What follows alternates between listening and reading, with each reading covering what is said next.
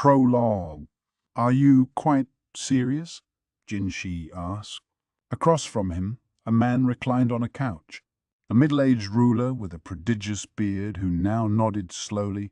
They were in a particular pavilion in the outer court, small but with excellent visibility. A mouse couldn't have crawled in without them seeing it. The ruler leaned on his ivory-bedecked couch and poured grape wine into a glass vessel. Although he was sitting with the most august personage in the nation, Jinshi had also been quite at his ease. At least until a moment ago.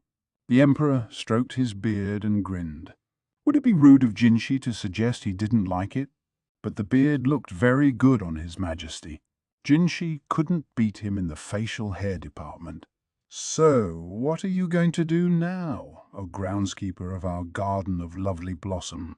Unwilling to rise to his majesty's bait, Jinshi held back a wry smile, instead offering one like that of a heavenly nymph, an expression that could have melted any heart he chose. It might not sound very humble, but Jinshi was confident in his own looks, if nothing else. What a great irony, then, that the one thing he truly wanted he could not get.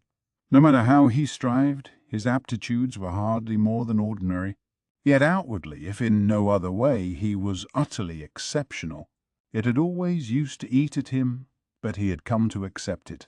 If his intelligence and physical prowess were to be irredeemably average, then he would do all he could with the one advantage he did possess. Thus he came to be the gorgeous overseer of the rear palace.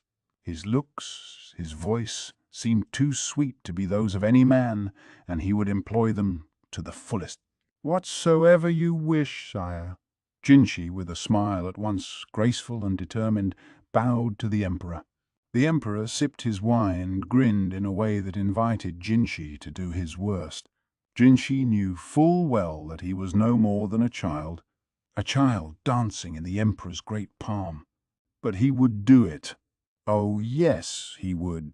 He would entertain even his majesty's most outrageous wishes. That was Jinshi's duty, as well as his wager with the emperor. He had to win that wager. It was the only way Jinshi would be able to choose his own path. Perhaps other ways existed, but a man of ordinary intelligence such as Jinshi couldn't imagine them. Thus he had chosen the road he now followed. Jinshi brought his cup to his lips and felt the sweet fruit wine wet his throat, the heavenly smile never slipping from his face. "Here you go. Take this and this. Oh, and you'll need one of these." Maomao winced at all the stuff that came veritably flying at her. The one flinging the rouge and whitening powder and clothes in her direction was the courtesan Maomao. They were in her room at the Verdigris house. "Sis, I don't need any of this," Maomao said, taking the cosmetics one by one and returning them to their various shelves. "Like fun you don't?" Maomao said, exasperated. "Everyone else there is going to have even better stuff than this. The least you could do is try to look decent. Only courtesans get this tarted up to go to work." Maomao had just glanced aside, privately wishing she could go mix those herbs she'd collected the day before, when a bundle of wooden writing strips came flying at her. Her esteemed older sister was solicitous, but sometimes short-tempered. You finally get a job worth having and you won't even try to act like you belong there? Listen, the world is full of people who would kill to be in your place. If you aren't grateful for what you've got, your hard-won clientele will run out on you. "Oh, very well," Maomao said. Whether administered by the madam or Mime, education in the Verdigris house could be a bit rough, but there was truth to what she said. Maomao picked up the writing strips a bit sullenly. The wood was dark where it had been written on, and then erased over and over. Currently, it bore the words of a song written in a delicate hand. Mime was old enough to be thinking of retiring from courtesan's work, but her intelligence saw her popularity continue to flourish. She could write songs, play Go and shogi, and thereby entertain her clientele. She was one of those courtesans who sold not so much her body as her accomplishments. "You've got a plum job now. Save up all the money you can make. The wood-strip-flinging woman of a moment ago was gone, replaced by Maomao's sweet, caring older sister. She stroked Maomao's cheek with a manicured hand, tucking some errant hair behind her ear. 10 months before, Maomao had been kidnapped and sold into service as a maid in the rear palace. Never in her wildest dreams had she imagined that after successfully making her way back to the pleasure district, she would once again go to work there. To those around her, it must have seemed a once-in-a-lifetime opportunity. Hence the stern look in Meme's eyes. "Yes, sister," Maomao said obediently after a moment, and Meme smiled her graceful courtesan smile. "I hope you'll make more than just money. Make yourself a nice match with a fine man too, eh? There must be plenty of them just bursting with cash there. Oh, and I would be thrilled if you'd bring a few of them by to be my customer." The smile this time wasn't so gracious. There was a distinct element of cold calculation to it. Her chuckling older sister looked a bit like the old madam who ran the place, Maomao reflected. A girl had to look out for herself to survive in this line of work. Ultimately, Maomao found herself sent on her way with a large bundle packed to bursting with clothing and cosmetics. She worked her way back to her simple house, stumbling under the load. The day when the gorgeous noble had appeared in the pleasure district 2 weeks after Maomao's departure from the rear palace was still fresh in her memory. The eunuch, with his very particular proclivities, had, thankfully, heard the words Maomao had spoken half in jest and taken them in earnest. He had confronted the madam with more than enough money to cover Maomao's debts, and had even had the decency to bring a rare medicinal herb as a gift. It hadn't taken even 30 minutes to stamp the contract. So it was that Maomao was to resume her employment at that most renowned of workplaces. She was somewhat reluctant to leave her father again to go live in her place of employment, but the conditions imposed by her new contract were, as far as she could tell, much more lenient than before. Moreover, this time, she wouldn't be simply disappearing without a trace. Her father had told her with a gentle smile to do what she wished, but then his face had briefly darkened when he looked at her contract. What had that meant? "Looks like they were very generous," Maomao's father remarked, a large pot of medicinal herbs boiling nearby. Maomao finally put down the cloth-covered bundle and stretched her shoulders. Their ramshackle house was so draughty that it was cold even with the fireplace lit, and she and her father were each wearing several layers. She caught him rubbing his knee, a sure sign that his old wound was paining him. "I can't take much of it with me," Maomao said, looking at the cargo she'd already prepared. "The mortar and pestle are musts, and I can't do without my notebook. And I'm a little leery of getting rid of any more undergarments." As Maomao frowned and grumbled, her father took the pot off the fire and came over. "My Maomao, I'm not so sure you can bring these with you," he said, and plucked her mortar and pestle out of her bundle, earning a glare. "You're no doctor. Try bringing these in, and they might figure you're planning to poison someone. Come now, don't look at me like that. You made this decision, and you can't take it back now." "Are we sure about that?" Maomao slumped down onto the dirt floor. Her father deduced at a glance what she was really trying to say.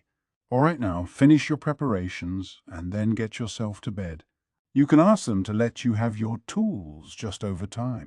It'd be rude not to be focused on your work, at least on the first day." "Yeah, fine." Maomao grudgingly returned the apothecary's implements to the shelf, then picked out a few of the most useful-looking parting gifts she'd received and put them in her bundle.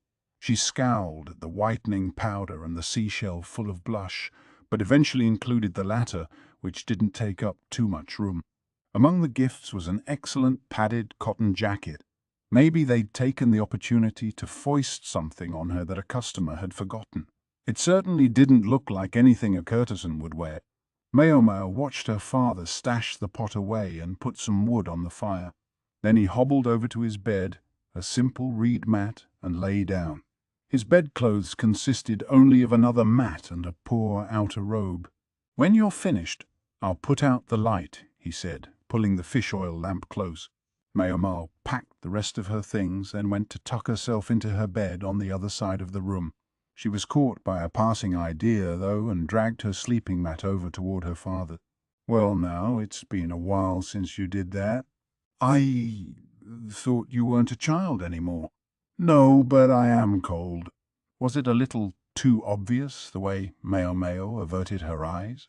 She'd been, she recalled, about 10 when she started sleeping by herself. It had been years. She stuffed the new cotton jacket between herself and her father and let her eyes drift shut. She rolled to one side and rounded her back, assuming a fetal position.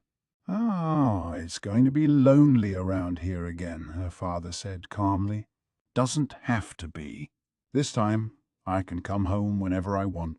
Maomao's tone was short, but she couldn't help noticing the warmth of her father's arm against her back.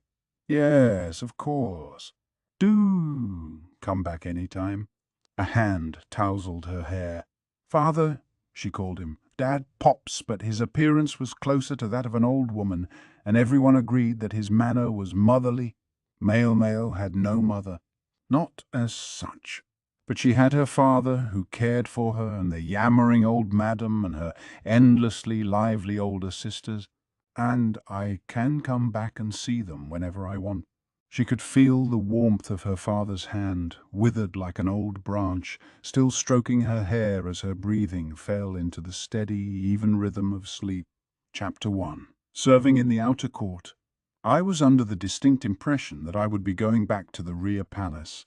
Maomao found herself wearing an outfit made of cotton. When she recalled the crude hemp dress she'd been allotted as a maid in the rear palace, it seemed awfully sumptuous. "You were let go, I'm afraid. You can't go traipsing right back." "No, this is where you'll be working from now on." Showing her around the palace was Jinshi's aide, Gaoshun, who was instructing her in the names of the various buildings and the offices that resided within them. Given the size of the palace proper, it was bound to be a dizzying tour. The rear palace was part of the inner court where the imperial family resided. Her workplace now, though, was to be the outer court. In short, the same place as all the many functionaries who staffed all the many administrative organs. Over to the east from here you'll find a great many soldiers and military types, so I would suggest steering clear. Maomao nodded even as she eyed the nearby plant life. I knew it. Lots more ingredients growing in the rear palace. She suspected it was her father, Luomen, who had planted the wide variety of useful herbs during his tenure there. It would explain the profusion of medicinal plants in an otherwise limited space. As they walked along, Gaoshun explaining this, that, and the other thing, Maomao felt a peculiar prickling along her neck. She shot a glance behind her to discover some of the women who served in the outer court looking at her, or more properly glaring at her. Just as there are things among men that only other men understand, there are certain things for which only women have a shared sense. Men have a tendency to resolve their differences physically, whereas women often resort to emotional means. These women seem to be taking stock of the newcomer. Don't like this one bit, Maomao thought. She stuck out her tongue at the other women, then scuttled after Gaoshun toward the next building. It turned out Maomao's duties in the outer court would be much the same as those she had performed in the rear palace. Clean the rooms she was told to clean and do odd jobs and little chores when and as she was instructed to do so. Jinshi, she gathered, had had bigger plans for her but never got the chance to implement them. Maomao failed the test. How could you have failed? Why should I have passed? Jinshi and Gaoshun had both been stunned. Apparently they had simply assumed that Maomao would succeed. Being brought up in the red light district, Maomao could read and write and had received at least a baseline education in singing and playing the erhu. The test in question was not as difficult as the civil service examinations, so they seemed to have figured that with a little studying she would pass easily. "Gee, excuse me for not living up to your expectations," Maomao thought as she wiped angrily at a window frame. She was in the hallway of Jinshi's office. The architecture was plainer than that on display in the rear palace, though the building was perhaps a little taller. The vermilion lacquered walls were a brilliant red, evidently refreshed each year.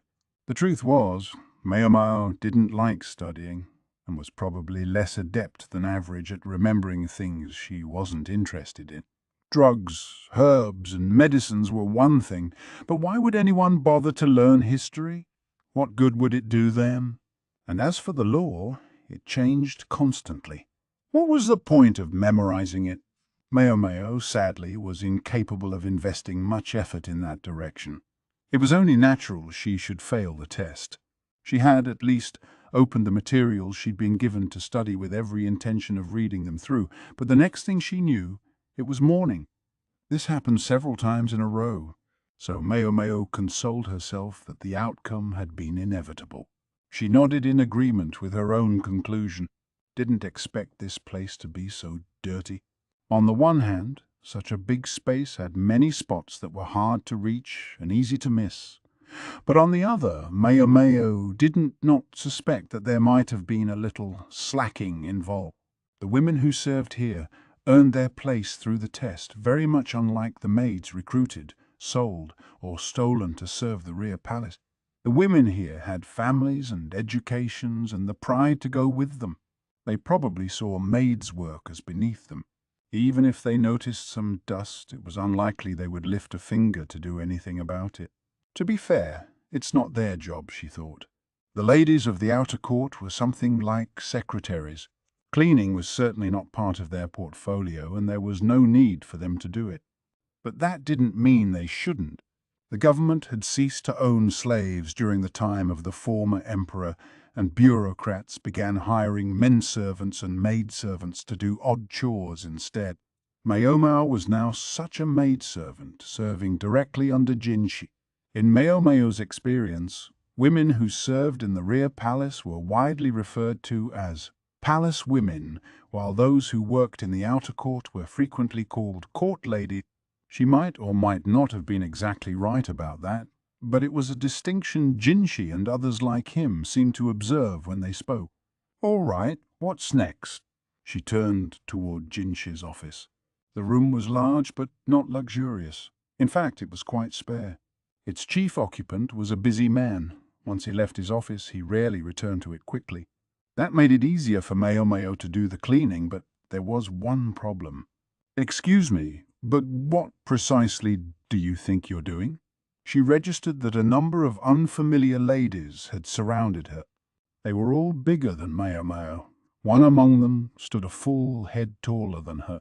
The better they eat, the bigger they get, Maomao thought, her glance unconsciously taking in both the girl's height and their bustliness. The one who had spoken to her was noticeably tall, implying an excellent upbringing. "Are you listening to me?" the woman demanded while Maomao entertained these somewhat untoward thoughts. In a word, the ladies were upset that Maomao was serving Jinshi personally. They wanted to know why she should have received such a privilege. Unfortunately, she wasn't privy to the inner workings of Jinshi's mind. She only knew that he had hired her. If Maomao had been a well-connected foreign gentlewoman like Gyokyu, or if she had been as luscious as Lithua or as sexy as Perrin, no one would have objected, nor would they have had grounds to. But Maomao looked like nothing more than a scrawny, befreckled chicken. The girls couldn't stand it. It drove them mad to see Maomao by the side of the gorgeous eunuch. They would have given anything to trade places with her. Maomao thought, what to do now? She was hardly the world's fastest talker. Often, in fact, she would think hard, but ultimately leave her mouth shut. But silence seemed likely to irritate these ladies as much as anything Maomao might actually say. She decided to cut to the chase. "Do I understand correctly that what you're saying is that you're jealous of me?" It was more than enough to anger the ladies. It was only after she had been slapped across the cheek that Maomao started to reflect that maybe she'd chosen the wrong words. There were 5 women around her, and Maomao hoped to avoid them killing her on the spot. But they herded her inexorably toward a dark corner of the hallway. She didn't have much to lose at this point, so Maomao decided to see if she could talk her way out of there. "You can't possibly think I'm getting special treatment somehow?" The ladies' faces distorted further. Maomao kept talking before she suffered another blow. That's absurd, and we all know it. What could a distasteful wench like myself have to do with one who could well be one of the heavenly nymphs incarnate? She cast her eyes on the ground as she spoke, but the slight twitching of the lady's cheeks didn't escape her notice. This might just work, she thought. Is this noble man you so desire a person of such poor taste? When fine abalone and boar's meat are laid before them, who would deliberately wish to gnaw on a discarded chicken bone instead? One would have to possess very specific proclivities. Those last words elicited another twitch from the women. I myself would not know, but do you believe that one of such beauty, with his ethereal smile, would possess such proclivity? I see, so his proclivities are. Nothing of the sort. That's ridiculous. Yes, ridiculous. A general hubbub ensued among the women. Maomao thought she'd escaped by the skin of her teeth, but one of the ladies was watching her skeptically. Yet none of that changes the fact that you were hired. Isn't that true? The comparatively calm woman said. She was the tallest of them, her face cool and composed. Now that Maomao thought about it, she realized this woman had remained detached throughout the preceding argument. Like the other women, she'd taken a half-step back, but she continued to watch Maomao closely. She seemed like the type who might follow a mob just to see where it went, though not be a part of it herself. Well, if that's not enough to put them off, Maomao thought, and then she said, "This is the reason." She held up her left arm and rolled down her sleeve. Then she began to unwrap the bandage that ran from her wrist to her elbow. "Ee!" one of the women cried, and they all looked at her, speechless. Cruel scars covered Maomao's skin. Those experiments with burns I did recently left some good nasty ones too, Maomao thought. The aristocratic young women must have been disgusted. The heart of that most beautiful object of your affections is as celestial and pure as his smile. I can attest to it, for he's given even one such as me food and board. Maomao rewrapped the bandage as she spoke. She was careful to accent her remarks with a demure glance at the ground and a gentle tremble of her body. "Let's get out of here," one of the women said. Thoroughly relieved of any interest in Maomao, they promptly left. The tall one glanced back at her, but was soon gone as well. There, finally over, Maomao thought to herself. She cracked the joints in her neck and picked up her dusting rag again. Just as she was about to go find the next place that needed dusting, she discovered a gorgeous eunuch standing with his head pressed against the wall. "Might I inquire as to what you're doing, Master Jinshi?" "Nothing at all." "And you, are they always after you?" "Those types." "Say, were you holding up your left arm?" "It's fine. Frankly, they're less trouble to deal with than the girls of the rear palace. Incidentally, if I may ask, why are you standing like that?" Maomao ignored the question about her arm. It seemed Jinshi had been unable to see everything from his vantage point. The position he had adopted wasn't particularly suited to nobility, Maomao thought. Judging by the way he was holding his head in his hands, Gaoshun, behind Jinshi, seemed to agree. "If you don't mind, I'll be about my cleaning, sir." With Jinshi back again, it wouldn't be possible to clean the office. She would have to find somewhere else that needed dusting. Maomao went off with her rag and a pail, but from behind her she heard Jinshi mutter, "Proclivities." "I don't think I said anything wrong," Maomao told herself. Even if Jinshi had witnessed the last moments of that confrontation, she saw no special reason for him to be upset. Instead, she focused on her cleaning. "Not much around here in winter, is there?" Sitting cross-legged in her room, Maomao folded her arms over her chest and grunted to herself. She'd stolen a moment here and there in between jobs during the afternoon to collect some herbs, but pickings were slim, and she still didn't have nearly enough to properly work with. Left with scant choice, she simply cleaned them, patted away as much of the water as she could, and then hung them on the wall of her room to dry.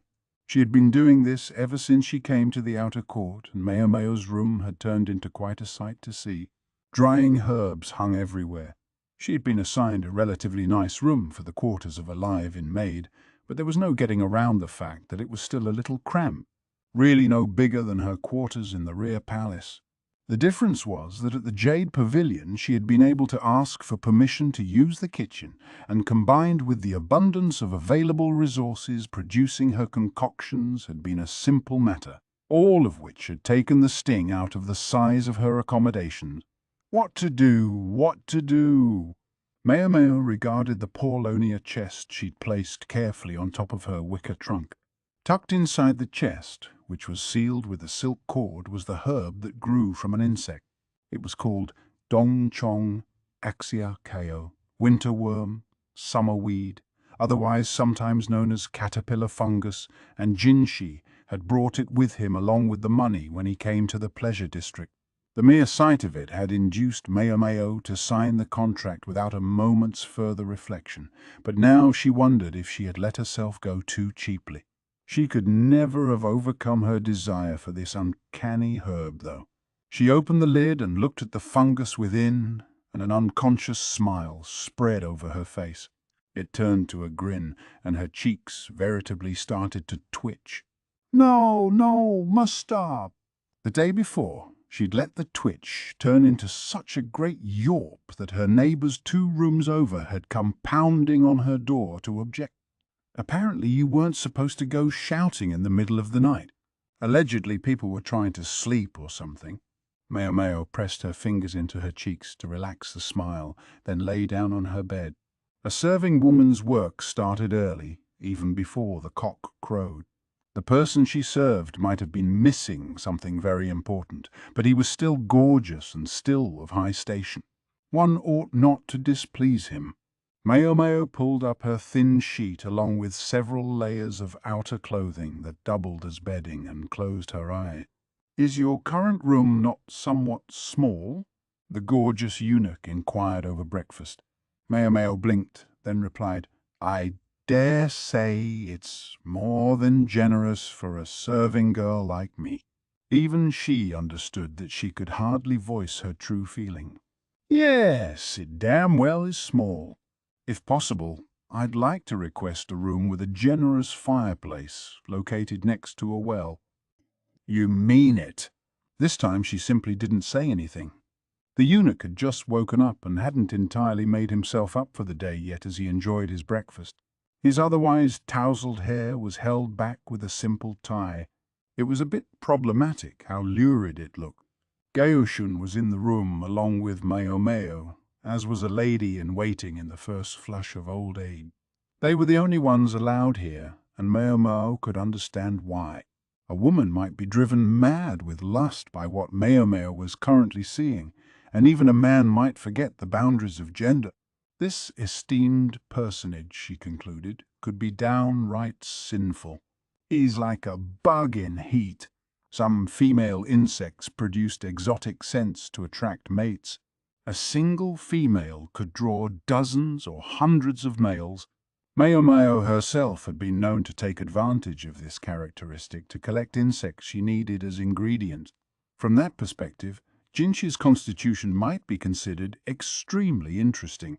If I could capture that subtle aroma and turn it into an incense, I bet it would sell. Such was the mindset with which Maomao regarded her potential love potion ingredient. Ahem! That is to say, Jinshi. It was an unfortunate fact that when Maomao was focused on a particular thought, something not having to do with the situation at hand, her attention tended to wander from the present moment. It frequently prevented her from following conversations going on around her, a tendency that was compounded by her habit of nodding along whether or not she was actually listening. If you wish, I shall have a new room prepared for you. Jinshi, looking inordinately pleased with himself, was requesting more porridge from Suirei. She was one of just a few ladies-in-waiting ever to have served Jinshi. From her looks, Maomao guessed she was well past 50.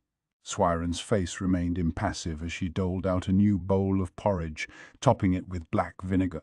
Maomao hadn't exactly followed the conversation, but Jinshi seemed to be saying that he was willing to give her a nicer room. That much she understood. Then, though, her eyes met those of Gaoshun, who had his head in his hands again. Jinshi's ever-weary aide seemed to want to communicate something to Maomao, but she only cocked an eyebrow in response. If he wants to tell me something, he has to say it, she thought. I'm not a mind reader. She refrained from saying this out loud, though, because she knew that she herself frequently failed to be articulate enough. Perhaps a stable near a well, then, she offered, and there it was. Her true desire was out in the open. A stable, Jinshi repeated. Yes, a stable. To her, this represented the place she was least likely to be intruded upon as she cooked up her concoctions, but she couldn't help noticing that Gaoshun was shaking his head and forming an emphatic X with both hands.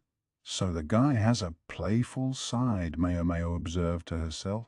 No stables, Jinshi said flatly. Yeah, I guess that makes sense, Maomao thought, but she said only, of course, sir. After breakfast, Jinshi went out to work. He was frequently in his office during the morning, and cleaning his private residence often fell to Maomao. I am so very glad you came, my dear. I start to feel my age when I have to clean this whole place by myself, Suirei said, smiling openly.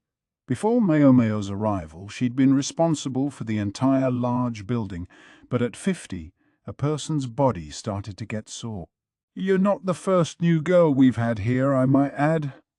But, well, you know, things happen, and none of them have ever stayed.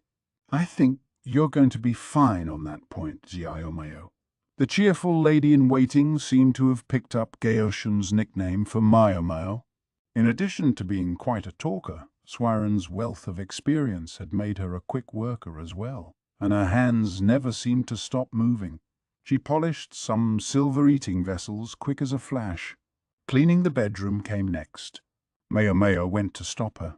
This was all obviously maid's work, but Suirei only said, well, but then we'd never have time for our afternoon task. There you had it. It seemed Suirei had held herself solely responsible for the cleaning of the rooms ever since some blunders with those earlier maids and ladies-in-waiting. Incidents of theft, maybe, Maomao thought, and probably not just of money, she surmised. She could easily imagine other targets of such activity. According to Suirei, things didn't only disappear. Sometimes she discovered they suddenly had more possessions than before. Anyone would be upset to find underwear they didn't recognize in the dresser, she said. Made from human hair, at that, and with a name carefully embroidered on it. Maomao got goosebumps. This was not quite the explanation she had been expecting. That must have been very difficult, ma'am. I tell you, I was traumatized. As Maomao industriously polished another window frame, she reflected how life might be better if that eunuch were to wear a mask any time he went out. They finished cleaning Jinshi's private quarters and took a late meal. Next would be his office. This was, in principle, easier than cleaning his personal chambers because the room itself was less elaborate, but because they couldn't be seen wiping and polishing by anyone too important, it required a degree of discretion.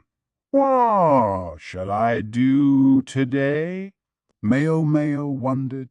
When Jinshi had visitors at his office, Maomao had time to kill. At such moments, she often wandered the grounds of the outer court on the pretext of having some kind of business. I've covered the western side pretty thoroughly by now. A map unfolded in Maomao's mind. She would have loved to check out the eastern side, but something held her back. That was where the military was based. They might not smile upon a serving girl sniffing around in the bushes near their camp. She could all too readily be mistaken for a spy and arrested. And then there was the fact that Gaoshun had specifically recommended she avoid the place. Besides, she thought, speaking of the military, involuntarily every muscle of her face tensed into a scowl. It was a measure of exactly how strong a reason she had to stay away from the place, but at the same time, An area unexplored was an area that might yet hide new herb. Maomao was standing with her arms crossed, deep in thought, when she felt something hit the back of her head. The hell? She turned, rubbing the back of her head and glaring, to find a tall, refined lady of the outer court. I feel like I've seen her somewhere, Maomao thought, and then she remembered the woman from the crowd that had accosted her a few days before. She was wearing only the most minimal makeup, but Maomao noticed that she had drawn on thick eyebrows. She had full, pouting lips, and yet she had only dabbed them with rouge. Her overall look was tidy, but oddly disappointing. She could do so much better, Maomao thought. She had perfect bones and a beautiful face, but the makeup left her less remarkable than she was.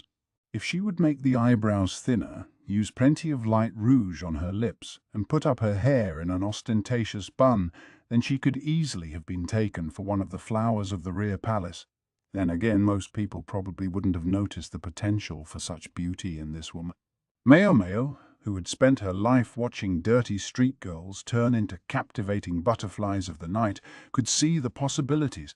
"The likes of you aren't supposed to go any farther," the woman said, very blunt but sounding somehow tired. Maomao only wished she had started by talking instead of hitting. Then the woman walked past, as if to communicate that, as a certified lady of the outer court, she had nothing more to say to a maid like Maomao. In her hands she carried a small, cloth-wrapped package, clutching it protectively. Maomao sniffed the air. There was the aroma of sandalwood, accompanied by a distinct, bitter odor. She cocked her head curiously, looking in the direction the woman had gone. Maybe she serves one of the soldiers? He wondered. The woman had come from the direction of the military camp, and indeed, if she was spending time there, then modest makeup might be the wise move.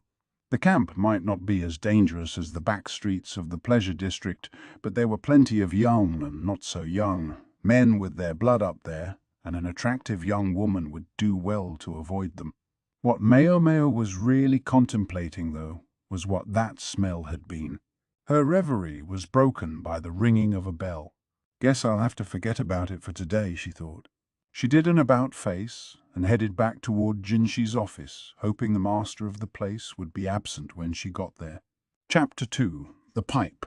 The gorgeous noble, that is, Jinshi, was busier than Maomao had realized. As a eunuch, she'd assumed the rear palace represented his entire workload, but it seemed he had much business in the outer court as well. At the moment, Jinshi was making a face at some paperwork. He'd indicated that he was going to be stuck in his office the entire day, so Maomao had no option but to work around him as she cleaned. She was collecting scrap paper in one corner of the room. The paper was of excellent quality, but covered with awful suggestions, ideas that were in the trash because they were hardly worth looking at.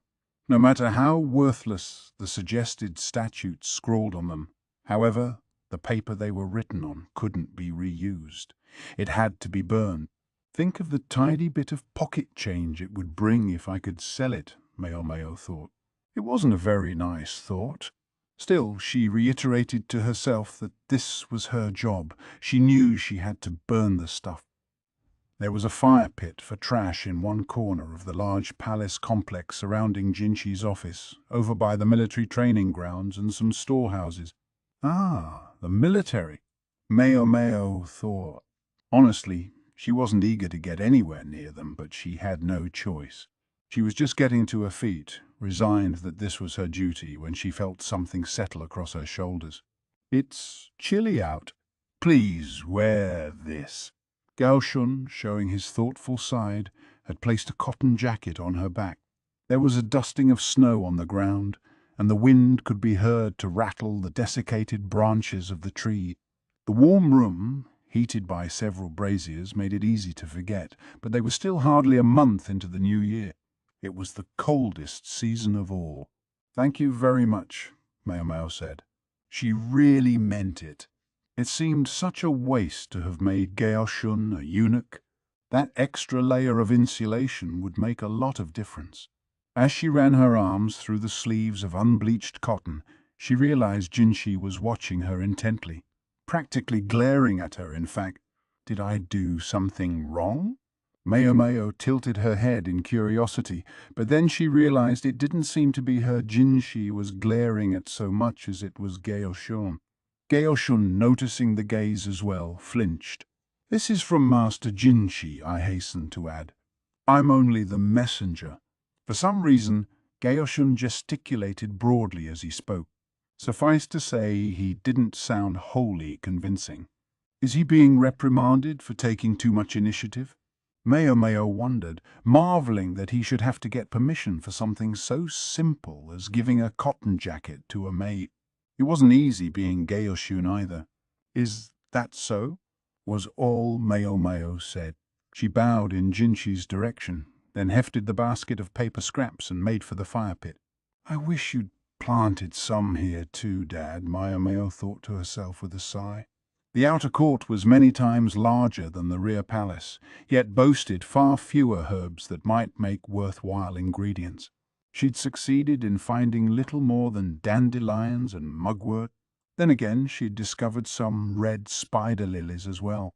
Maomao enjoyed eating red spider lily bulbs soaked in water. The only caveat was that the bulbs were poisonous, and if the poison wasn't successfully extracted first, it could produce the mother of all tummy aches. More than once, the old madam had snapped at her not to eat things like that. But it was Maomao's nature, and that wasn't going to change. "Guess this is about the best I can hope for," she thought. The dearth of plant life in winter made it hard enough to find anything. Even with careful searching, she didn't expect to come up with much more than she had. Maomao started to consider planting some seeds on the sly. As she walked back from the garbage pit, Maomao spotted someone she recognized. He was over by a row of plaster storehouses at some distance from Jinshi's office. He was a young military official with a strong, manly face that nonetheless showed an obvious decency, giving him something of the look of a big, friendly dog. Ah, yes, Lihaku. The color of his sash was different from before. Maomao discerned that he must have moved up in the world. Lihaku was talking to what appeared to be some subordinate standing beside him. He's working hard, Maomao thought. Every time he had a little break, it seemed, Lihaku could be found at the verdigris house, chatting with the apprentices over tea. Of course, his real objective was Maomao's beloved sister Perrin, but to call her forth required almost as much silver as a commoner might make in half a year. Oh, woe betide the man who had tasted the nectar of heaven. Now he sought even the barest, the most occluded glimpse of the countenance of that flower that grew on the high mountain top. Maybe Lihaku sensed Maomao's pitying gaze upon him, for he waved to her and came jogging over, bounding like the big dog he was. Instead of a tail, the kerchief holding his hair flapped behind him. "Oh, how unusual to see you outside the rear palace, accompanying your mistress on a day out." He clearly didn't know that Maomao had been dismissed from service in her old workplace. She'd been back in the pleasure district only a very brief time, so she had never bumped into Lihaku there. "No," she said, "I no longer serve in the rear palace, but in the personal quarters of one particular personage." It would be altogether too much trouble, Maomao thought, to tell the whole story of her dismissal and rehiring. Thus she reduced it to this single sentence: personal quarters. Whose? Somebody must have very strange tastes. Yes, strange indeed. Lihaku didn't know how insolent he was being, but his reaction as such was an understandable one. Most people wouldn't specifically seek out a thoroughly freckled, spindly branch of a girl to be their personal attendant. In fact, Maomao hadn't necessarily intended to continue with her freckles, but Jinshi had ordered her to keep them, though she didn't understand why, and if her master commanded, she had to obey. "I just don't know what he's after, that man." Maomao concluded that the thinking of nobles was simply beyond her. "Say, I hear some important official just bought out a courtesan from your place." "So it seems. Guess I can't blame him for this one," Maomao thought. When the employment contract had been concluded and Maomao was to go with Jinshi, her overexcited sisters had prettied her up in every way they knew how, finding the most special clothes for her, doing her hair, and covering her in a mountain of makeup until she looked like anything but an ordinary maid headed to an ordinary posting. She remembered her father for some reason, watching her go as if watching a calf leave his barn. To enter the palace looking like a tarted-up courtesan was bad enough, but Jinshi's presence attracted yet more attention, and Maomao found a very uncomfortable number of eyes on them. She changed as soon as she could, but no doubt quite a few people had seen her before then. Still, she was struck that Lihaku could be speaking of her, to her, and have no idea. But, she supposed, what more could you expect from a dumb mutt? If I may say so, you seem to be in the middle of something. Do you really have time to be talking to me? Oh. One of Lihaku's subordinates was coming over to check on him. He looked happy at first to see a woman there. A man living on a salary as poor as his was apt to be suffering from a drought of the fairer sex. But when he saw Maomao, his disappointment was palpable. She was used to this reaction, but it also showed some of what made the superior superior and the subordinate. No. There was a fire, Lihaku said, jerking his thumb in the direction of the storehouses. Not a big one. They're not that unusual this time of year. Still, he had to investigate the cause, which was what he was currently doing. Cause unknown, eh? Maomao thought. Now that she'd gotten a sniff of the story, she would have stuck her nose in even if someone had begged her not to. Maomao slipped between the two and headed toward the small building. Hey, better keep your distance, Lihaku called. I understand, Maomao said, scrutinizing the building and everything around it. There was soot on one of the cracked plaster walls. It looked like they'd been lucky the fire hadn't spread to any of the other storehouses. If this was simply a small fire, then there were several unusual things about it. For one, why had Lihaku come to deal with it personally if it was so ordinary? Surely he could have ordered some lackey to do it. What was more, the building seemed substantially damaged, more like the effects of an explosion than a short-lived blaze. Maybe someone had even been injured. They must suspect arson, Maomao concluded. It would be one thing to burn down a random storehouse somewhere, but on the palace grounds themselves, that was something else.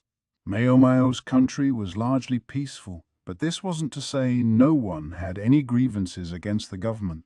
Barbarian tribes occasionally conducted raids, and droughts and famines did sometimes occur. Relations with other states were largely cordial, but there were no guarantees as to how long they would stay that way. And there must have been some inhabitants among the country's vassal states who were displeased with their status. Most of all, the former emperor's practice of annual hunts for women had left the farming villages with a serious shortage of potential brides. It had been only 5 years since his former majesty had departed this world, and there must have been many who still remembered his rule all too well. As for more recent events, slavery had been abolished upon the accession of the current emperor, no doubt depriving more than a few merchants of their source of income. Hey, what do you think you're doing? I said, stay back. Lihaku caught Maomao's shoulder, glowering. Oh, I was just curious about something. Maomao peered into a broken window. Then she slipped neatly out of Lihaku's grip and scampered into the building. Scorched stores were everywhere. From the potatoes rolling around on the floor, she gathered that this warehouse had been used to store food. What a shame, she thought, that the potatoes had gone past the point of being well cooked and were now hopelessly blackened. Looking for anything else that might have fallen on the ground, Maomao discovered some kind of stick. The moment she touched it, though, it turned to ash, leaving only the carefully worked tip. Is this ivory? She wondered. He wondered. It looks like a smoking pipe. She brushed off the decorative stummel and studied it. Listen, you can't just wander around in here, Lihaku said, final, and understandably, starting to sound angry. But once Maomao was invested in a problem, she couldn't let it go. She crossed her arms, trying to put the pieces together in her head. An explosion, a warehouse full of food, and a pipe on the ground. "Did you hear me?" "I heard you."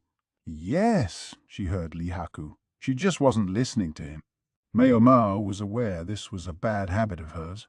She left the warehouse, heading toward the one directly opposite, where the goods that had been saved from the fire had been moved. "Does this storehouse have the same sort of things in it as the one that burned?" Maomao asked the lower-ranking soldier. "Yeah, I think so. Oldest stuff is farthest inside, apparently." Maomao smacked a closely woven cloth sack, producing a cloud of white powder. "Wheat flour," she presumed. "Can I have this?" she asked, pointing to an unused wooden crate. It was well built, with close fittings, probably intended for storing fruit or the like. "Yeah, I guess. But what are you going to do with it?" Lihaku gave her a blank look. "I'll explain later. Oh, and I'll take this too." Maomao grabbed a wooden board that looked suited to serve as a lid for the crate. Now she had everything she needed. "Have you got a hammer and saw anywhere?" "And nails. I'll need nails." "What exactly are you planning to do?" "Just a little experiment." "Experiment." Lihaku looked befuddled, but his curiosity got the better of him. He was apparently going to cooperate with her, though still somewhat grudgingly.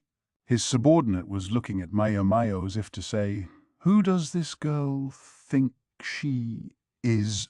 But when he saw his superior was going along with her, he had no choice but to get what she asked for. Supplies thus provided, Maomao began to diligently arrange her material. With the saw, she made a hole in the wooden board, then hammered it down on the empty crate. "That's weird. It's like you've done this before." Lihaku, watching her, showed all the interest of a dog spotting a new toy. "I grew up without much money, so I learned to make what I didn't have." Her old man had likewise built a range of curious things. Her adoptive father, who had studied in the West in his youth, drew on those long-ago memories to create tools and gadgets no one had ever seen in this country. "They're finished," Maomao said after a few moments. "All it needs is a bit of this." She took some of the flour from the stores and put it in the box. "You wouldn't happen to have a fire starter on hand, would you?"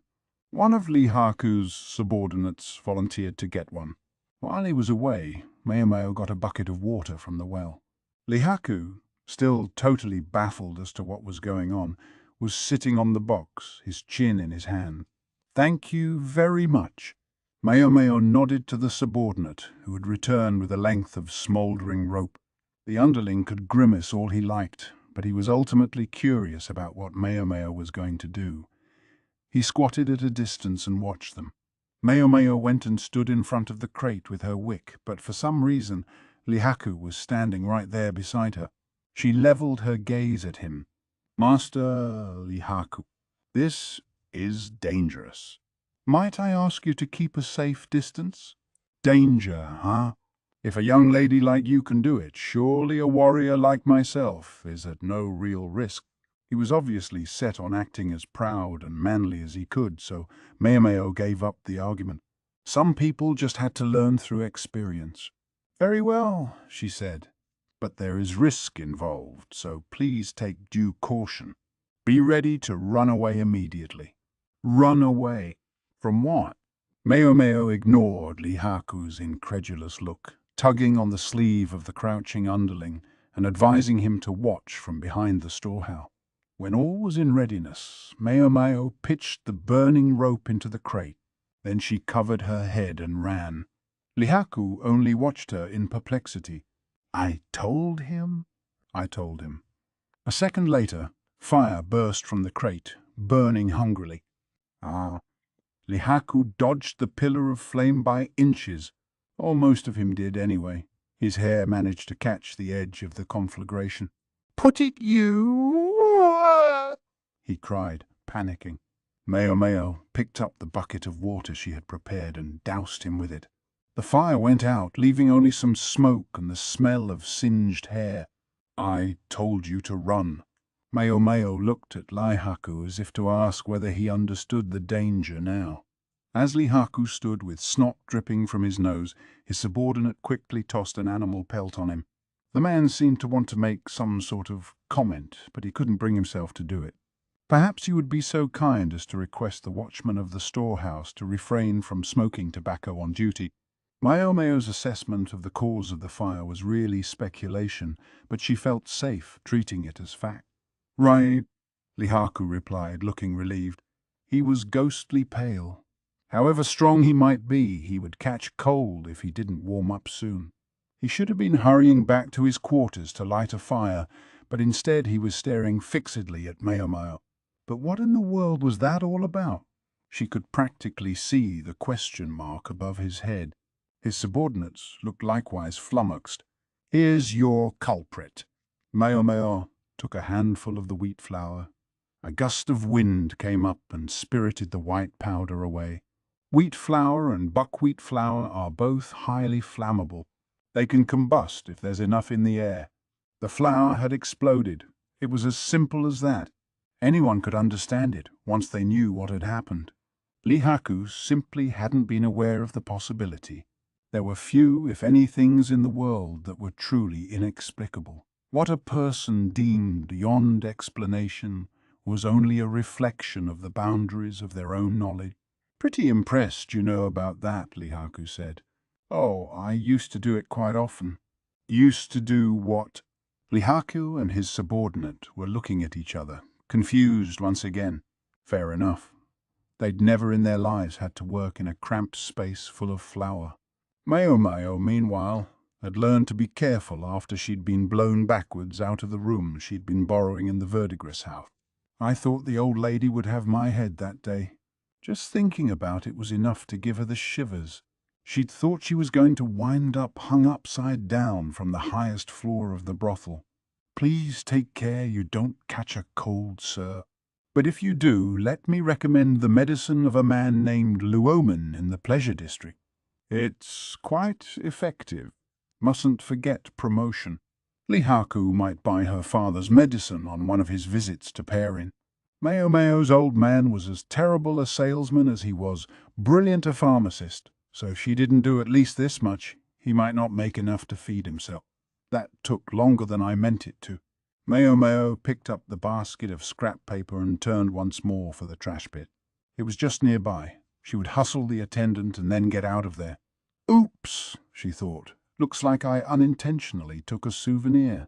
She realized the item she'd picked up earlier was still at the collar of her robe. The pipe. This was the reason she'd said to warn the watchman about smoking. The stummel in her hand was a bit singed, but clearly of fine make, a rather finer piece than one would expect to be in the possession of a simple storehouse guard. Might be important to him, she thought. A little polishing and a new shank, and it would be good as new.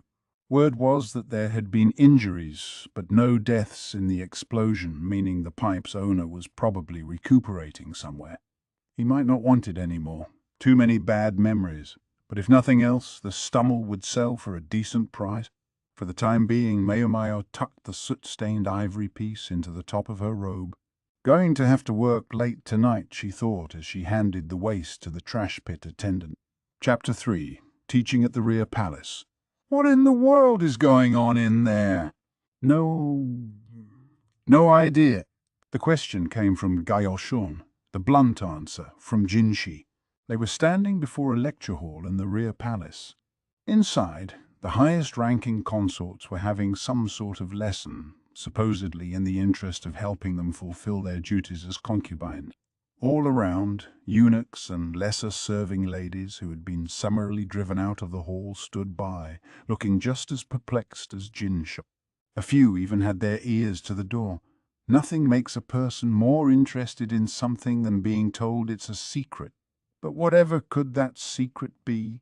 One special reason for the gripping curiosity was that the lecturer was a young, freckled woman-servant. No one could say quite what she was doing there. It had all started about 10 days before. Jinshi, still in his sleepwear, watched Maomao clean, just the prelude to another long day of hard work. "If you're looking for your breakfast, Lady Suirei is preparing it right now," she said. One person was more than enough to handle making the morning meal, so while Suirei did that, Maomao got a start on cleaning the room. Any wasted time meant she would never finish all the chores in this building before noon. The old lady in waiting certainly took full advantage of her new assistant. I wonder if I did something to upset him, Maomao thought. If she had, it was probably that she'd quietly planted the seeds of some medicinal herbs in the garden. But she didn't think anyone knew about that yet. Her heart picked up speed all the same. Then Jinshi said, "As the new pure consort has arrived, the rear palace has requested education of the consort." The pure consort was one of the 4 highest-ranking ladies in the rear palace, and the title had been vacated at the tail end of the previous year. "Is that so?" Maomao replied without interest as she continued to dust. She ran the rag along the floor as hard as if the timbers had killed her parents and she was taking revenge. It had been part of her daily routine since she'd been assigned to Jinshi's personal service. There were probably other jobs she could have been doing, but maid's work was all she'd known, and frankly, she couldn't think of what those other jobs might be. So instead she threw herself into cleaning as if her life depended on it. Jinshi occasionally gave her disapproving looks, but Maomao was of the opinion that if he didn't give her specific instructions, she was under no obligation to do anything in particular. Now Jinshi crouched down so his gaze was on a level with Maomao's. He was holding some sort of scroll. "They want a teacher." "Oh, they have someone in mind?" "You..." Maomao reflexively glared at Jinshi. It was not ideal, perhaps, for a cleaning girl to give her direct employer a look as if she were regarding some dirt in a corner, but old habits die hard. It provoked an inscrutable expression from Jinshi. Fine joke, sir." "Who's joking?" Jinshi showed her the scroll he was holding. Maomao's expression darkened as she read it. For what was written, there was most inconvenient. Indeed, she would have liked to pretend the scroll didn't exist. "You can't get out of this just by pretending not to look." "Whatever do you mean?" "I know you read it just now." "I saw you." "That was your imagination, I assure you." Jinshi unrolled the scroll and pointed directly at the most inconvenient part of all. He pushed the missive toward Maomao. "Most stubborn. Look here. A direct endorsement." Maomao was silent. The words "wise consort." Lihua hovered directly beside Jinshi's finger. "Now she's done it," Maomao thought. "Count me out," was all she said, and so, for the day, the matter was closed. But it couldn't last. The next day, another scroll arrived with the same request. This time, the endorsement was provided by Consort Gyokyu. With 2 of the great consorts having affixed their names to these letters, even Maomao couldn't ignore them anymore. She could easily picture the red-haired concubine laughing merrily to herself. This time, the request further stipulated that an appropriate honorarium would be provided.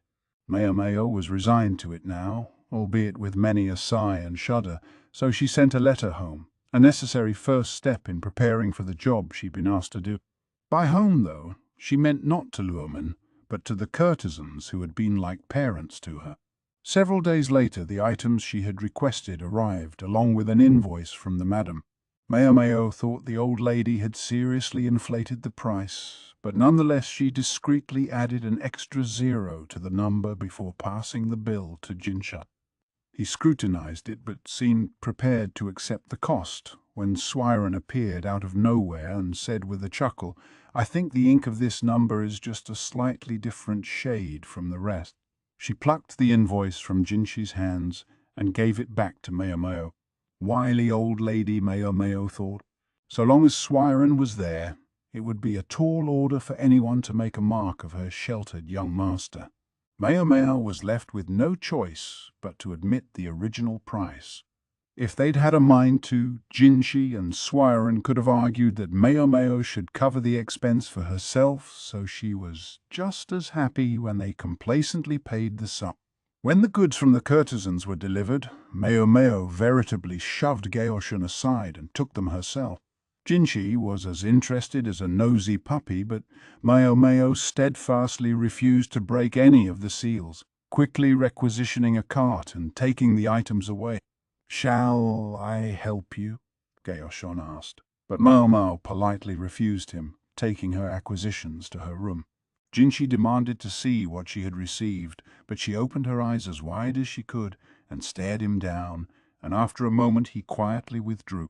She could hardly show him her all-important teaching materials. Maomao had decided, if she was going to do this, she was going to do it right. Finally, the day arrived.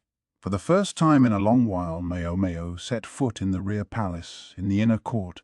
She found the slight feminine fragrance that suffused the place to be oddly calming. The lecture hall that had been prepared for her was in fact quite large, enough to seat several hundred people. It had been sleeping quarters for the maids under the previous emperor, when the population of the rear palace had ballooned, and individual rooms couldn't be built rapidly enough to keep up. Now, though it went largely unused, it was a complete waste to leave it standing empty, but it would have been an even greater waste to tear it down. Indeed, many such buildings dotted the rear palace. "I don't need all this space," Maomao thought. She wasn't teaching anything particularly important, so why was such a crowd gathering? Middle and lower-ranked consorts and their entourages all but surrounded the lecture hall, while more than a few maids rubbernecked from a distance. The subject of instruction on this occasion was of no small importance to the consorts and concubines. In some sense, it could even be said to bear on the future of the nation, but for Maomao, all it did was elicit a long sigh. "All right, listen up," Jinshi said. "Only the high consorts are to receive instruction."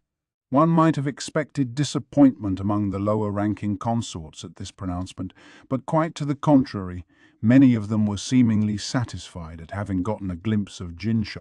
At least half had apparently come only to see or even hear him. They clung to pillars and railings all around. It looked awfully overdramatic to Maomao, but more than a few such ladies were doing it. She sometimes wondered if this eunuch wasn't in fact some fell spirit who bewitched those around him. When the moment arrived, Maomao entered the lecture hall to find Jinshi trotting at her heels. She set her jaw and glared at him. "Why?" he asked, but Maomao only pushed him back out of the room. His willowy figure belied how much work it took to shove him out the door. "But why?" he said. "Because what will transpire here is secret, confidential, and positively not for outsiders. I was asked to instruct our honored consorts, and last I checked, Master Jinshi, you were not one of them." Then she shut and barred the door. She let out a long breath, then took an appraising look around the lecture hall. 9 people were present, the 4 high consorts, with 1 attendant each, and Maomao. There was an audible murmur from the other side of the door, because she had ejected Jinshi most likely. She had the distinct sense that someone, or several someones, were trying hard to listen. Maomao pushed her little cart to the center of the hall, then slowly bowed her head. "My cordial greetings to you, honored ladies. I, Maomao, humbly present myself to you as your instructor." Consort Gyokyu, looking as lovely as ever, gave a friendly little wave. Her attendant, her chief lady-in-waiting Hongyang, observed this dubiously. Consort Lihua had finally gotten most of the meat back on her bones, and she was watching Maomao placidly. The same couldn't be said of the lady-in-waiting who attended her, whose face contorted when she saw Maomao. Maomao savoured the moment. As for Consort Lishu, she exuded the same slight air of nervousness as always. No doubt she was trying to take extra care with the 3 other high consorts around. The lady-in-waiting attending her didn't look any more comfortable than her mistress, but the way she was obviously set on protecting the consort brought a smile to Maomao's heart. Finally, the last of the august ladies. A face Maomao hadn't seen before. The young woman who had replaced one of the former high consorts was about Maomao's age. She was Lulan, the new pure consort. She had her black hair tied up high on her head, and in place of a hair stick she used the feather of a bird from the southern reaches. Her dress suggested she might be a princess from the southern lands, but her physiognomy was more that of a northerner. Her lady-in-waiting looked the same way, and Maomao concluded that the style of dress must have been a personal preference. Lulan was neither as alluring as Gyokyu nor as dazzling as Lihua. Unlike Lishu, she was of an appropriate age to share a bed with the emperor, but for the moment it didn't appear she would threaten the delicate balance of the rear palace. That costume, though, it made her by far the most conspicuous of the four high consorts. In particular, her makeup accented the corners of her eyes so emphatically that it was impossible to tell what they really looked like. Maomao could hardly picture how the consort must appear without cosmetic. Not that it matters to me. With her little introduction complete, Maomao pulled a stack of textbooks from among her supplies and began passing them out, one to each consort. Each had her own reaction as she took her copy. Widening eyes, an amused chuckle, a furious flush of the cheeks, a furrowed brow. About what I expected, Maomao thought. Next, she produced a collection of tools. About half of those present regarded them with confusion, while most of the others seemed to know what they were for. The handful in between didn't know exactly, but seemed to guess, and blushed. I wish to stress that what I'm about to teach you are trade secrets of the Garden of Women and must not be divulged to outsiders, Maomao said, and then she instructed her pupils to open their textbooks to page 3. A good 2 hours or so later, Maomao's lecture was finally finished. Maybe I tried to tackle too much at once, she thought. Even Maomao was feeling a bit spent by it. She drifted over to the door of the lecture hall and undid the bar. That went on for a while. The gorgeous eunuch wandered in, looking quite at his leisure. He did seem ever so slightly annoyed, and for some reason his left cheek and ear were red. Maomao was at least kind enough not to openly accuse him of eavesdropping. Jinshi regarded the room he had entered with mute amazement. "Is something the matter, sir?" "You took the words right out of my mouth," he said, looking closely at Maomao. "I'm afraid I don't know what you mean." She had only given the consorts of the rear palace instruction in the necessary knowledge as she had been requested. As for the individual consorts, their responses to Maomao's lecture were as follows. Gyokyu was enthused. "Finally, some new tricks," she was saying. Hongyang attended her with her customary expression of fatigue. She might also have been occasionally casting glares in Maomao's direction, but the lecturer chose to ignore her. Liwa's cheeks were slightly flushed, but her finger traced down the page as she reviewed the lesson. She seemed quite satisfied. The lady-in-waiting with her was red as a beet and looking firmly at the ground, trembling. Lishu was in a corner of the room with her forehead pressed to the wall, mumbling, "I can't. I couldn't. It's impossible." All the blood had drained from her face. Her attendant, only recently promoted to her chief lady-in-waiting, Maomao believed she recognized the woman as Lishu's former food taster, patted her back consolingly. As for Lulan, she was staring into space with a distant expression. Maomao couldn't guess what she might be thinking. Her attendant wasn't quite sure what to do with the textbook lying in front of them. With some embarrassment, she packed it in a carrying cloth. "I don't care what they do with it," Maomao thought as she packed up her things and accepted a cup of cool water. She let out a breath. She was tired, but the thought of the envelope full of money she would receive took the edge off her fatigue. Each of the consorts was allowed to keep the instructional materials she'd received. Some clutched their books lovingly, while others touched them only with evident trepidation. In any event, Maomao urged them to wrap the items in travelling cloths so that they might not be seen, and further reiterated that they should not be shown to anybody. Jinshi and the others who had been excluded from the lecture watched, mystified. "What exactly did you teach them?" Jinshi inquired. Maomao didn't quite look at him, but rather somewhere just past him. "Next time you see the Emperor, ask what he thought of my lesson," she said. As to the content of her instruction, she would leave that to Jinshi's imagination. Chapter 4. Raw Fish. Maomao, may I have a moment? Gaoshun asked as Maomao was about to head back to her room after finishing the day's work. Their shared master Jinshi, evidently tired from his own exertions, had gone to take a bath directly after eating. What seems to be the matter? Maomao asked, at which Gaoshun hesitated for a moment, stroking his chin to cover for himself, and finally let out a long breath. There's something I'd like you to look at. Jinshi's aide seemed to have even more furrows in his brow than usual today. What Gaoshun showed Maomao was something written on a bound collection of wood strips, which he unrolled on a table. Maomao looked closely at them. A record of an old incident, she observed. The strips recounted the case of a merchant who'd contracted food poisoning some 10 years before. The victim had allegedly consumed blowfish. Maomao swallowed in spite of herself. Oh, I wish I could have some blowfish. Gaoshun was looking at her, noticeably vexed.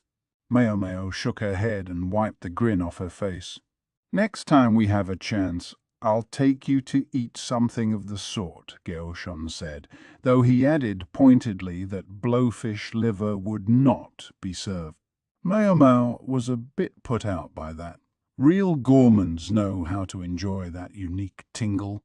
But nonetheless, there was nothing like the prospect of a good meal to get her invested in a project. She started studying the materials closely. Why are we looking at this, if I may ask? Long ago, my work happened to involve me in the matter of this case. A former colleague of mine brought it up to me again because a very similar incident occurred recently. Was this former colleague, Maomao wondered, someone from before Gaoshun had become a eunuch? So he really had been a military official or some such. Very similar, Maomao said.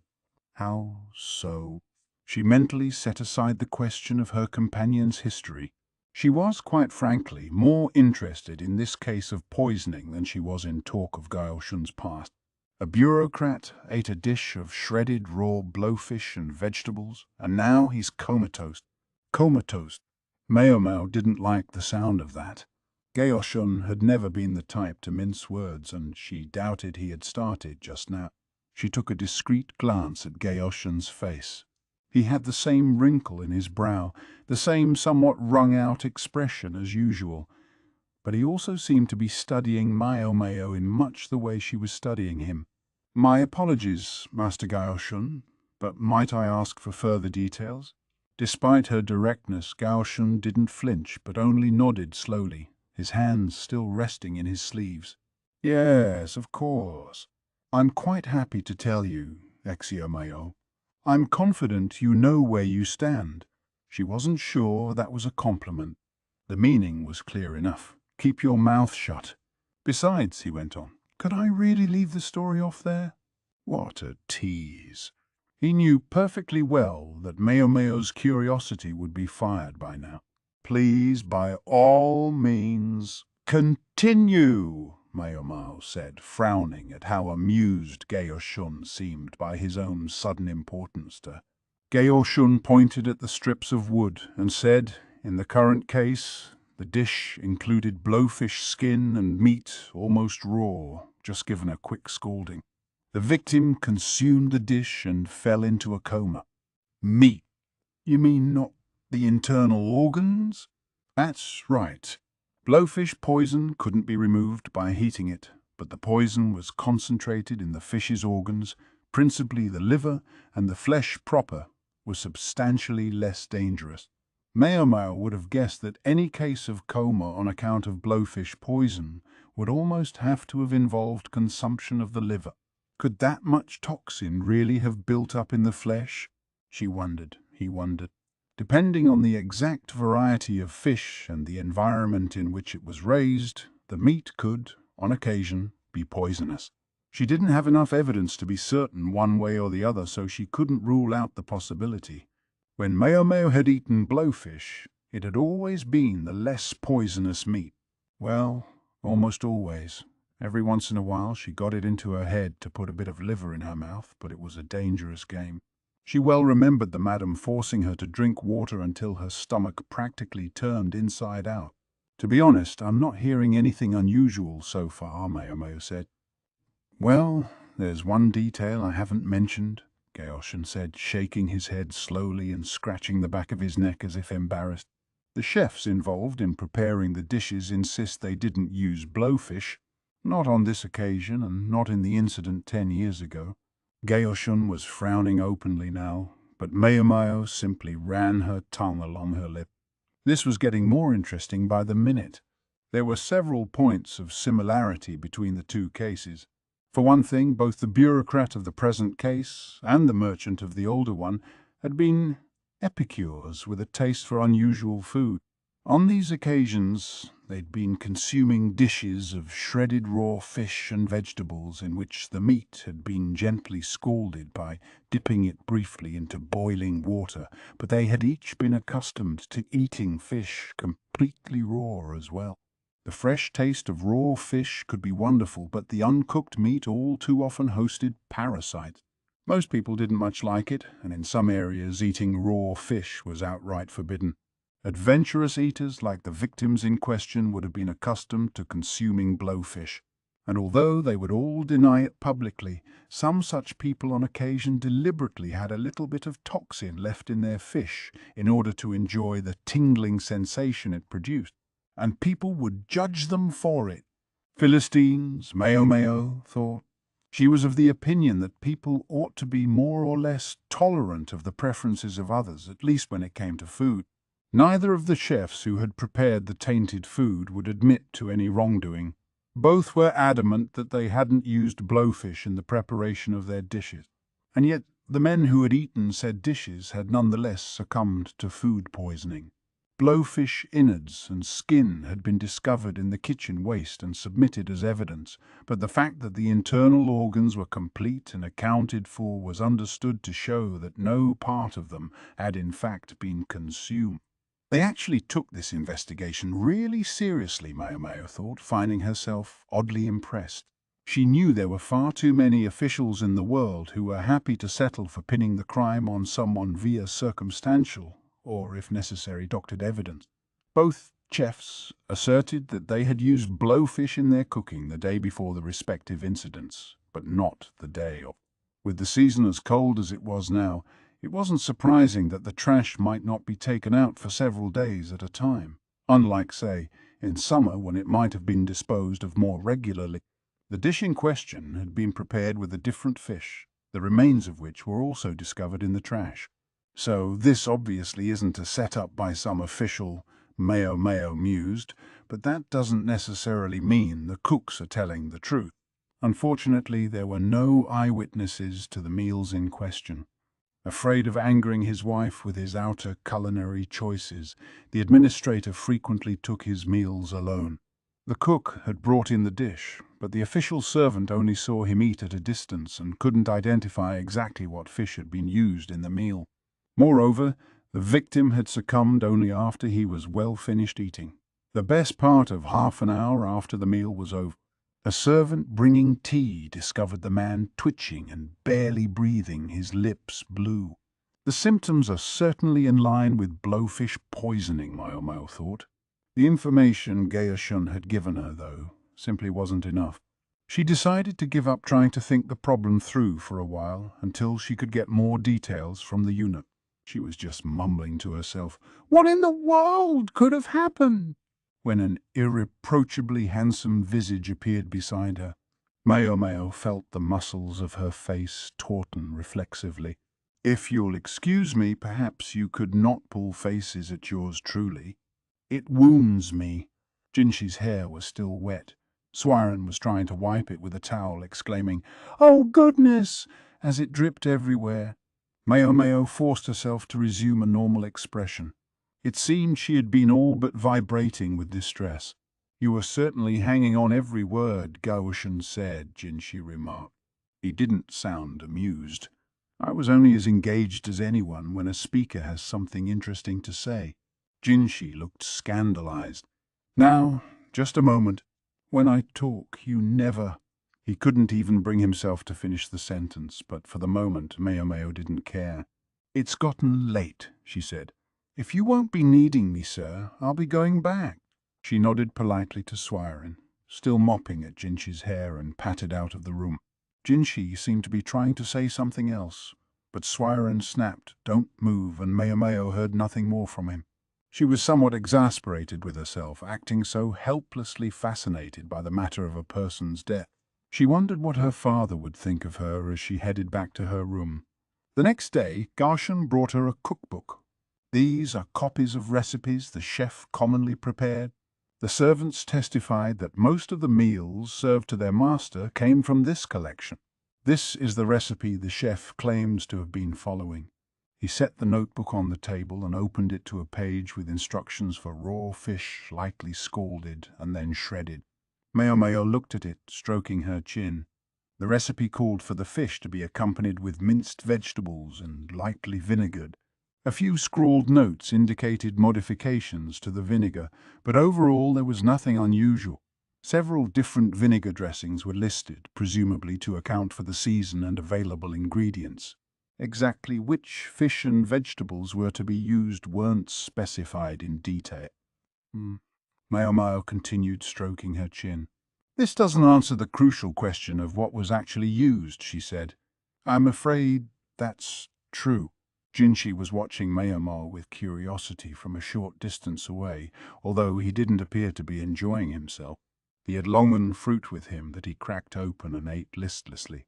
The dark, dry seeds emerged with each crack. Longan were like lychee, but smaller, and were normally a summer fruit. When dried, the fruit was much valued in traditional medicine.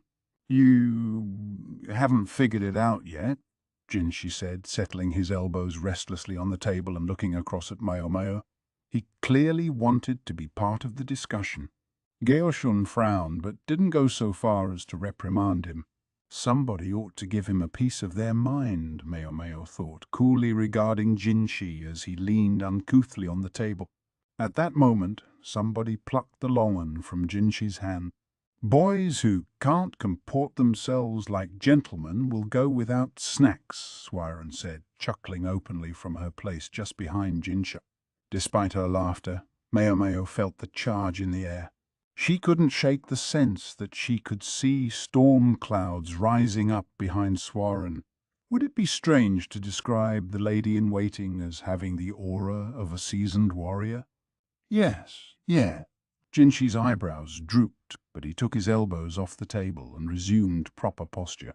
"Very good," Suirei nodded, placing the fruit back in his hand. Here Maomao had assumed Suirei was just a doting old lady, but apparently she could be a stickler for propriety. But they were getting off track.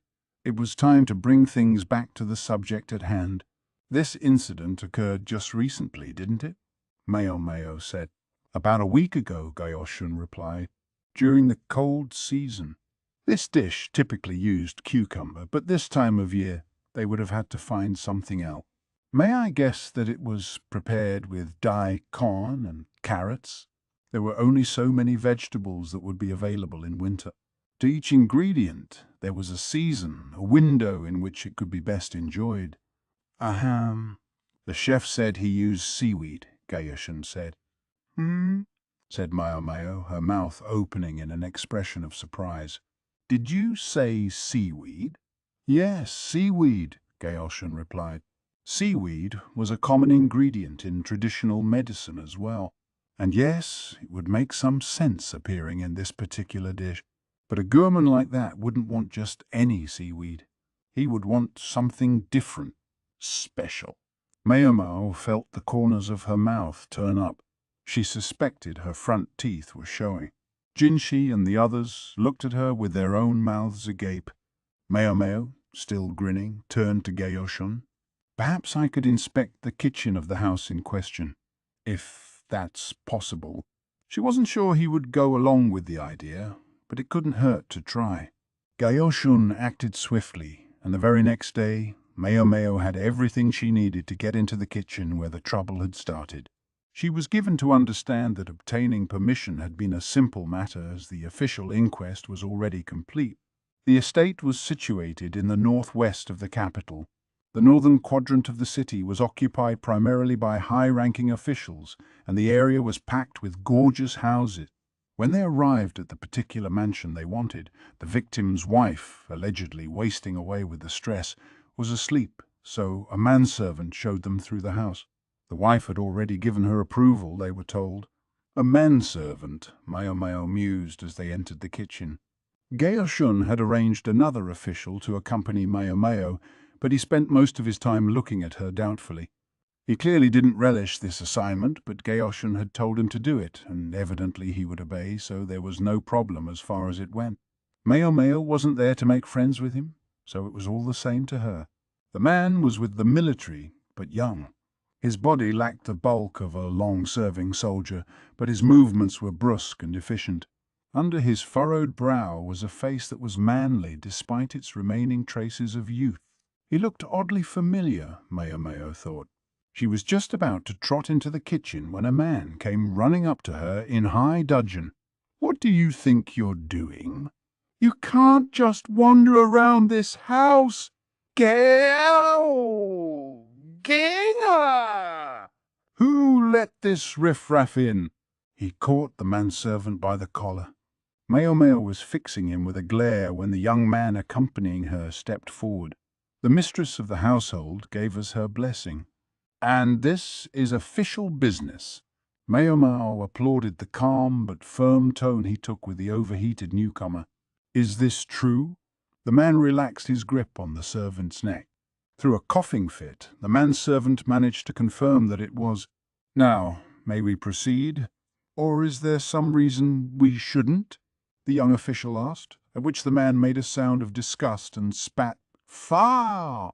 What do I care?"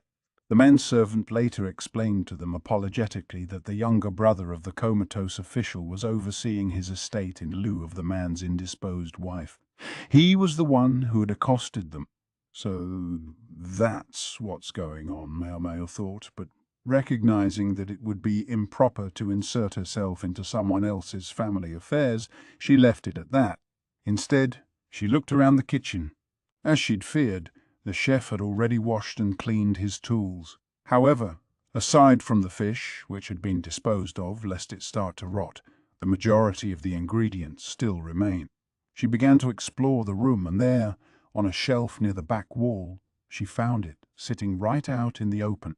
Maomao's discovery, salted and stored in a small pot, brought a grin to her face. "What is this?" she asked the servant. He squinted into the pot, his face suggesting he wasn't sure. So Maomao took a bit of it and dropped it into a jug of water. "Do you recognize it now?" "Oh, this is that thing the master liked." The servant informed them that the master had eaten it all the time. It couldn't possibly be poison. The servant's mistress evidently trusted him, and he didn't appear to be lying. You heard the man?" "Hurry up and go home," the younger brother snapped. He'd been watching Maomao at work for some time now. In particular, he seemed to be fixated on the jar she was investigating.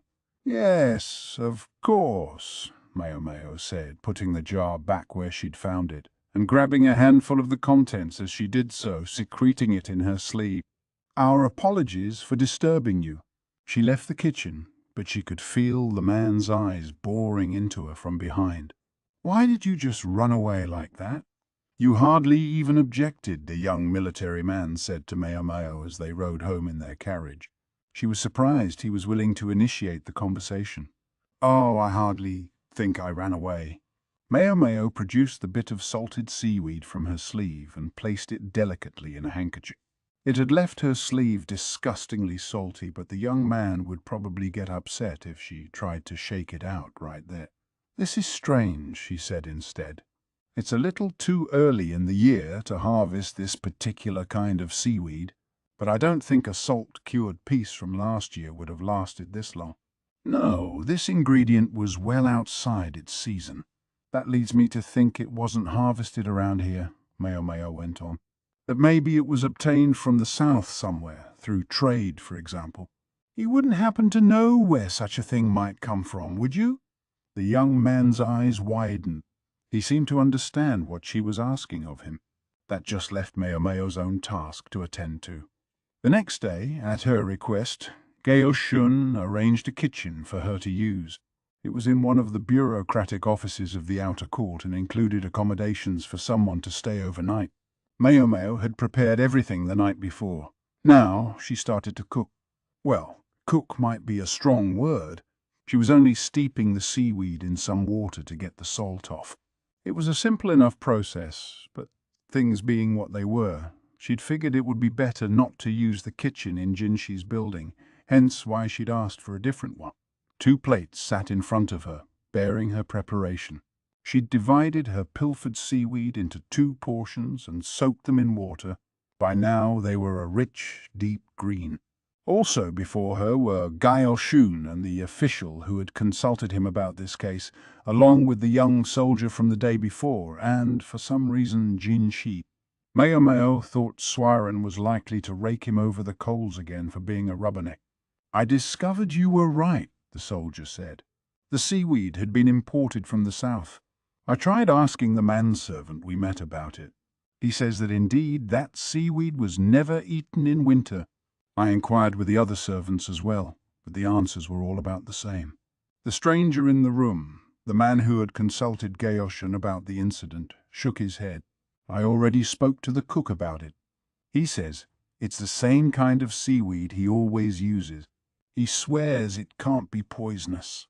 In fact, Maomao agreed, it was the same kind of seaweed. But there was a difference. "One of them may yet be poisonous," she said. With a pair of chopsticks, she picked up one of the pieces of seaweed from its plate. "Tell me, do people in the south normally eat this kind of seaweed? Or could it be that a gourmand official imported dried samples from the plant's native land, thinking there might be money to be made? And what would be the problem if he had?" Jinshi asked. Today he had none of the loose, almost informal quality he'd sometimes demonstrated recently. Perhaps it was because there were other people present. Gaoshun looked as serene as ever, but the other 2 officials seemed somewhat uncomfortable in the presence of the radiant eunuch. Maomao twiddled the chopsticks playfully as she replied, "There are ways to make a poison not poisonous. Several, in fact. Eels, for instance, were normally poisonous, but if one drained the blood and heated them enough, they became edible. To take another example, this particular kind of seaweed, Maomao recalled, had to be cured with quicklime. One of the 2 pieces before them was treated with quicklime, the other was not. At the moment, Maomao was holding in her chopsticks the piece she had been steeping in a quicklime solution overnight. She took a big bite of it, distressing the onlookers. They crowded around and fussed over her. "I'll be fine, I think," Maomao said. In truth, she only knew the theory. She wasn't actually sure if a single night's steeping would be enough to neutralize the poison. This was another important test for her. You think?" Jinshi demanded. "Oh, calm down. I have an emetic right here." She showed them the pouch of herbal medicine hanging around her neck. "Aren't we a little overconfident?" Jinshi snapped. A moment later, Gaoshun had Maomao in a bear hug from behind while his master forced the medicine down her throat. Thus she ended her demonstration by vomiting in front of 4 important men. Lovely. What a thing to do to a young woman who had yet even to be married. Worse, the emetic induced vomiting through its awful flavor, so it was a poor chaser for the seaweed. And here I was trying to prove that seaweed was safe, Maomao thought. She wiped away the stomach juices, composed herself, and then said, "Here's the question as I see it. Who suggested the idea to the tradesman to import this salted seaweed?" The merchant had gone to a foreign land, one where there was no custom of consuming this plant, simply in order to obtain it. Presumably he was at least aware of the potential danger. The man who fell into a coma from it could be said to have reaped what he sowed. But what if something else was going on? What if the possibility of poison had been well accounted for? Here I go, speculating again. There had been a similar case 10 years before. What if it had given someone a hint, inspiration, Maomao had no way of saying whether the two were really connected, but as far as the current case, she trusted her intuition. Everyone here in this room with her was intelligent. She doubted she needed to say anything more, and she didn't intend to. Maomao was a person of such minor consequence. She had no desire to ponder anyone's particular guilt. I see. Gaoshun nodded slowly, evidently comprehending what Maomao was driving at.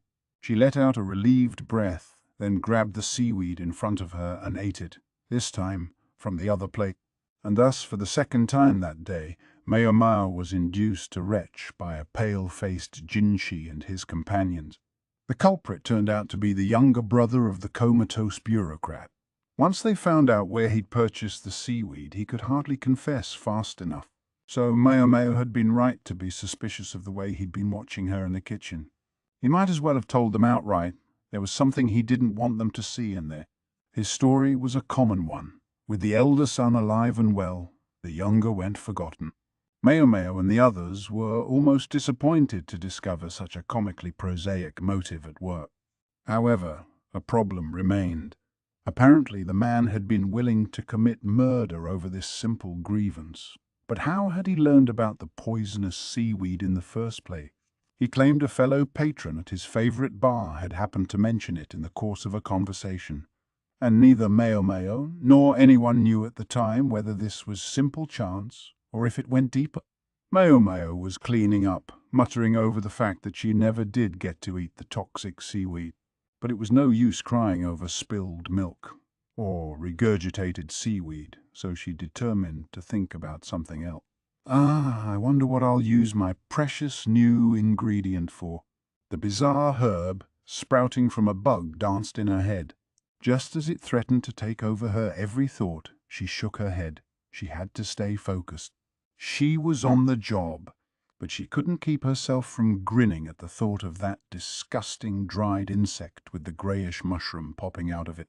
She was overjoyed just thinking about the possibilities. Maybe she would make a medicinal wine out of it or turn it into pill. The overweening happiness caused her, to her chagrin, to greet the master of the room with a giant smile on her face.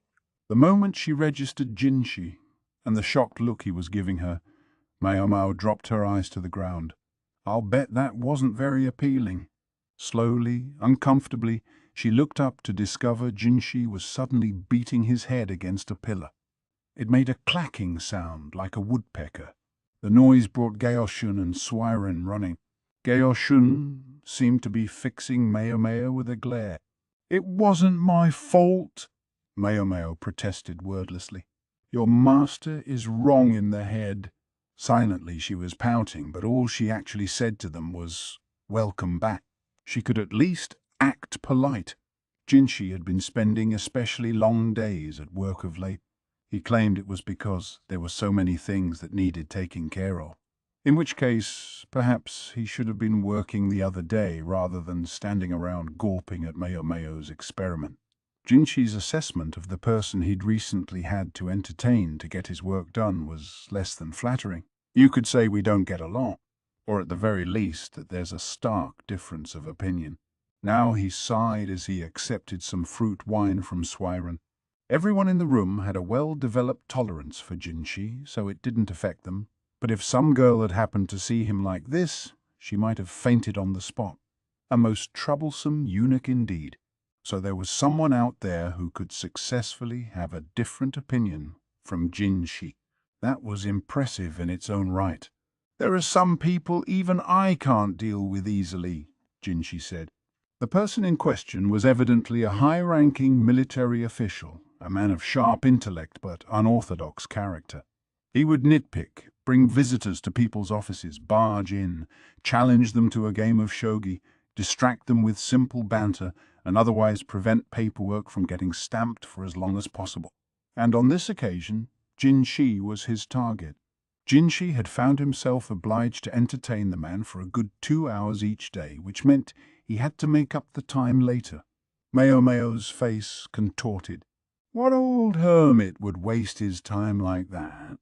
Old hermit. He's only just past 40. The worst part is, He gets his work done before he comes to bother me. A 40-something, eccentric, highly ranked military officer. These particular characteristics rang a bell with Maomao, but she had the distinct feeling that recalling exactly why would bring nothing good, so she decided to forget about it instead. Unfortunately, forgetting wasn't likely to make her bad feeling any less accurate. "I believe the matter you are concerned with has already been approved," Jinshi said, bringing his nymph-like smile to bear on his uninvited guest. It took a genuine effort not to scowl.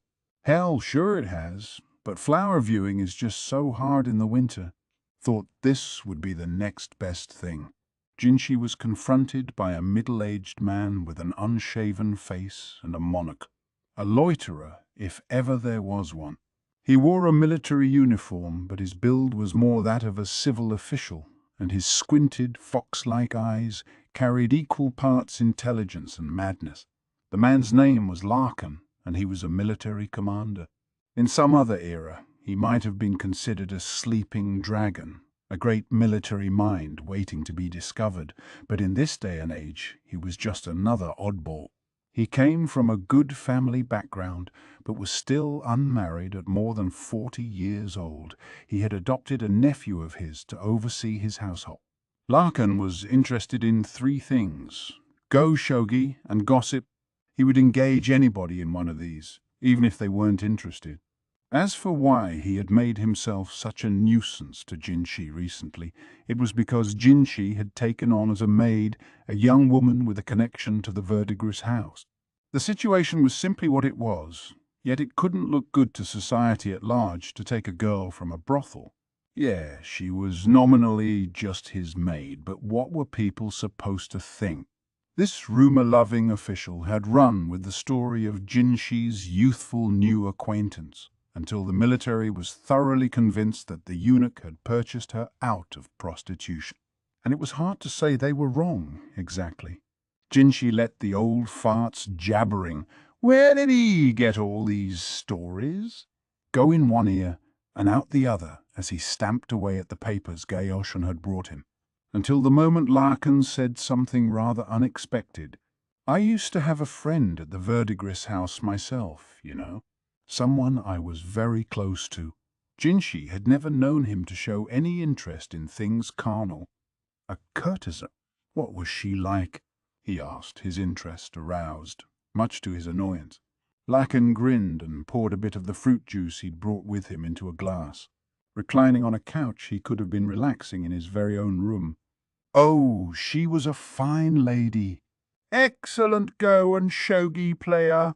In shogi I could hold my own against her, but in Go, I was always losing. To defeat a military commander at a game of strategy was no mean feat, Jinshi reflected. I thought about buying out her contract. Figured I would never meet a woman so interesting again. But life doesn't always give you what you want, boyo. A couple of interested parties showed up, both very rich, and started a bidding war. Drove up the price. Goodness! Sometimes buying out a courtesan's contract could cost as much as building a small palace. In other words, the bidding war had put the woman out of Lakan's reach. But why was he telling Jinshi this? She was one odd duck, that lady.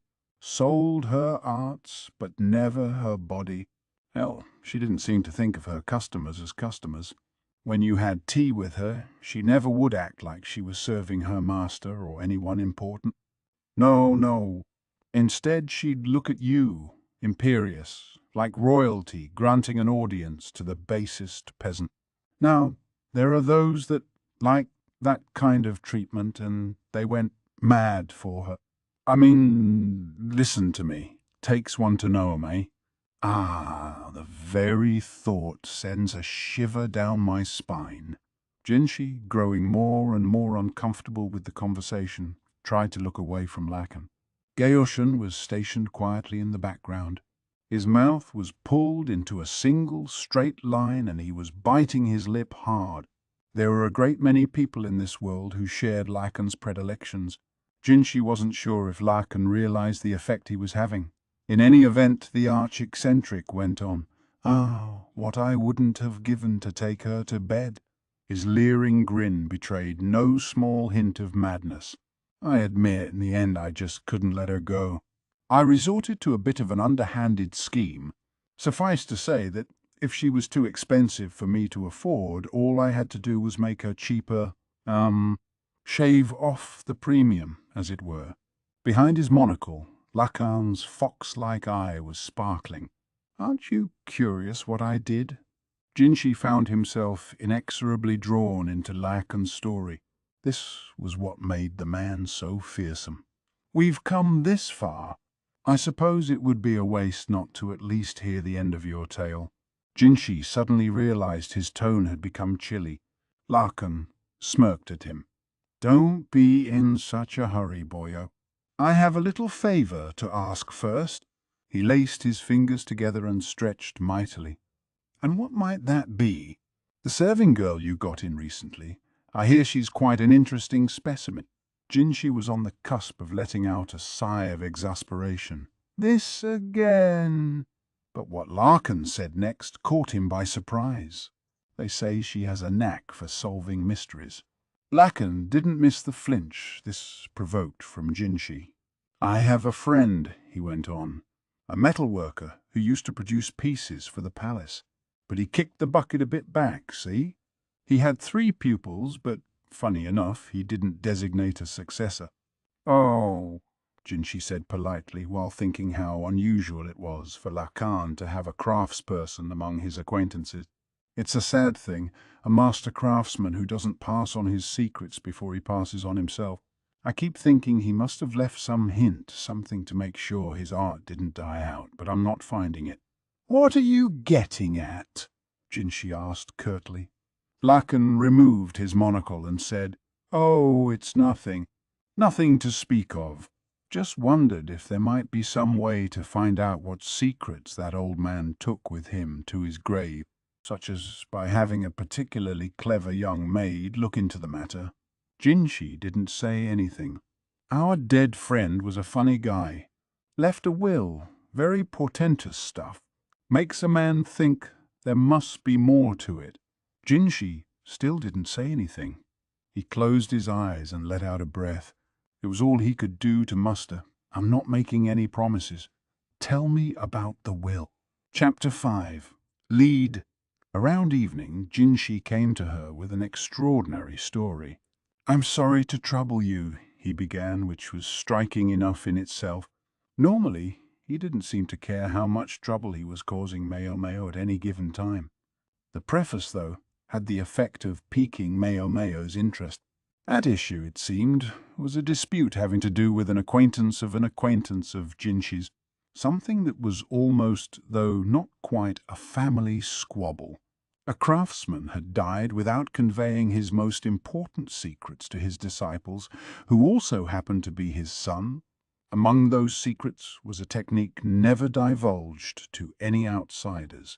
So all we have to do is figure out this metalworker's most secret art? Yeah, Maomao said. Gee, when you put it that way, it sounds so simple. I must say, though, you seem uncommonly eager. Do I? Maomao asked, averting her eyes. Here's what Jinshi had told her. The metalworker had 3 disciples, all of whom were his blood sons and all of whom were respectable craftsmen in their own right. Their father had held a special commission from the palace, and with him gone, there was talk that one of his boys might succeed him. The father had left a will providing an inheritance for each of his children. His eldest son received a small workshop, the second eldest, a piece of furniture his father had decorated, and the third, a goldfish bowl. The will also contained one cryptic suggestion. Would that you boys would sit down and share tea together like you used to? What a very intriguing final testament, Maomao commented. She had no idea whether it was intended literally or if there was something else at work. It is, and evidently it's just as opaque to the young men as it is to us. Maomao nodded thoughtfully. I must say, the division of the inheritance doesn't seem very fair.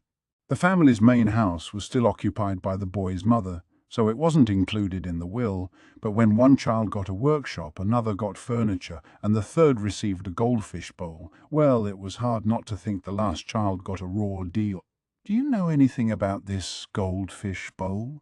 I'm afraid I don't, but if you're curious, you could pay them a visit. I have the address. What fine preparation on Jinshi's part. He must have assumed it would come to this. Then perhaps if I could be spared for a while tomorrow? Maomao said with a discreet glance at Suirei. The old lady in waiting waved a hand as if to say have fun, but Maomao suspected she would find her workload increased more than ever in the days to come. The craftsman's house was past the far end of the great main thoroughfare that ran through the capital. Situated in an area full of shops, it was an impressive place with a great chestnut tree standing in the yard. Jinshi and Gaoshun were not with Maomao. Instead, the same young man who had accompanied her when she was investigating the case of the poisonous fish was there. His name was Balsam. Doesn't seem like he thinks much of me, Maomao thought, observing how he only spoke the absolute minimum necessary to her. It came across less as reticence than as active disdain. But Maomao was perfectly happy with that, so long as it didn't interfere with her work. It wasn't their job to make friends with each other. I've spoken to the family and they're willing to accommodate us, Balsam said. Outwardly, however, I'm the one who's here to ask the questions. You're my attendant. Very well. Better even, Maomao thought. This was ideal. They arrived at the house, Maomao pattering obediently behind Balsam, and when they knocked on the door, a member of the family appeared, a grim-looking man of some 20 years old or so. I heard you were coming, the man said, ushering Maomao and Balsam into the house politely despite his dark demeanor. Within, the home gave much the same impression as it did from outside, tidy and well-maintained. Small arrangements of flowers were placed here and there. In a recess in one wall was an unusual object, what appeared to be a chunk of rock ornamented with metal that seemed to shine with a faint bluish hue. Maomao studied the object intently. Oh, that thing, the sullen man said, coming over to her. Father bought that when he was getting some materials. He always did have a soft spot for strange thing. For the first time, a hint of joy entered the man's face. They left the main house and proceeded down a covered walkway. Near a building Maomao took to be a small workshop, they found two more men. One was tall, one was a bit round, and both looked as morose as the first. Here they are, dear elder brothers, their host said. From his respectful tone, Maomao guessed that their guide was the youngest brother. He at least had the decency to act polite. His two siblings looked downright hostile. When Maomao and Balsam approached, they quickly concluded a muttered conversation and showed the visitors into the workshop. The interior of the workshop was pleasant, tools all neatly in their places. The men told Maomao and Balsam that the real workshop was in the main house. They hadn't used this place in quite some time. Now it was a repository of old tools where the craftsmen sometimes took tea. What an odd arrangement, Balsam said, looking around the room. Maomao silently agreed. Smack in the middle of the space was a chest of drawers. It looked like it could only be in the way sitting there, but closer inspection revealed delicate decorations. The overall shape was not quite like anything Maomao had ever seen, either, making it seem rather at the forefront of furnishing fashion. It almost made the chest look good, sitting there in the middle of everything. Tables were set up around it, the whole arrangement surprisingly unified. The corners of the chest were nicely rounded with worked metal adornments on them. The topmost of the 3 rows of drawers had keyholes, as did the center drawer, each one accented with a different metal. The plump brother came over to Maomao, who was studying the chest intently, and said in a quiet voice, "You're welcome to look, but keep your hands off." She dipped her head in acknowledgement and took a step back. She recalled that the dead craftsman's will had included a bequest of furniture to the second oldest son. Was this the piece in question? Presumably that would make her interlocutor the second son himself. Her supposition was soon bolstered. The youngest son came over holding something clear and round. Do you really think you can make heads or tails of these odds and ends our father left us? The tall man, most likely the eldest son, asked Balsam. Balsam took a peek at Maomao, who nodded and jerked her head in the direction of the three brothers. She couldn't be sure whether he took her meaning, but he looked at the young men and replied as calmly as anything, "I'm afraid I won't be able to say until I've heard a little more." Then he sat down in a chair. Maomao stood behind him, taking the opportunity for a fresh look around the room. The architecture really is strange, she thought. For one thing, the window was in an unusual place. It was uncommonly tall. Perhaps it was supposed to be in the Western style, which would allow more than ample sunlight into the room. There was just one problem. The giant chestnut tree outside blocked all the light. Only what could filter past its leaves made it into the room, except in one particular spot. She could tell as much by the faded color of the shelf hanging from the wall, although there was a square space still in the original color, betraying that something must have sat there for a very long time, until just recently. While Maomao scanned the room, the lanky elder brother entertained Balsam. "We've already told you everything there is to know," he said.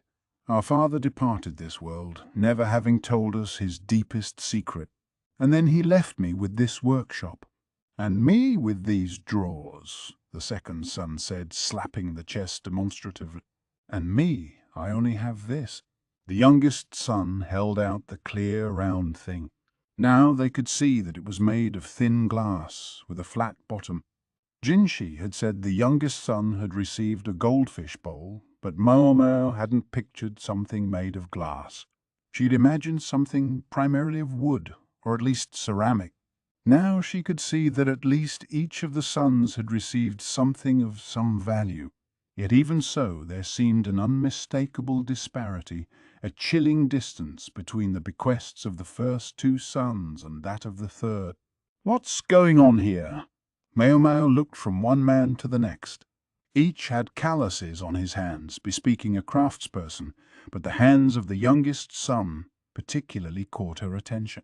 They had a succession of unusual red welts on them. "Burns just starting to heal?" The second son heaved a sigh and ran his hand along the chest of drawers. Don't know what the old man was thinking.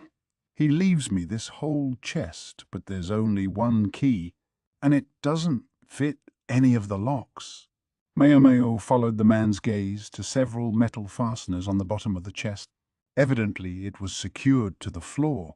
The key appeared to go to the centermost drawer, but the man insisted it wouldn't fit. The remaining three drawers all opened with the same key, one they evidently didn't have. "Look at this," the second son said irritably, indicating the fastenings. "I can't take this thing anywhere. So what am I supposed to do with it stuck in my brother's workshop?" The oldest brother nodded as if to say he felt the same way. Only the youngest sibling looked unsure.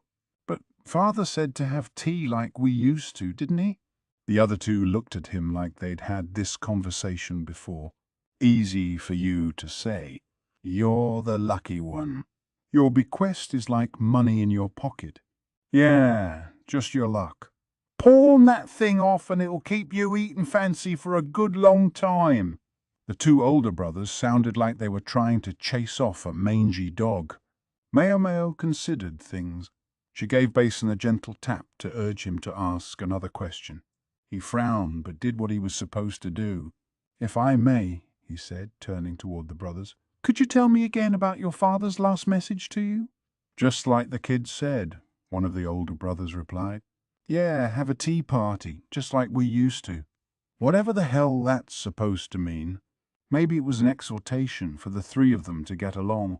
It would be very fatherly advice to leave behind. But Maomao had no way to be sure what he meant, nor did she think they were going to get anywhere simply contemplating the three bequests. She was just pondering what to do when the young men's mother appeared with a tray. She set cups of tea for each of them on the long table in the center of the room. "Here you are," was all she said before leaving again. 3 cups were lined up on one side of the long table, with 2 more across from them, leaving the space in front of the chest of drawers open. The 2 cups were presumably for Maomao and Balsam, The brothers sat, but not wherever was closest. They each moved to a particular spot, suggesting they had occupied those seats for some long time. Maomao thought. Light streamed in through the tall window, stretching out toward the chest. The seat in front of it was vacant. Considering the time of day, the sun would have been too bright for anyone to sit there for tea. Just a little farther, and the sunlight would brush the chest, but there was no sign of fading on the wood. Evidently the sun never reached that far. Signs of fading? Maomao stood up from her seat and looked at the window. With the big tree outside, the light wouldn't actually fall into the room for very long. She stood in front of the window and peered at the chest of drawers. The position of the lock nagged at her. Not the keyholes on the 3 uppermost drawers, but the middle row, where only one drawer was locked. She advanced toward the chest with curiosity, drawing perplexed looks from the siblings. Balsam pressed a hand to his forehead and looked down. The gesture was distinctly familiar. Maomao realized with a start that he looked much like Gaoshun. Balsam sighed and looked at Maomao with undisguised displeasure. "You've found a clue. That drawer with the keyhole won't open, is that right?" "It used to, but Father fiddled around with it enough that now it won't," the second son responded. "And there's only one key. This is it. And our old man told us. I guess you know by now how he loved to say things that don't make sense. He said that if we break the lock, whatever's inside will break too. So we can't just go smashing it." Maomao positioned herself in front of the chest and examined the keyhole. She had the impression that something was packed inside. Maybe there's a reason the chest is stuck to the floor too, she thought, turning over what she knew in her mind. The bequests to the 3 brothers, the workshop, the chest, the bowl, the drawer that wouldn't open, and Maomao looked at the youngest brother's goldfish bowl. "Pardon my asking, but did that bowl used to sit on that shelf there?" she said. Yes, it did." The younger brother walked over to the window, still holding his bowl. He folded a handkerchief and placed it on the faded spot, then set the bowl on top of it. "We used to keep a goldfish here, but the cold would kill it, so in the winter we only put it here at noon when it was warmest. We haven't had a goldfish in years, though. This bowl has been nothing but a decoration." He smiled, a bit sadly. Maomao gave the arrangement a calculating look, then left the workshop. "Hey, where are you going?" Balsam demanded. "Just to get some water," Maomao said. She returned shortly thereafter and poured the water into the goldfish bowl. "I presume it once had water in it like this." "Yes, that's right. And the design on the side was always pointed toward us, like this." "Thought so," Maomao said to herself, looking again at the bowl. Light entered through the window and struck the goldfish bowl. From there, it was focused on a single point, the chest of drawers, specifically the center lock, which glittered in the beam of sunlight. "May I further presume this is the exact time of day at which you customarily took tea?" "What's going on here?" the second oldest brother said, stepping between the bowl and the chest. "Stay back," Maomao shouted, more vehemently than she'd meant to. It was effective, though. The big man suddenly seemed to become smaller. "Pardon me," Maomao said. "If the beam gets in your eyes, you might go blind. And I need this space to be clear, so please keep your distance. Otherwise the lock won't open." She watched them both closely, lock and light, and waited. No one knew exactly how long it took. No one was counting. The light reflected from the goldfish bowl moved bit by bit, working its way around the lock. At length the light disappeared, blocked by the chestnut tree, Maomao supposed. Now she inspected the lock critically. The metal was warm to the touch, and she detected a strange odor. "What's the meaning of this?" someone asked, but Maomao replied only, "By any chance did the deceased suffer from anemia and stomach aches?" "Yes, he did. And perhaps you observe vomiting and fits of lethargy?" The way the three brothers looked at each other in response to this question convinced Maomao she was on the mark. Then she remembered the strange object dart, the crystal. I'm not very knowledgeable about metalwork, but was soldering done here as well? Yeah. All right. Please open the drawer with the key. I told you it doesn't fit, the second son grumbled, but he nonetheless slid the key into the lock. It fit as naturally as anything. The man, startled, turned the key and was rewarded with a clicking sound. Whoa! What happened? The eldest son said, while his brothers looked on in amazement. Even Balsam appeared suitably impressed. Nothing special, Maomao said. We simply followed your father's last request. You all had tea together, just as you used to. Then she removed the drawer from the chest and set it on the table where everyone could see it. It contained a key-shaped mold, which was giving off a dull glow. Strikingly, it contained metal that was still warm. Maomao tapped the metal with her finger, checking the hardness. May I remove this? She asked. Yeah, sure. With the brothers' consent, she took the key out of the mold, feeling the last of the radiant warmth against her hand. When she tried it in the chest, it fit neatly in the locks in all three drawers.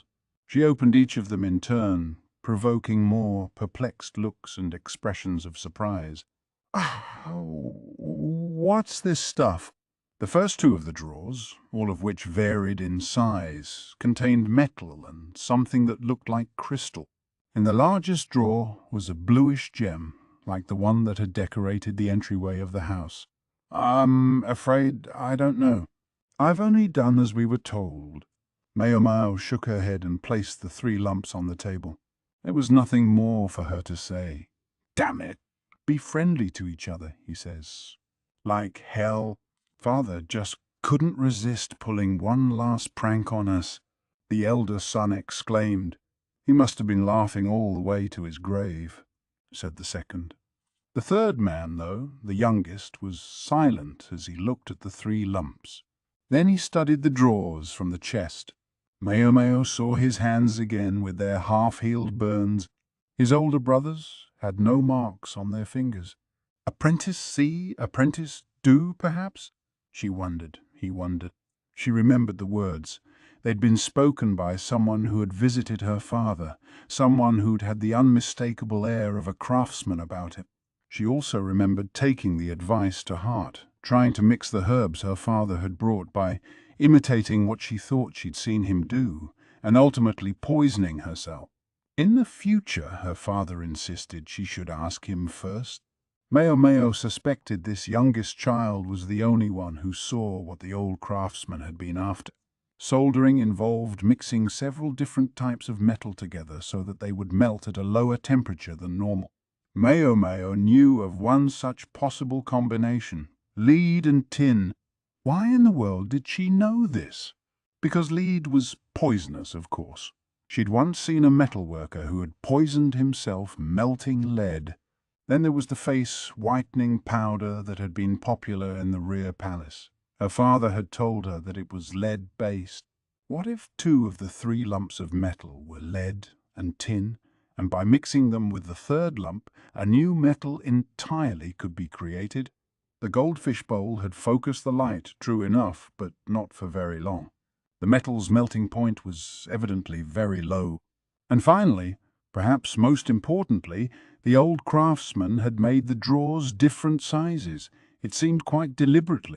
Maomao was sure she didn't have to say anything further, but there was one thing she wanted to add. She walked over and addressed the youngest brother. At an establishment called the Verdigris House in the Pleasure District, there's an apothecary named Luomin, a healer of substantial accomplishment. If you ever feel unwell, please let me recommend that you visit him. Yes, thank you, the young man said, surprised by the unsolicited advice. Maomao bowed her head slowly. The youngest brother politely said farewell while the other 2 continued to bicker. Maomao left them all behind. She noticed the look on Basin's face. He seemed no more pleased now than ever. She realized perhaps she'd overstepped herself and took up walking behind him. Whatever happened after this had nothing to do with Maomao. Whether the clever third son chose to show generosity or else to keep the hard-won secret to himself was all the same to her. Chapter 6. Makeup. Maomao was preparing for the evening meal when Jinshi said, "Do you know much about makeup?" The question came completely out of the blue. What in the world is he asking about that for? Maomao thought, making no effort to hide her confusion. For the first time in a while, she found herself looking at him as if she was studying a caterpillar, not that she had really meant to. Jinshi had just come back from work. Suirei was helping him change clothes, and this was what he wanted to know. It was true that, growing up in the pleasure district, one learned the basics of doing makeup by osmosis, and sometimes Maomao concocted cosmetics as well as medicine. She couldn't deny she had a fair amount of knowledge about the subject. "Do you wish to give some to someone as a gift?" "You misunderstand. It's for me." That struck Maomao dumb. Her eyes became bottomless black pits, vacant and empty. She no longer even looked like she was gazing at a dead bug or a puddle of mud. "What are you imagining?" Jinshi snapped. Well, what else would she be imagining? Jinshi in makeup? He was the one who'd brought it up. He doesn't need any damn makeup. Maomao thought. He already had the beauty of some denizen of the heavenly realm. A touch of crimson around the eyes, a dab of rouge on the lips, and a flower mark upon his brow would be enough to bring the nation to its knees. History was full of pointless wars, and more than a few of them had been caused by a beautiful woman too close to the seat of power. And this man, he had the potential to transcend gender entirely. "Do you want to destroy this country?" Maomao asked flatly. "What in the world gave you that idea?" Jinshi exclaimed, pulling his outer jacket on and sitting in a chair. Maomao served him congee from a clay pot. It was made with good, salty abalone, and the bite she took to test it for poison was delicious.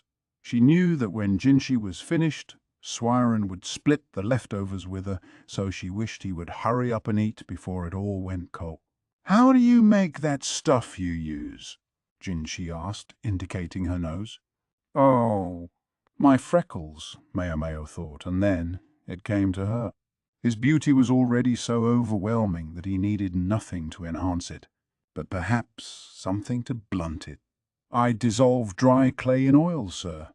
If I want the product to be especially dark, I mix in charcoal or red lip pigment."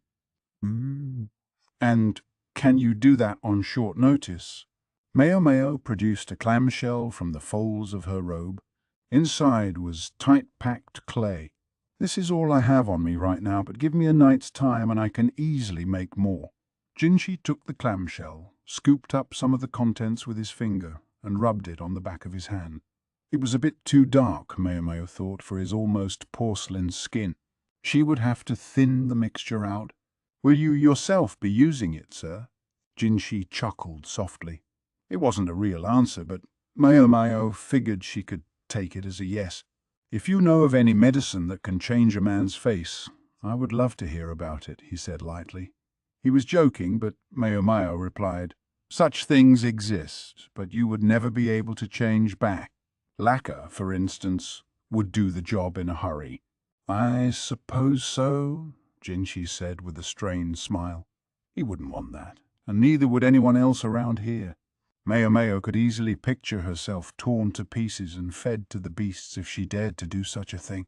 "There are certain techniques, sir, which might achieve the same effect," she said. "If you please, then—" Jinshi smiled as if this was what he had been waiting for, and finally set about eating his congee. He was enjoying some perfectly cooked chicken meat so much that Maomao despaired of getting any leftovers. When Suirei took the tray away, there was only a single bite left on it. "I want you to make me someone else entirely," Jinshi said. I wonder what he's planning, Maomao thought, but she valued her life more than to ask. Besides, she had nothing to gain by knowing. She need only do as she was told. Very well, she said, and then she watched Jinshi continue his dinner, silently urging him to hurry up. That abalone congee looked so good. The next day, Maomao set out a cloth with everything she needed, a batch of her makeup, thinned down, and a few other items she thought would help. She arrived earlier than usual to find the lights already lit in Jinshi's personal rooms. The master of the place had finished his bath and was reclining on a couch while Suirei dried his hair. Only a noble could know or expect such luxury. His outfit was plainer than usual, but his every movement betrayed his aristocratic background. "Good morning," Maomao said, looking as if she didn't think it was very good at all. "Morning," Jinshi replied, for his part sounding entirely pleased. He seemed like he might start humming at any moment. "Something the matter? It seems early for such stormy looks." "Not at all, sir. I was merely contemplating the fact that you'll spend yet another day being perfectly beautiful." "What's this? Some new way to snipe at me?" Perhaps it sounded like it, but it was only the truth. Jinshi's hair caught the light as it fell. The way it glittered, Maomao thought, it could have been turned into quite a fine textile. "Don't feel like doing your job today?" he said. "I do, sir. But are you quite certain you wish to become someone else entirely?" "Yeah, I said so last night." "Then, if you'll pardon me." Maomao strode up beside Jinshi, grabbed the sleeves of his outfit, and shoved them against her face. "Goodness gracious," Suirei said. She left off combing Jinshi's hair and hustled out of the room, taking Gaoshun with her as he tried to come in. They didn't go far, though. Certainly not so far that they couldn't quietly watch what was happening. "Whoa, what do you think you're doing?" Jinshi's voice threatened to crack. When she had been given a task, Maomao only felt right when she had performed it to the utmost. She had assembled a panoply of tools to help her make Jinshi unrecognizable. "He has no idea, does he?" Maomao thought. "No commoner would wear such fine perfume," she said. The outfit Jinshi had chosen was that of a townsman or perhaps a lesser government official, not the kind of person who would have any contact or connection with ships bringing exotic, expensive, fragrant woods from beyond the sea. Maomao's sense of smell was especially sharp, honed in the service of distinguishing medicinal from poisonous herbs. She had detected Jinshi's perfume the moment she entered the room, and that was what had caused her ill humor. Suirei had probably perfumed the outfit, trying to be helpful, but quite frankly she'd only made things worse. "Do you know how to discern the various types of customers at a brothel?" "I don't." "Perhaps by their body type or their clothing?" "Those are possibilities, but there's another way." "The smell." Overweight patrons who gave off a sweet odor were sick but most likely rich. Those who wore several perfumes at once, creating a noxious miasma, frequented the common prostitutes and most likely had a sexual disease, while a young person who reeked like an animal indicated an unsanitary failure to take bath. The Verdigris house was not in the habit of accepting first-time customers without introductions, but every once in a while one would prevail upon the old madam and gain entrance. That such people almost always became excellent regulars showed that the old woman knew how to judge her clientele. "Anyway, the first thing we need is a different outfit and something else." Maomao went over to the bathtub and got a bucket of still warm water, which she brought over to Jinshi. Suirei and Gaoshun watched her anxiously. Since he was there, Maomao sent Gaoshun on an errand. They were going to need clothing other than what had been prepared. Now she took a small leather pouch from her cloth bag. She dipped her fingers in it, and they emerged dripping with viscous oil which she dissolved in the bucket of water. "One thing commoners do not do is take baths every day," she informed him.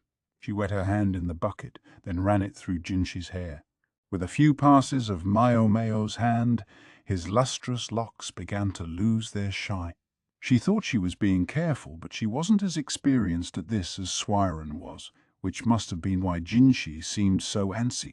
Have to be careful not to pull his hair, Maomao thought, growing a little nervous herself. It was all too easy to forget. but this august personage could cause a permanent rift between her head and her shoulders if he were too much displeased. When the shining silk strands that had once adorned Jinshi's head had become dull hemp, Maomao tied his hair back.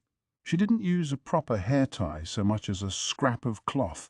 For his new persona, anything would do, so long as it served its purpose.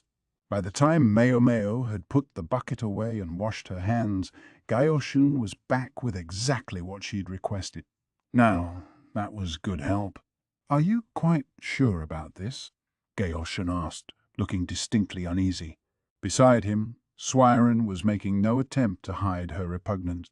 No doubt it was hard for such a long-serving lady in waiting to believe what she was seeing. Gaoshun had procured a large-ish and very well-used commoner's outfit. It had at least been washed, but the cloth was thinning in places and the original owner's musk still clung to it. Maomao put the outfit to her nose and said, "I might have preferred something even a little stinkier." Now Suirei truly looked astonished, her hands on her cheeks. She seemed about to speak up, but Gaoshun silenced her with a motion of his hand. Still, he couldn't conceal the furrow in his own brow. Maomao felt bad for Suirei, but she still had plenty to do that would test the woman's spirit. "Master Jinshi, please undress."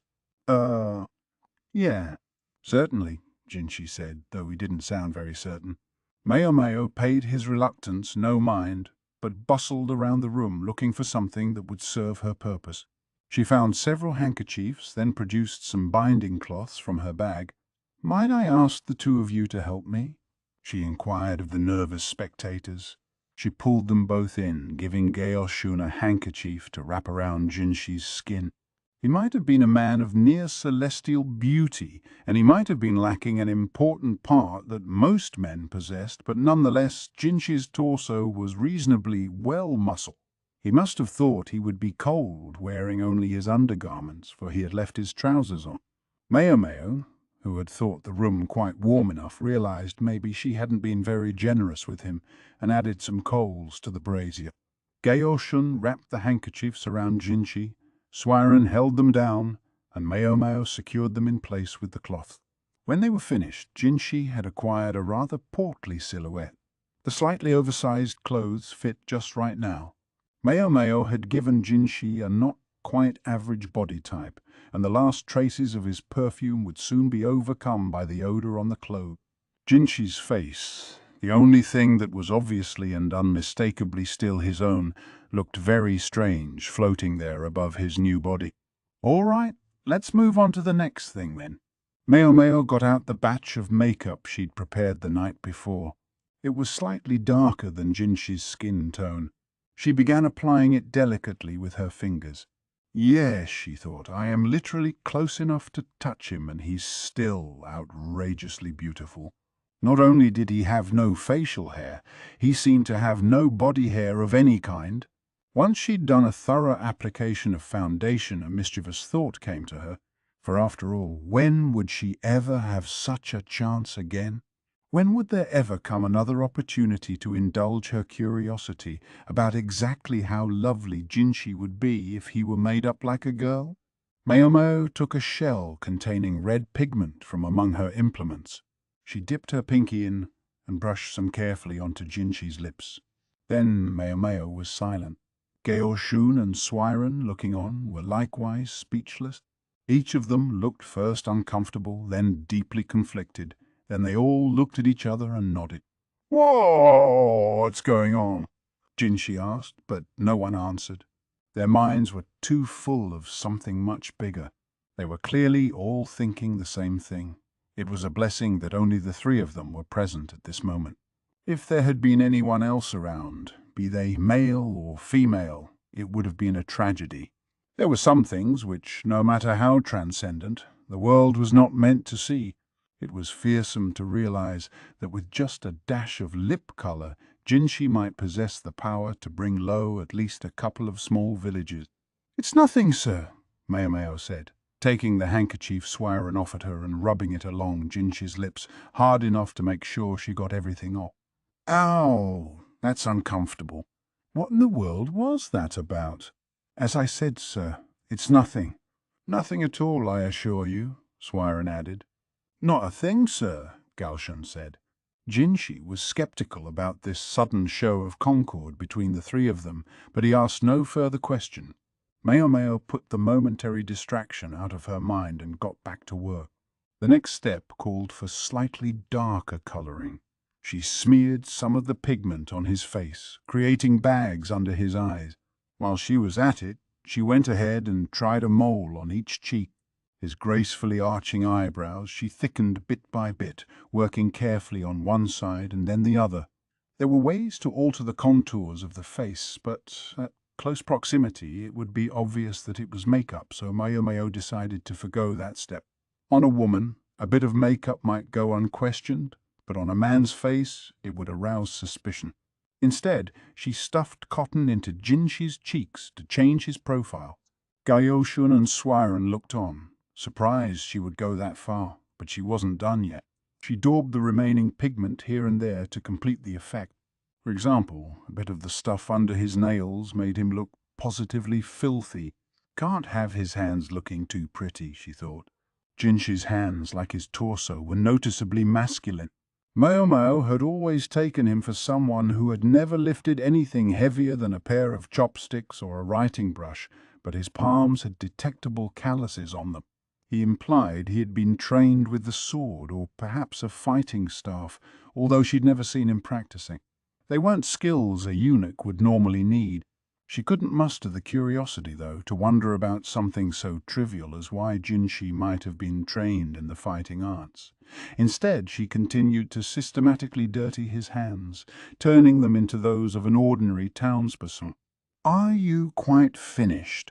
Jinshi asked, when Maomao started packing up her cosmetics and tools, wiping some sweat from her brow. The gorgeous eunuch had vanished, replaced by an ungainly urban dweller who looked none too healthy. His face retained its appealing symmetry, but his protruding belly, the spots on his hands, and the dark bags under his eyes bespoke a less than sanitary lifestyle. The fact that he still looked like someone who could have got himself cast as a ladies' man in some stage play showed how much trouble his natural beauty was apt to cause. "Gracious, is that really my young master?" Suirei said. "Don't call me that." Suirei had seen the entire process from start to finish, and even she was surprised by the transformation. Now Jinshi could have moved unrecognized almost anywhere in the palace. Unrecognized by his looks, at least. Maomao removed a bamboo cylinder from her pouch. She pulled the stopper, poured some of the contents into a cup and handed it to Jinshi. He eyed it dubiously and frowned. The characteristic, nose-prickling odor, Maomao suspected. It was a combination of a number of different stimulants, and honestly speaking, the flavor could hardly be called appetizing. "What exactly is this?" "A special draught of my own devising. Drink slowly so it gets on your lips and then swallow. It should cause swelling of the lips and throat, thereby changing your voice. Oh, you may want to take the cotton out of your mouth first." Jinshi could look and even smell different, but certain people would know him instantly if they heard that honeyed voice. If Maomao was going to do something, she was going to do it right.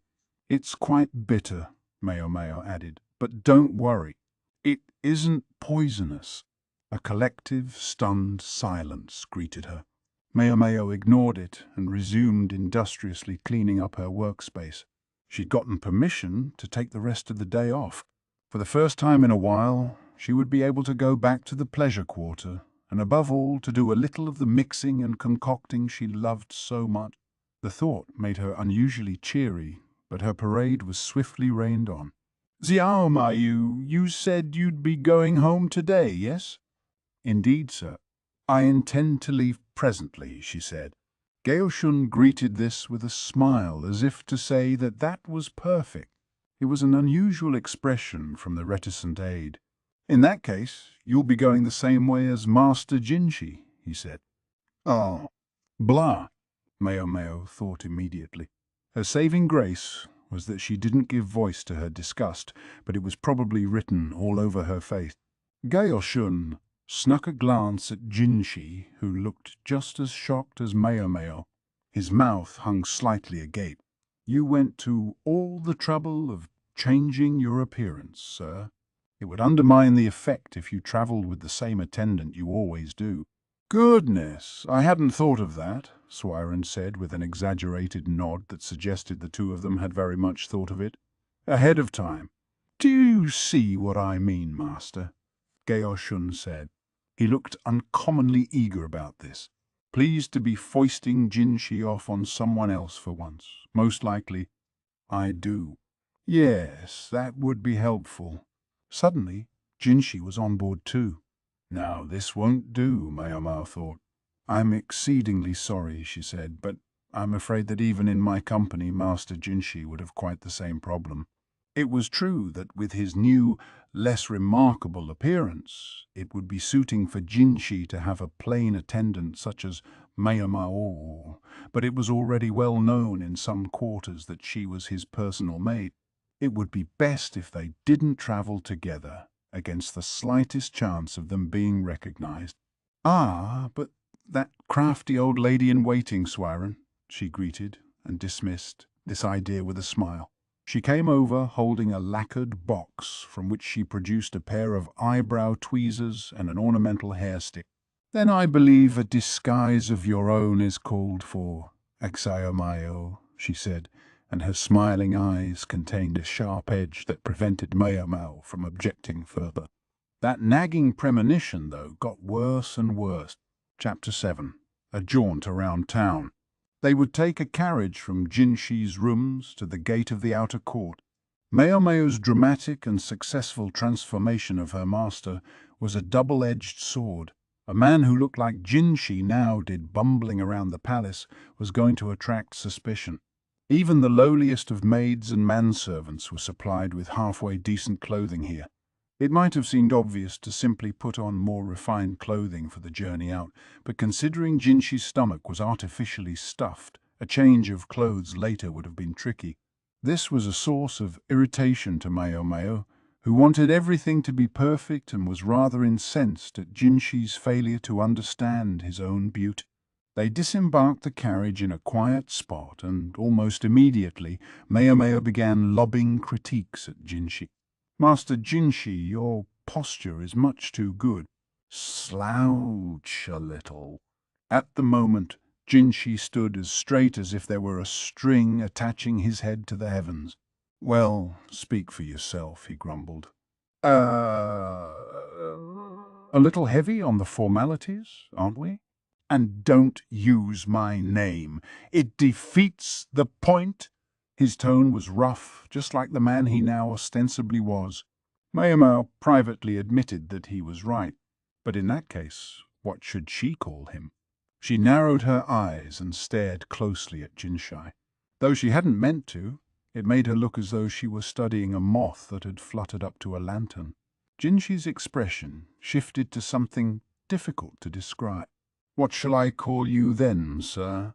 Maomao finally asked. "Good question," Jinshi said, stroking his chin. He hummed for a moment, then said, "Call me Jinka." Jinka. Maomao thought. It wasn't particularly odd, and she was happy to use it, but the deliberate choice of the character Ka, which meant flower, was somewhat surprising in a man's name. But then again, Jinshi wasn't the most masculine name in the world either. Maomao briefly regretted that she hadn't simply disguised Jinshi as a woman, but then she remembered that dab of rouge and thought better of it. She shook her head. Jinshi must never appear in women's clothing lest the very world tear itself apart. "Very well then, Master Jinka," Maomao started, but she caught Jinshi glaring at her. "Ah, yeah, the formality. Jinka, then. No honorifics, no deference."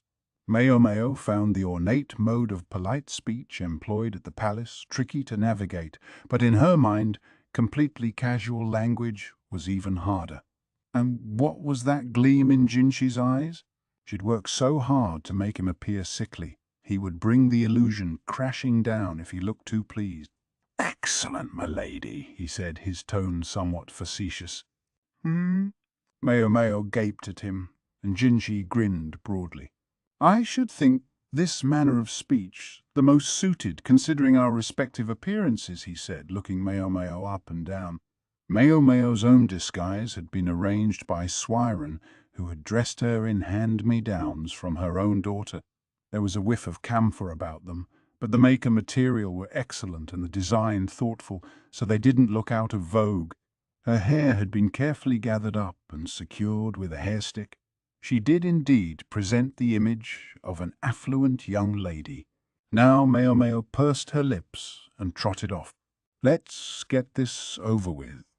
Yes, ma'am. Maomao was profoundly uncomfortable with this reversal of their accustomed roles, but Jinshi looked like he was having the time of his life. Jinshi's destination was a restaurant just outside the pleasure district. Apparently he had a meeting with some sort of acquaintance there, but Maomao didn't press for detail. Not asking too many questions, she felt, was frequently a wise way to get by in the world. Still, she couldn't help feeling somewhat used by Jinshi and Gaoshun. Maybe I should act a little more oblivious, she thought as she walked down the street. This road was home to a market bustling with merchants hawking their wares. Leafy green vegetables were still few and far between at this time of year, but there were plenty of fat daikon. Maomao had been given a bit of pocket change. She was just thinking that maybe she would have someone wring a chicken's neck for her and boil it with some daikon when someone grabbed her by the collar. "What is it?" she asked. Jinshi was looking down at her with a most distressing grin on his face. "You're going to go shopping?" he said. "I saw something I want. I was just gonna go get it." Looking like that, she took his point. A woman who was well off enough to have an attendant with her would never dirty her hands purchasing her own produce, let alone having a chicken slaughtered. Maomao gazed longingly at the vegetables. "But I wanted to make it for my old man," she thought. Pops was both a doctor and an apothecary par excellence, but he had one glaring flaw, a total inability to weigh profit and loss. Thus, though apothecary's work should have kept him eating luxury foods for the rest of his life, he instead lived in a shack that looked like it could fall down in a stiff breeze. Of course, if he ever seemed like he was really going to starve for want of food, the old madam would probably have funneled it into him. Maomao resumed walking, pouting now. Jinshi was still trying to pretend to be her manservant, but he had a long stride, and before she knew it he was in front of her. Maomao had to pick up her pace to keep up with him. She thought, he's got a long way to go.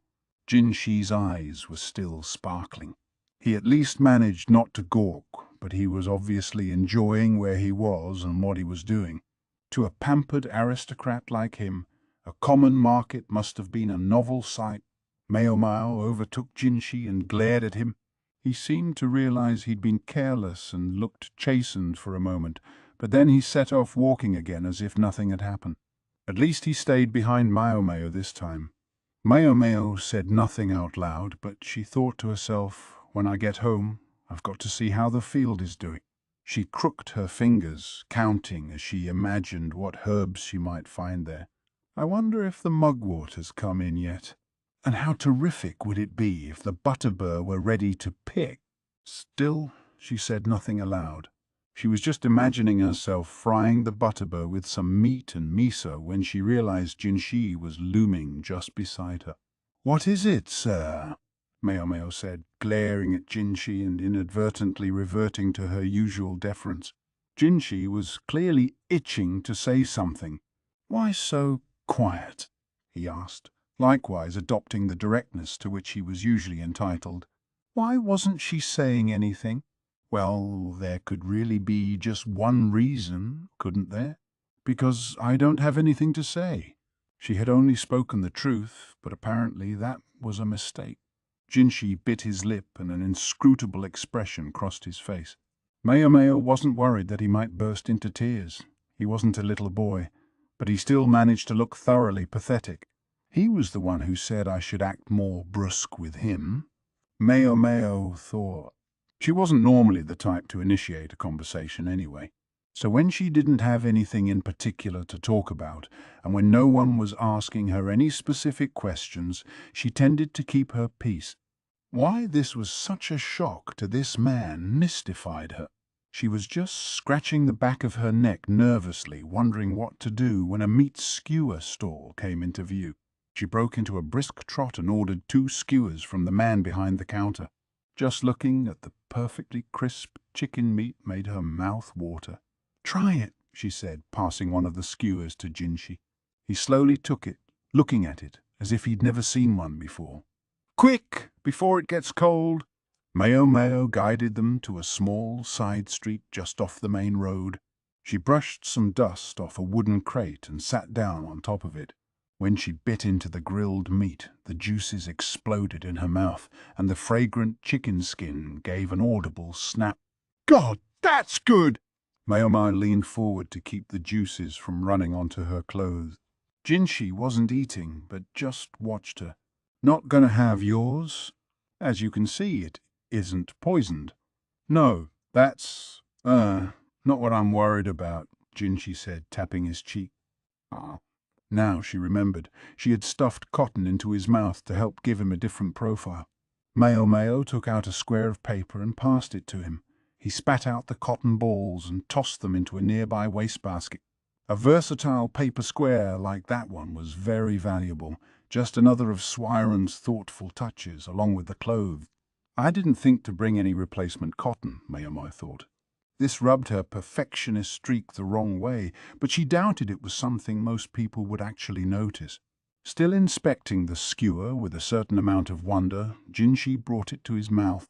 It must have been a little warm for him because he blew on it forcefully before chewing and swallowing. "What do you think, sir?" "Damn sight better than what they served at the bivouac." "Good and salty," Jinshi said, wiping the juice off his lips with his fingers. Maomao took a handkerchief out of her pouch and handed it to him, but she was thinking, bivouac? Eunuchs, as far as she knew, didn't normally serve in the military, so she wasn't sure what to make of this.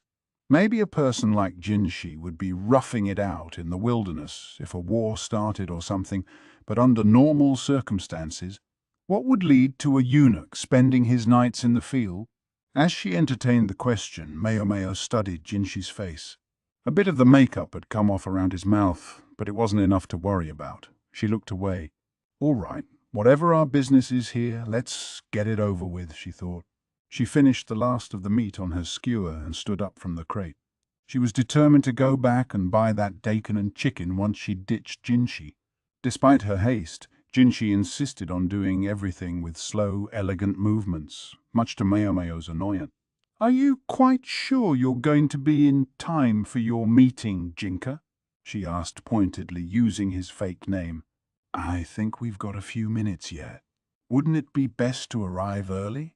It's bad manners to make someone wait for you." Now it was Jinshi who looked annoyed. "If I didn't know better, I'd think you were trying to get rid of me." "Would you?" Maomao said innocently. But of course Jinshi had hit the nail on the head. He looked a bit sullen, but didn't complain further. Instead, he changed the subject. "I can't imagine life in the palace is that bad. Surely it must be better than here in the pleasure district." Maomao had to admit it wasn't terrible, particularly now that she was serving there of her own volition. She had a small but clean room and an offer to move to other quarters. She had been quite lucky, she felt. But the lifestyle wasn't the only reason she might have to want to go back to the pleasure district. "I'm worried whether my old man is taking proper care of himself," she said. Jinshi's mouth practically hung open. "What?" Maomao asked. "It's nothing. I just never knew you were interested in anything besides drugs and poison," Maomao replied with a glare. "Rude bastard. My adoptive father is my teacher in matters of medicine, so I certainly hope he'll continue to live a good long time." Then she turned her back decisively on Jinshi and started walking. Yeah, she knew for sure now. She wanted to get this over with. Jinshi, looking slightly frazzled, came up alongside her. "This father of yours, I gather he's indeed a talented apothecary. After a moment, Maomao answered hesitantly, he is. She didn't think it was fair of Jinshi leveraging talk of her father like this. Apparently, he studied in the West when he was a young man. Thus, he was familiar not only with her own region's traditional medicine, but with Western medical techniques as well. She occasionally saw him taking notes in a foreign language, and once in a while he would use words that sounded quite unusual to her. It made her think he must have been quite some time in that foreign land. Really? He did that? Jinshi asked. He must have been something special then. I believe people are only sent on those studies by endorsement from the government. His transparent amazement only confirmed for Maomao that her father was an exceptional person. Yes, he is rather incredible. The old proverb holds that heaven doesn't give two gifts to one man, but I guess there are exceptions to the rule. The excitement was creeping into her voice now, and she was growing more voluble than usual. He must have been quite a man indeed. Jinshi, in contrast, looked more subdued than before. Perhaps she'd said too much, and something in her flood of words had upset him. He was the one who insisted I talk, she thought. She wished he would make up his blasted mind. Jinshi, desperate to look at anything but Maomao, let his gaze wander among the shops that lined the street. The restaurants and food stalls had given way to places selling textiles and accessories. Men flitted from one to the next, picking presents to please their nighttime butterflies. And what is such a distinguished person doing running a druggist's shop in a nameless corner of the pleasure district? There was a thorn hidden in Jinshi's words. Heaven gave him many gifts, but luck was not one of them. And as much as he was given, something was also taken from him. Something important. Fortune. That was Lumen's one great flaw, if he had one. His study in the West had proven sufficient pretext for the former emperor's mother, that is to say, the former Empress Dowager, to have him made a eunuch. Jinshi watched Maomao silently. Just as she was starting to fear that another of her red light district jokes had fallen flat, he said, "You're telling me that the father who adopted you is a eunuch?" "Yes, sir," Maomao said, wondering if she hadn't mentioned it before. Jinshi started mumbling. Eunuch. Apothecary. Doctor. Amidst this talking and mumbling, they reached their destination. Maomao looked at the note Gaoshun had given her. "I believe that's it, sir," she said, pointing to a place just at the border of the pleasure district. The upper floor was an inn and the lower a restaurant, a fairly standard arrangement. "Yes, I think you're right. But we still have a few minutes," Jinshi said, looking around. "Ah, now I get it," Maomao thought, narrowing her eyes. She understood why Jinshi had gone to all the trouble of disguising himself and marching around the town market. Yes, she saw it all now.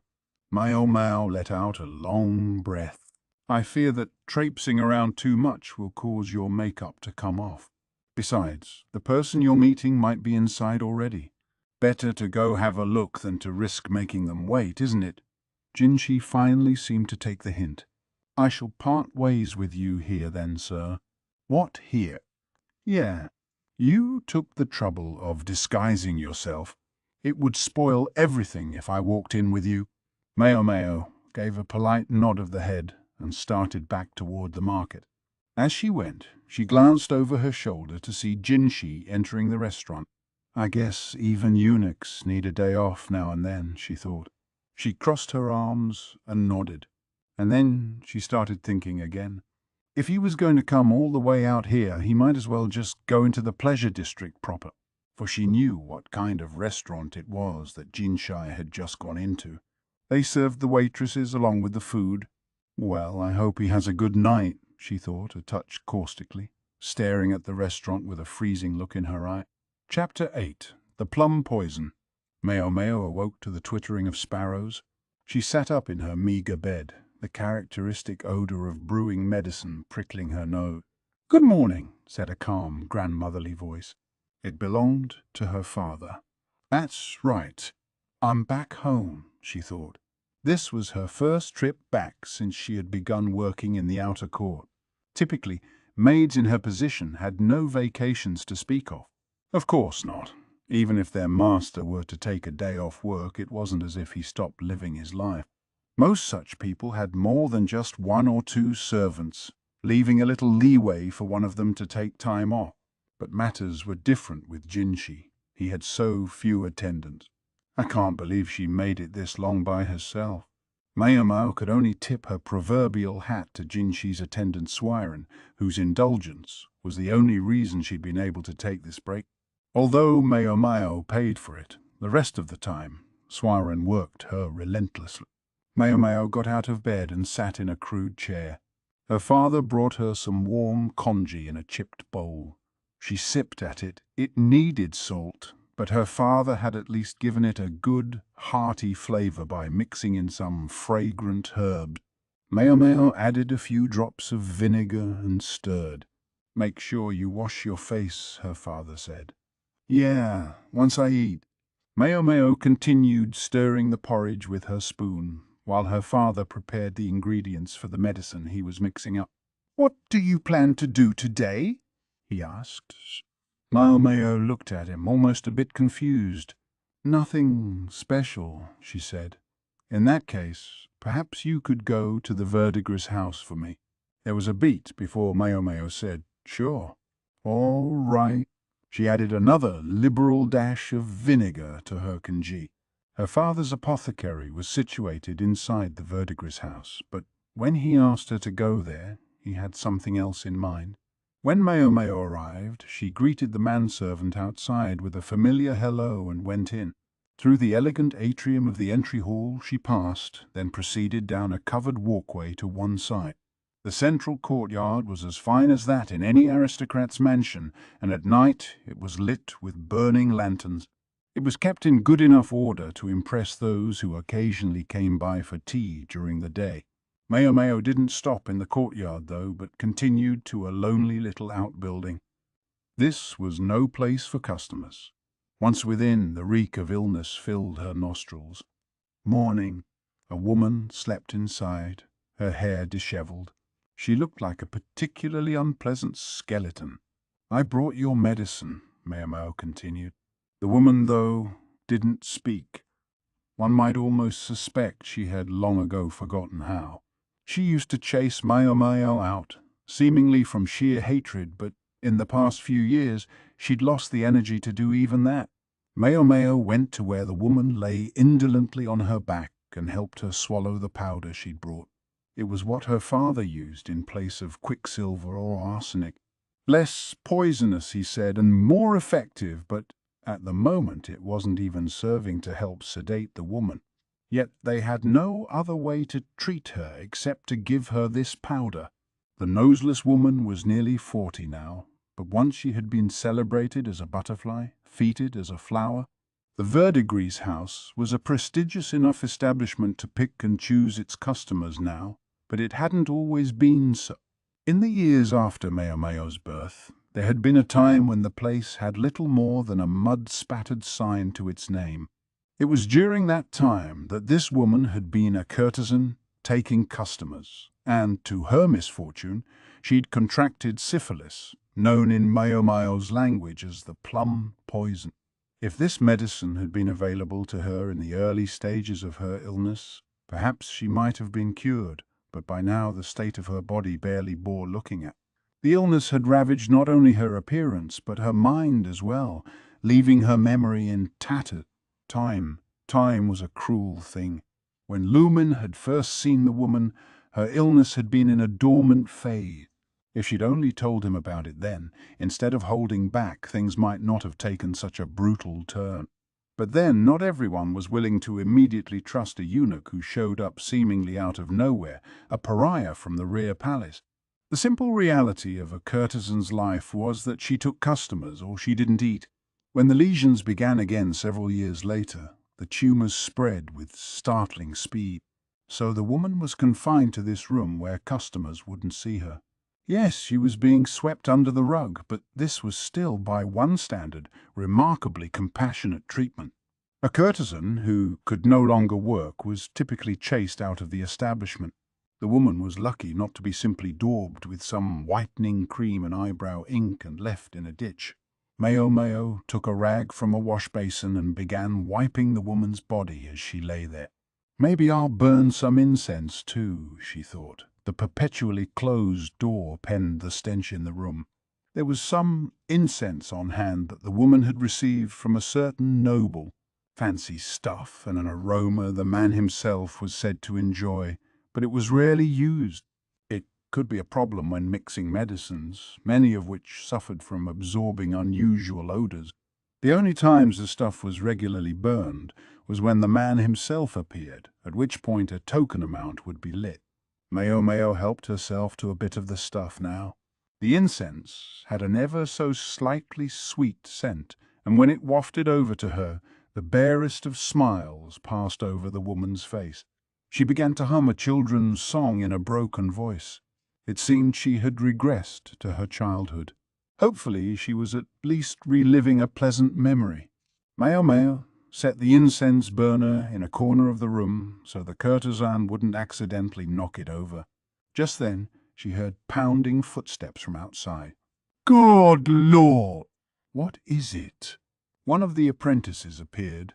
Maomao seemed to remember she served Maomao. The girl was reluctant to come into the sick room, but hovered in the doorway. She was probably scared of the woman with no nose. Sis said to bring you a message, the girl told Maomao. She said if I found you here, to tell you you'd better stay here for a while. She said there's a weird guy with a monocle out there. Ah, Maomao said. She understood who the girl meant. The weird man with glasses was a long-standing customer of the Verdigris house, but he was not someone with whom Maomao wished to cross paths. As long as she stayed in this room, however, she would be safe. The madam would never do something so stupid as to show a customer something she had worked so hard to hide. "Okay," Maomao said now. "I've got it. You can go back." Then she let out a breath. The woman with no nose stopped her song and pulled out a set of marbles made with colored pebbles. She began lining them up one next to the other, as if trying to organize the tattered bits of her memories. Fool woman, Maomao thought. She went over to a corner of the room and crouched down. It was Maomao who came shortly thereafter to let Maomao know that the coast was clear. Unlike her apprentice, the courtesan entered the room without hesitation, as though she knew it well. "Thanks for taking care of her today." Maomao set out a round pillow. Maomao sat and smiled down at the sick woman. The patient didn't react. She had fallen asleep at some point. Maomao said. They talked about you-know-what again. Maomao did indeed know what. The very thought was enough to give her goosebumps. Persistent old bastard, isn't he? I'm amazed you can stand him, sis. He's a good customer, if you can accept him as he is. And given what he pays, the old lady's not about to object. Yeah, and I'm sure that's why she's so keen for me to become a courtesan. The customer in question was the reason the madam had been so intent on bringing Maomao into her employ these past years. If Maomao hadn't been hired by Jinshi, there was a distinct chance she would have been sold off to this customer by now. "I don't even want to think about it," she said, her face contorting. Maomao exhaled pointedly when she saw this expression. From an outside perspective, it might look like an excellent opportunity. "You've got to be kidding. Don't make that face at me." Courtesans had a somewhat different idea from most people of what constituted a good match. "Do you know how few of us get to end up with someone we truly desire?" "I know. Because for the madam, personal attraction weighs nothing, but silver is very, very heavy." "That's the cost of a ticket on the boat to heaven," Maomao said with a jovial laugh. She ran her fingers through the sick woman's hair, then whispered to Maomao, "I think the old lady's of a mind to sell one of us off one of these days. We're getting to be about that age." Maomao wasn't quite 30 yet, but for a courtesan it was entirely natural to start thinking about retirement at that age. Sell high, as it were, or rather, sell before your looks started to go. Maomao silently studied Mime's profile. Her face, still beautiful, appeared awash in a bevy of emotions, but Maomao didn't want to think about them too hard. Those were feelings she still didn't understand. If there was such a thing as love, Maomao thought she had left it in the womb of the woman who bore her when she came out into the world. What if you started up a place of your own? Ah, the last thing I want is to be a competitor to that old hag. Maomao must have enough money to free herself, Maomao thought. If she chose not to leave the courtesan's life, it must have been because she wasn't ready. Just a little longer, Mime said with a smile. I won't be in this line of work forever. Jinshi pressed his chop to some paperwork, his face long. The outing the day before must have tired him. He sighed. Never had he imagined that the establishment at which the meeting took place would be a virtual extension of the pleasure district. He hadn't gone there for that. What's more, the whole point of his disguise had been that it was difficult for him to go out in public quietly. Yet he had ended up accompanied by Maomao practically to the very doorstep of his meeting. Something else he hadn't envisioned. The idea had come instead from the aide quietly organizing the papers beside him. This man had served him for many years, but perhaps it made him too willing to take matters into his own hands. No doubt he thought that what he had done was for Jinshi's benefit, but Jinshi could have raised a number of objections. Gaoshun, what are you plotting? Jinshi asked. Gaoshun shook his head as if to say the idea of plotting anything had never occurred to him.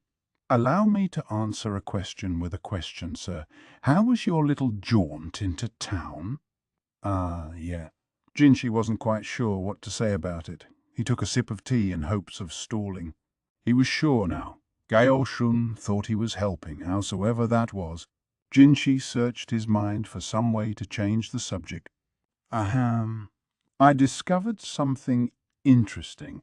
The girl, her adoptive father, is a eunuch and was a doctor here once. The girl? You mean Xiaomayo? If she was taught by a palace doctor, that would explain a great deal about her medical knowledge. Eunuch, though. You heard me. The simple fact was, no doctor of the rear palace was likely to be a man of renown. Someone who had the wherewithal to become a qualified medical practitioner had no need to become a eunuch in order to find work. The only physicians who found their way to the rear palace were the ones with problems. Could such a talented practitioner really have been among the eunuchs? Gaoshun asked. That is the question, isn't it? Jinshi said. Gaoshun hummed and stroked his chin. Jinshi felt he had said enough. His aide was a sharp enough man to take the investigation from here. They heard the clear ringing of a bell, a little device set up so Jinshi would be immediately aware of any visitors to his office. Gaoshun put down his work and stood by the entrance waiting for the new arrival. Another day, another visit from the weirdo with the monocle. He didn't have any particular business. He simply lounged around on a couch, sipping juice. Thanks for taking care of that little thing the other day. It did turn out to be quite a story, didn't it?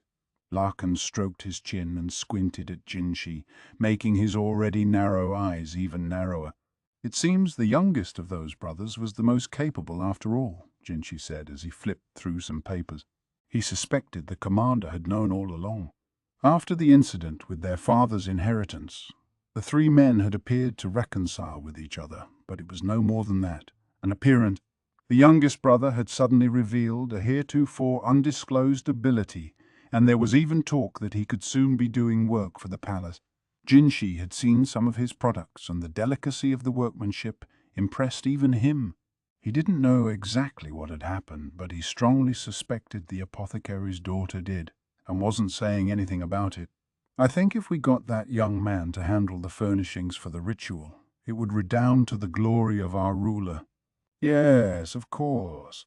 Jinshi hated the way Lakan could make virtually anything sound important.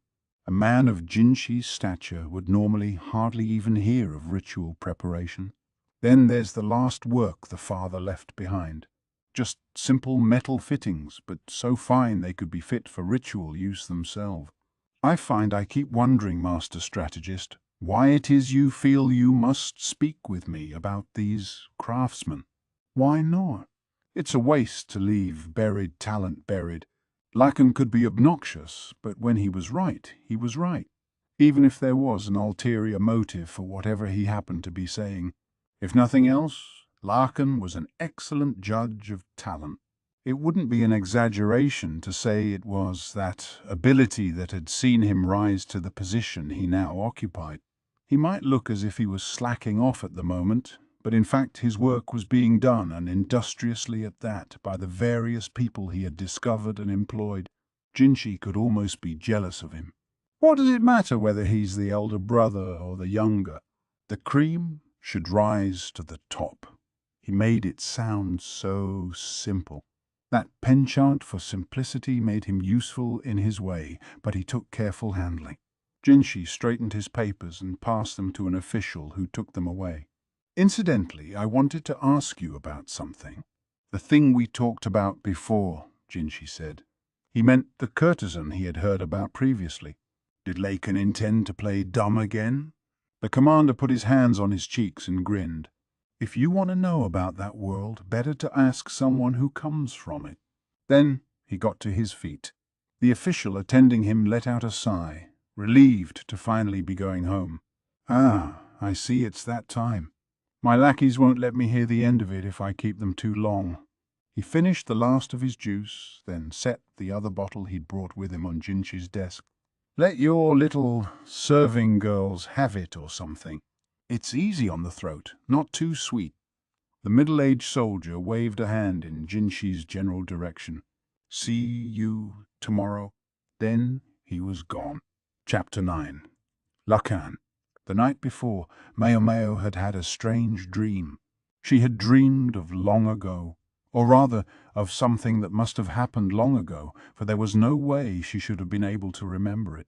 She wasn't sure if what she dreamed of had even really occurred. It must have been visiting that woman, she thought. Brought back old memories. In the dream, a grown woman had looked down on Maomao from above. Her dishevelled hair tumbled around a drawn face, and her eyes glinted hungrily as she stared. Her makeup was flaking off, the rouge on her lips starting to smear. The woman reached out and grasped Maomao's hand in hers. Her skin was stippled with minuscule welts like a leaf in autumn. In her other hand the woman grasped a knife. The hand that held Maomao's was wrapped in bleached cotton cloths, layer after layer, all of them seeping red. The fluttering cotton smelled rusty. Something like the mewl of a kitten escaped Maomao's vocal cords. She realized she was crying. Maomao's hand was pressed against the bed. The woman raised the knife high. Her lips were contorted and trembling, her red, swollen eyes still running with tears. Fool woman. The woman brought the knife down. Goodness, are you tired? I'm afraid bedtime won't be for a little while yet, Suirei said as Maomao yawned. She sounded polite about it, but the old lady could be a real disciplinarian, so Maomao straightened up and focused on polishing the silver eating vessel. She would be practically begging for trouble if she appeared to be slacking the very day after she'd taken time off. The fact that it was evening was no excuse. I'm quite fine, Mum, Maomao said. It was just a dream, strange or no. She'd assumed that if she threw herself into the routine of her work she'd soon forget it, but it had refused to quite go away all day. This isn't like me, Maomao thought, a rueful smile flitting across her face. Just as she was stacking the dishes back on the shelf, clatter, clatter, she heard rapid footsteps. The honey candles were burning in the room. It was time for their master to return. Suirei took a dish Maomao had polished to perfection and began preparing a snack. Jinshi trooped clear through the living area and appeared in the kitchen. A gift from a weirdo. Share it with Suirei. He set some sort of bottle down on the table. The weirdo was a particularly unpleasant official who had been making himself something of a nuisance to Jinshi lately. Maomao undid the stopper and was greeted by a sour, citrusy smell. Some kind of juice, she figured. We're accepting gifts from weirdos now, are we? She asked, her voice completely flat. Jinshi had already retreated to the living area and was resting on the couch. Maomao added some coals to the brazier. Gaoshun observed that they were scraping the bottom of their coal supply and left the room. Going to get more, Maomao figured. Now there was a man you could rely on. Jinshi gave a great scratch of his head, most uncouth, and looked at Maomao. "Are you familiar with the regulars at the Verdigris house?" he asked. Maomao cocked her head, surprised by the question. "If they're conspicuous enough about it, yes." "What kind of people go there?" "That's confidential." Jinshi knitted his brow at the brusque response. Then he seemed to realize he was coming at it the wrong way and tried something else. "Let me ask you this then. How would one go about reducing the price of a courtesan?" He sounded uncommonly careful as he picked his words. "What a distressing topic," Maomao huffed.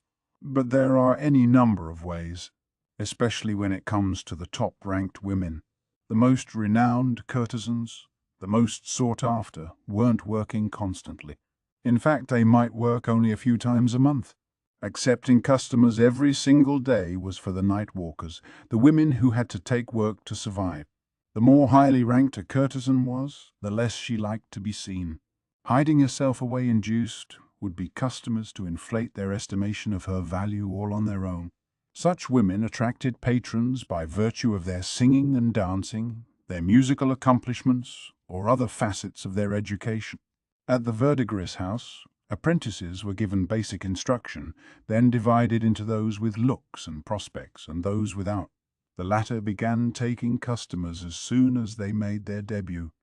They weren't selling their arts, but their bodies. As for those who showed potential, they started by sharing tea with the customers. Those adept at entrancing patrons with their conversation or ravishing them with their intelligence rose in value. Then, by deliberately keeping a popular courtesan from seeing too many people, you could produce a woman who commanded a year's wages in silver just to share a drink.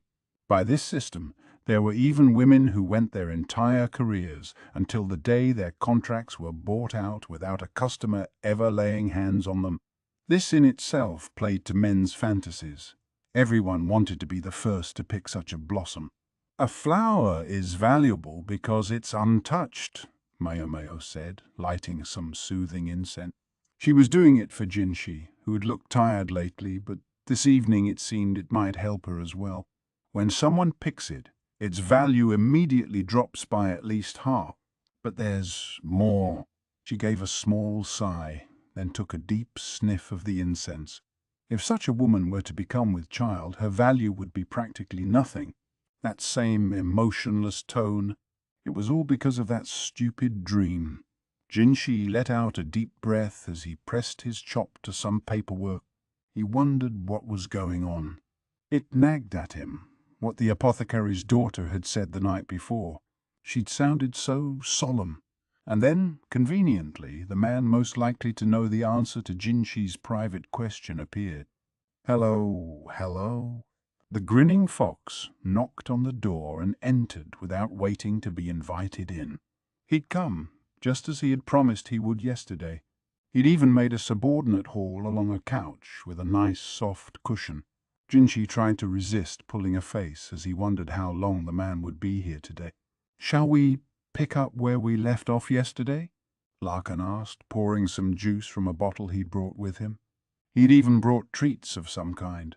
He placed on the paper-riddled desk a baked snack that smelled richly of butter. The occupants of the office wished he would stop putting food directly on the table. Gaoshun could only hold his head in his hands when he saw the oil stains left on the papers. "It seems, sir, that you did something quite reprehensible," Jinshi said as he pressed his chop to another piece of paper. He hardly registered what it said, but Gaoshun, standing behind him, didn't speak up, so it was probably fine. Based on what Maomao had told him, he had a fairly good idea what this wily madman must have done. And after that thought came another, equally unwelcome one.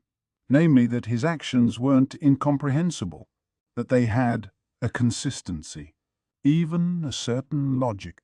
Jinshi thought he understood why Lakan had started with the talk of buying out a contract at the Verdigris house, why he'd spoken of his old friend.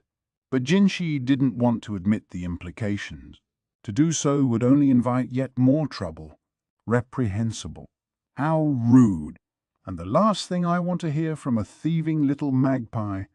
Lakan's eye narrowed behind his monocle, and then he laughed. I finally brought the old lady around. Do you know that? It took me 10 years of work. And then you swoop in and snatch her away from me. Just imagine how that feels. Lakan gestured emphatically with his cup. Ice floated in the juice. Are you saying I should give back your shiny trinket? By this, Jinshi meant the reticent young woman. No, keep it. I don't want to get stuck in the same rut as before. And if I don't want it, then what could I possibly do? I could count on one hand the number of people who could go against your will, my lord. Lakan was resolute about never saying quite what he really meant. It drove Jinshi to distraction. Lakan knew who and what Jinshi was. Otherwise he never would have said what he did. But the logic was there, in his words. Lakan took off his monocle, wiped it with a handkerchief, then replaced it, in front of the other eye, so it was just an affectation. Jinshi had always known Lakan was a strange one. But I do wonder what my little girl will think. The way he emphasized the words little girl. So it must be true. Much as Jinshi resisted admitting it, Lakan was Maomao's birth father.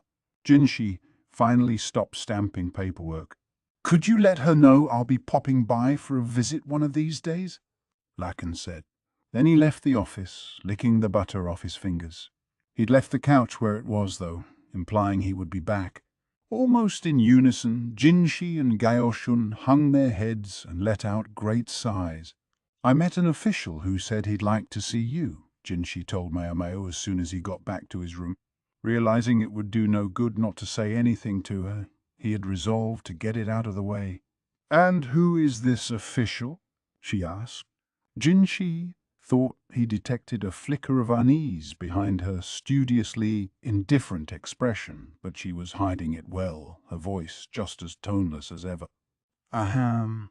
His name is Lakan. No sooner were the words out of his mouth than Maomao's expression shifted. Her eyes widened and she took a step away from Jinshi, almost, it seemed, involuntarily. To date, she had looked at him like a beetle, like a dried-out earthworm, like mud, like dust, like a slug, and even like a flattened frog. That is to say, in many demeaning and belittling ways. But he realized that all of these were kind and gentle compared to the look she leveled at him now. It was frankly hard to describe, but even Jinshi felt he could barely survive it. Maomao looked as if she might smash open his heart and pour in molten metal so that not even ashes remained. This one look communicated to Jinshi clearly how Lakan's daughter felt about her father. I'll turn him down. Somehow, Jinshi managed, still a little dazed. It was a wonder his heart didn't stop. Thank you, sir.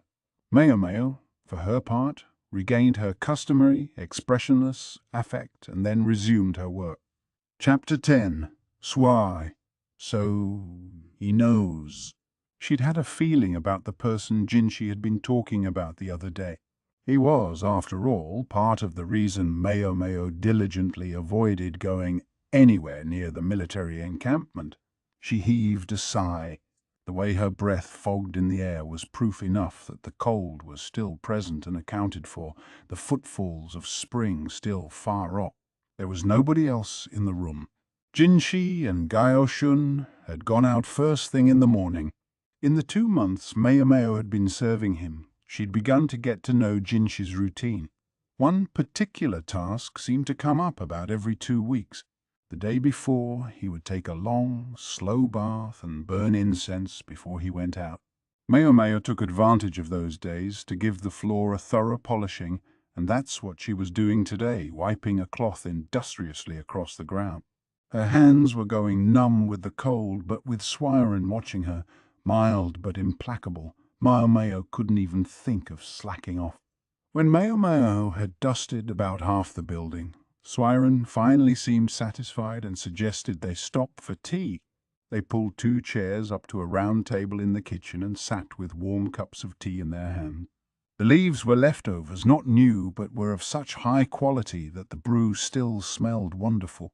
Maomao savoured the sweet aroma as she ate a sesame ball. Wish we could have something more savoury, Maomao thought, but it would sound churlish to say so aloud. She suspected Suirei had prepared the snack, assuming that a young woman would enjoy a sweet treat. So Maomao felt compelled to look appreciative, but then she noticed that Suirei herself was munching away noisily on some grilled rice crackers. Maomao said nothing for a moment. "Ah, that salty tang is like an addiction," Suirei said. She and Jinshi were certainly of a piece, Maomao thought. She reached out toward the dish of crackers, but Suirei snatched up the last one before she could get to it. Now Maomao was sure she was doing this on purpose. Very disagreeable, this attendant. Maomao always ended up the listener when she took a snack with other women, and so it proved at tea with Suirei. Unlike the ladies of the pleasure district or the rear palace, Suirei didn't favour idle gossip, but was given to discoursing on the master of the house. "The meal tonight is vegetarian, so make sure you're not snitching any meat or fish on the sly," Suirei said. "Yes, ma'am." Maomao knew better than to ask why they were eating, as though they were undergoing some kind of ritual purification, but Suirei implied just enough with her tone that Maomao could get. Can eunuchs perform ritual offices? She wondered, he wondered. Purification was typically performed by those who would be participating in religious rituals. Those of aristocratic or noble birth could expect to preside at such functions from time to time. There were a number of things about Jinshi that Maomao didn't understand. For one, why a man of birth such as his should have become a eunuch at all. Then again, when she considered the time of his life at which it had happened, it made a certain kind of sense.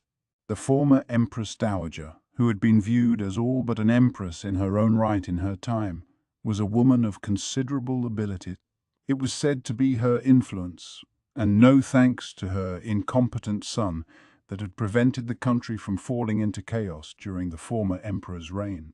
But the natural corollary of that fact was that she had leaned on her own authority for many of the actions she took, such as forcibly making a eunuch of a very capable physician she happened to favor, Maomao's father. It would be reasonable to suppose that Jinshi had become a eunuch under similar circumstances. "Oh, and I need you to run a little errand for me this afternoon. You'll have to go to the doctor and get some medicine." "Yes, ma'am," Maomao blurted out before Suirei was finished speaking. "I could wish you were always so enthusiastic," she said, and stuffed the last of the rice cracker into her mouth. The medical office was located on the eastern side of the outer palace, near the military headquarters. Perhaps it was convenient for all the injuries the military produced. Maomao remembered what Jinshi had said about this physician, but she was interested in him for other reasons as well. She'd once had first-hand experience with one of his medicines, and it was more than enough to convince her that he was an accomplished practitioner. The rear palace had an absolute quack running its medical office, a real waste, but Maomao was acutely curious as to how things were done in the outer court. "I've come to pick up some medicine," she said, presenting the tag Suirei had given her. The doctor, a man with high cheekbones, looked at it, then asked Maomao to sit down and disappeared into a back room. Maomao sat, then took a deep breath in. A profusion of acrid smells and bitter flavors filled her nose and mouth. Over at the desk, where the doctor had been until her arrival, Maomao could see a mortar and pestle with some half-crushed herbs in it. With a supreme effort of will, she managed to control her urge to turn the place upside down. She would have given anything to have a good close look through the cabinet full of medicines in the next room. No, she implored herself. Got to stay strong. She could feel her body edging its way toward the other room in spite of herself. "May I ask what you're doing?" a woman's cold voice said. Maomao snapped to reality, discovering behind her a very exasperated-looking court lady. Maomao remembered her. It was the tall woman. Maomao realized she must look profoundly suspicious, slinking toward the other room as she was, and promptly returned to her chair. "Just waiting for some medicine," she said innocently. The other woman looked like she wanted to say something to that, but at that moment the doctor re-emerged with the prescription. "Oh, Suirei, when did you get here?" he said lightly. The woman he called Suirei frowned as if she didn't appreciate his tone. "I've come to restock the medicine they keep on hand at the guardhouse," she said. She must have been referring to some place in the military camp. Now that Maomao thought about it, she realized the last time she'd run into Suirei, it had also been in the vicinity of the military area. At the time, she'd felt strangely as if Suirei had it out for her, and the attitude she saw from the woman now only confirmed her suspicion. Suirei was looking at Maomao as if she wished the young serving woman were anywhere else. If nothing else, Maomao now understood why Suirei had smelled of medicinal herbs when they'd met. "I've got everything right here. Anything else you need?" the doctor asked. "Not to speak of. I bid you good day." Suirei met the doctor's downright ingratiating tone with near indifference. The doctor looked almost a little sad as he watched her go. "So that's how it is," Maomao thought, studying the disappointed doctor and reflecting on how easy he was to read. When he realized she was watching him, he frowned and thrust out her medicine at her. "Does that woman work with the military?" Maomao asked. She didn't really mean anything by it. It was just a passing thought. "Yeah, though there's no need for a qualified woman of the outer court to handle that sort of thing." Maomao looked at him expectantly, but the doctor didn't elaborate. He only shook his head and said, "It's nothing. Anyway, here's your medicine." He shoved the packet at her, then gave a dismissive wave of his hand. "Go on, go!" Apparently Maomao had said something she shouldn't have, but exactly what it was eluded her. "Something a court lady wouldn't normally handle?" she repeated to herself. She concluded, though, that there was no special need to tie herself in knots wondering about the portentor's pronouncement. Instead, she took the packet and peeked inside. There was some kind of powder in it. Wondering what it was, she put a fingertip's worth on her tongue. Her bad habit. "Is this potato dust?" She left the doctor's office perplexed. "Do you need anything from the doctor's office today?" Maomao asked with a glance at Suirei, but the lady-in-waiting was not to be outfoxed. "I won't have you slacking off," she said firmly. "I don't think of it as slacking," Maomao mentally replied. She was just so eager for even a sniff of that rich aroma of medicine. "On that note," Suirei said, drying her hands, "I gather you've quietly been using our storage room to keep some unusual herbs. I don't want that to continue." She never did forget to twist the knife. Maomao's face twisted into a scowl as she squeezed a rag and wiped the floor. Suirei was a far more fearsome force than the head lady-in-waiting of the Jade Pavilion. Maybe he really did bring wild. "If you feel you haven't enough space in your room, maybe you could speak to Master Jinshi. We have more than enough rooms here. If you only ask, you might be surprised how accommodating he may turn out to be." Suirei sounded unusually cheerful. Maomao wondered if that was true. After all, Jinshi had turned her request for a stable-down flat. "No, ma'am," she said now. "I could never turn a noble's residence into medicinal storage." Suirei put a surprised hand to her mouth as she took a seat in a chair. "You don't look like the kind who would care, Xiaomao, but you always turn out to be so circumspect. I am only a low-born young woman. No one is more surprised than I am to find me here." "I can understand that. But—" Suirei got a distant look in her eyes. She was gazing out the window. Brief flurries of snow occasionally drifted down. "I urge you not to imagine that those who are high-born are fundamentally different creatures from you. None of us, however princely or however poor, know what will happen in our lives. that by itself unites us across every divide. You think so, ma'am? I very much do, Suirei said with a smile, standing up from her chair. Then she came over, hauling a large basket stuffed to the brim with trash. And now it's time to work. Zia Mao, do you think you could go throw this away for me? Suirei wore a placid smile on her face, but the basket came up almost to Maomao's chest and looked very heavy. Not just any random maid or manservant could be trusted to dispose of the trash in Jinshi's building. There were any number of people out there who would all too eagerly rifle through it to find anything that might afford a strategic advantage. The way to the trash pit goes past the doctor's office, Suirei said. If all you do is go past it, I certainly don't mind. That's not a favor, that's torture, Maomao thought with a frown, but nonetheless she hefted the basket onto her back, wobbling under the weight. Maomao studied the stark indentations the straps of the basket had left on her shoulders, wondering just how much had been in there. Well, at least no one would be able to root through this particular noble's garbage now. It had all turned to ash. As for Maomao, all she could do was sigh at this important personage's ignorance of how much trouble he caused for those around him. She was just about to go back when something caught her eye. Is that what I think it is? Not far from the trash pit was some kind of building. From the neighing of horses, she suspected it was a stable. Grass, natural and untended, grew nearby, except clearly not everything there was forage. Maomao gave a furtive glance in one direction, then the other, then dashed over and fell upon her target. To the untrained eye, it looked like simple, withered grass. It smelled like a plant wasted by winter.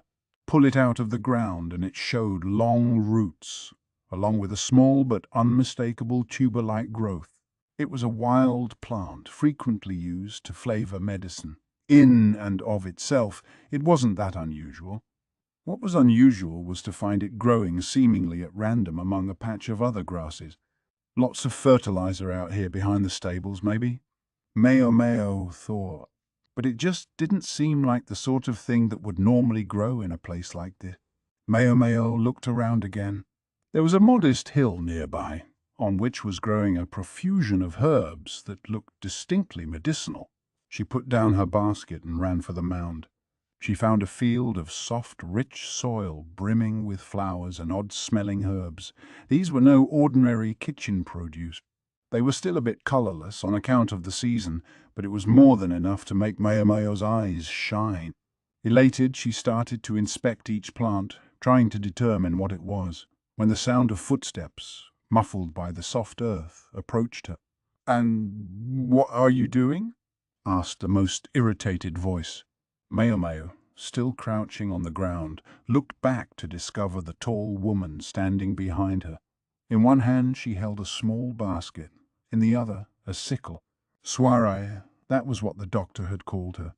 Shit. Maomao knew she had to look suspicious here. She decided to try to explain herself, keenly aware that the sickle could come down on her at any moment. "Please, Mum, there's no cause for alarm. I haven't picked anything yet." "Meaning you were about to? May I take it?" Suirei remained impressively calm. The sickle wasn't swung at Maomao, but instead was set gently on the ground along with the basket. "Any farmer would want to inspect such a fine field," Maomao said. "And what palace is peopled with farmers?" She had Maomao there, but Maomao had thought it was a clever line. Where there were fields, there had to be farmers, right? Unfortunately, Suirei didn't find this logic as coherent or compelling as Maomao did. Instead, the woman sighed. "I'm not here to hang you by your thumbs or something. This garden isn't technically allowed anyway. A word of warning, though. The doctor shows up here periodically, so I wouldn't recommend making too many visits." She started pulling weeds as she spoke. "So he let you be in charge of this place?" So. He lets me plant what I like anyway." To Maomao's ears, Suirei sounded notably disinterested. Maomao didn't exactly overflow with enthusiasm herself. It looked like she'd found a kindred spirit. Suirei, though, seemed to have enough social sense to join the other court ladies when they picked on Maomao. "And what do you like to plant?" Suirei looked at Maomao without saying anything, but only for a second. Then she returned her gaze to the ground. "A medicine to revive the dead." That was enough to get Maomao's heart pounding. She nearly grabbed Suirei and demanded to know what she was talking about, but rationality got hold of her at the last moment. Suirei eyed Maomao and then said the cruelest thing imaginable. "I'm kidding." Maomao didn't reply, but the devastation must have been clear on her face, for the other woman gave a humorless laugh. "Word has it, you're an apothecary." Maomao wondered where she'd heard that, but nodded. Suirei was once again expressionless as she plucked dead leaves. She left any thick roots, trimming the leaves with the sickle. "I wondered just how good an apothecary," she said, and Maomao, if she wasn't mistaken, heard a barb in Suirei's voice. She looked at Suirei and replied only, "Good question." Suirei said and stood. "I plant morning glories here every year. It's not quite the season yet, though." Then she collected her herbs and went back down the hill. A medicine to revive the dead. If such a thing existed, Maomao would do anything to get her hands on it. Humanity had sought a means of immortality virtually throughout its history. Could such a thing exist? Maomao believed, in fact, that the possibility couldn't be ruled out. But she shook her head at the idea that it would just happen to be a drug that brought people back to life. She looked longingly at the field for a moment, the part of her that wanted to help herself to a little something and the part that knew she shouldn't arguing back and forth. In the end, the mental dispute only made her late getting back. Suirei's discipline was unassuming but severe. Maomao found herself cleaning and polishing right up to the ceiling beam. Chapter 11. Chance or something more. Maomao was cleaning a hallway somewhere in the outer court, as she so often did when she heard a very strange tale. A large figure came up to her in a mild panic. On closer inspection, it turned out to be the big dog, Lihaku. "Whoa, what's going on?" Maomao asked, setting down her cloth. The burly military officer wouldn't have a reason to come to Jinshi's office, unless he needed something from Maomao. "No time for chit-chat. There's trouble." And what might that be? If he'd come all this way, it must be serious. Despite the way he sometimes acted, Lihaku hardly had time to kill. "You remember the fire at that storehouse?" Later, we found out that on the exact same day, there was a burglary at another one. He scratched his head as he spoke. "The only thing I can think is that someone was using the fire as a diversion." Maomao crossed her arms. So that was the story. What was stolen, if I may ask? At that, Lihaku fell into an uncomfortable silence.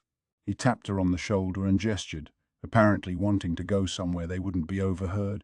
Maomao let him lead her out of the gallery and toward the garden.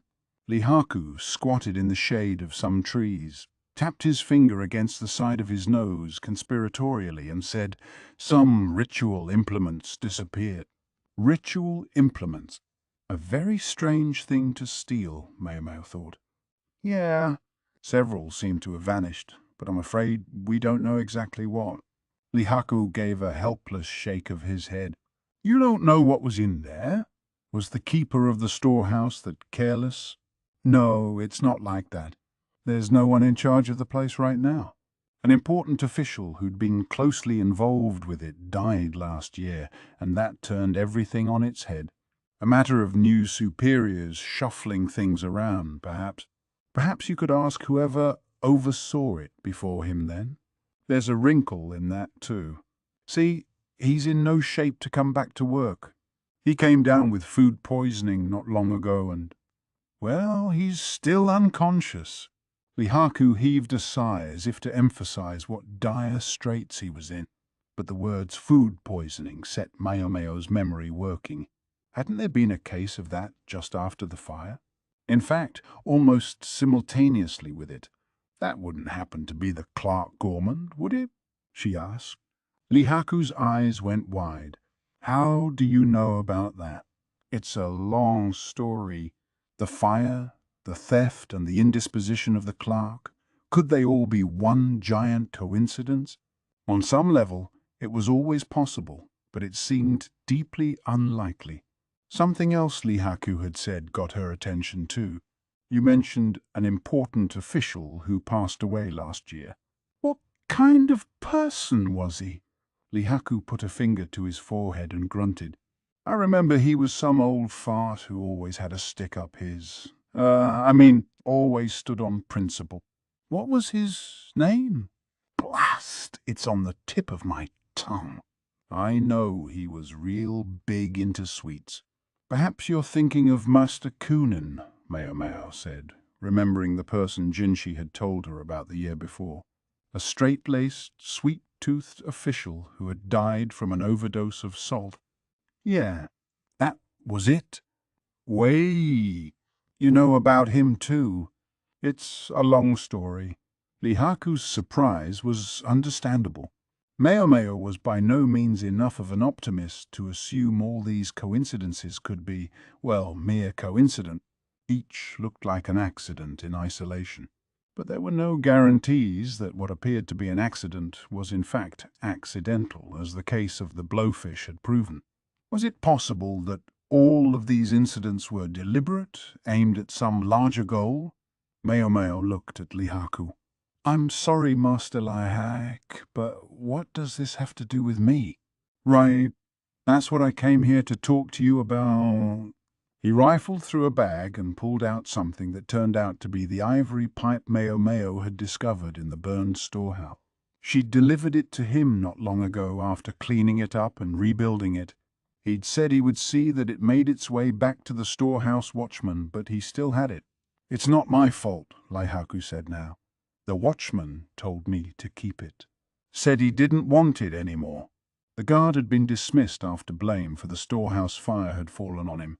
Maomao had taken the pipe to be a potentially expensive purchase, but evidently it had been a gift. Someone was very generous, she thought.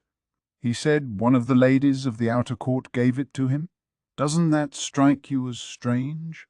Why would one of them give something like this to a random watchman? It might make sense depending on the person. When courtesans received a gift from a particularly despised customer, they would promptly sell it for cash, or otherwise give it to someone else. But Maomao could think of another possibility too. Maybe she knew that he would want to put such a rich gift to use right away. Not everyone would have that impulse, but many would. And if that was the mystery woman's objective, she must have guessed the course of events.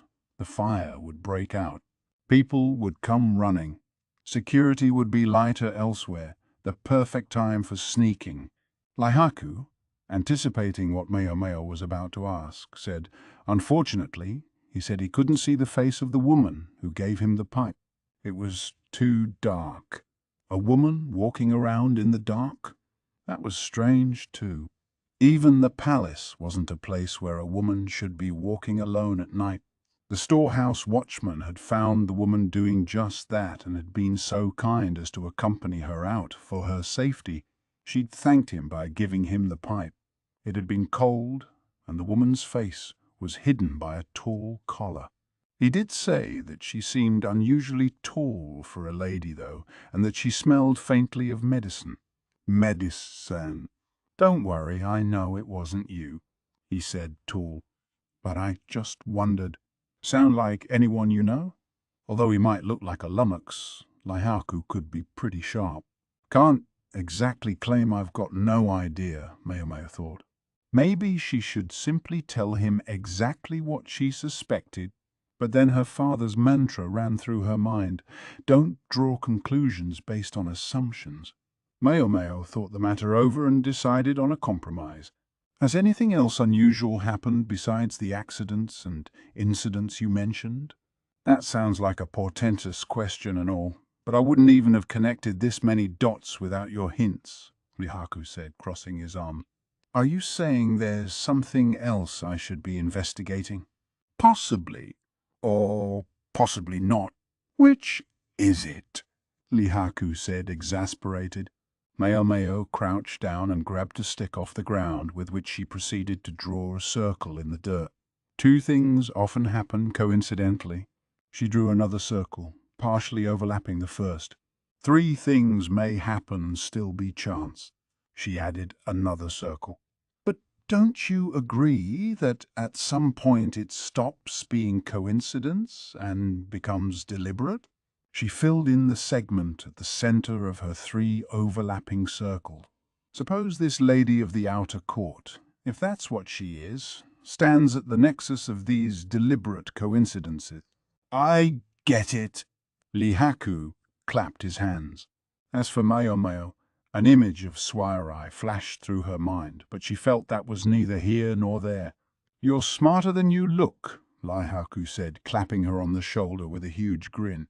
But you're just as stupidly strong as you look, Master Lihaku, so please do be careful. Lihaku felt a bit of a chill as Maomao glared at him. He turned around to discover she wasn't the only one giving him the stink eye. I'm glad to see you're having fun. The voice was gorgeous but thick with sarcasm.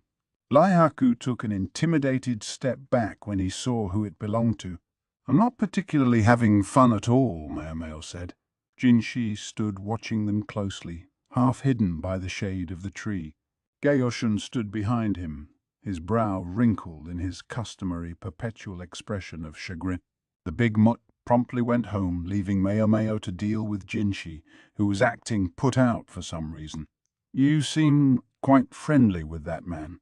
Do I? She poured tea from a small teapot she'd put on to boil. A ceramic cup might have made for a better-tasting drink, but most of the dishware Jinshi used was silver. Maomao still wasn't entirely clear on Jinshi's place in the political hierarchy. He was more than a eunuch who flitted around in the inner palace. He had real business here in the outer court as well. What is he? Some kind of military officer? Indeed, sir, as you could see. He came to talk to me about something that was bothering him. Maomao placed snacks to go with the tea on the desk.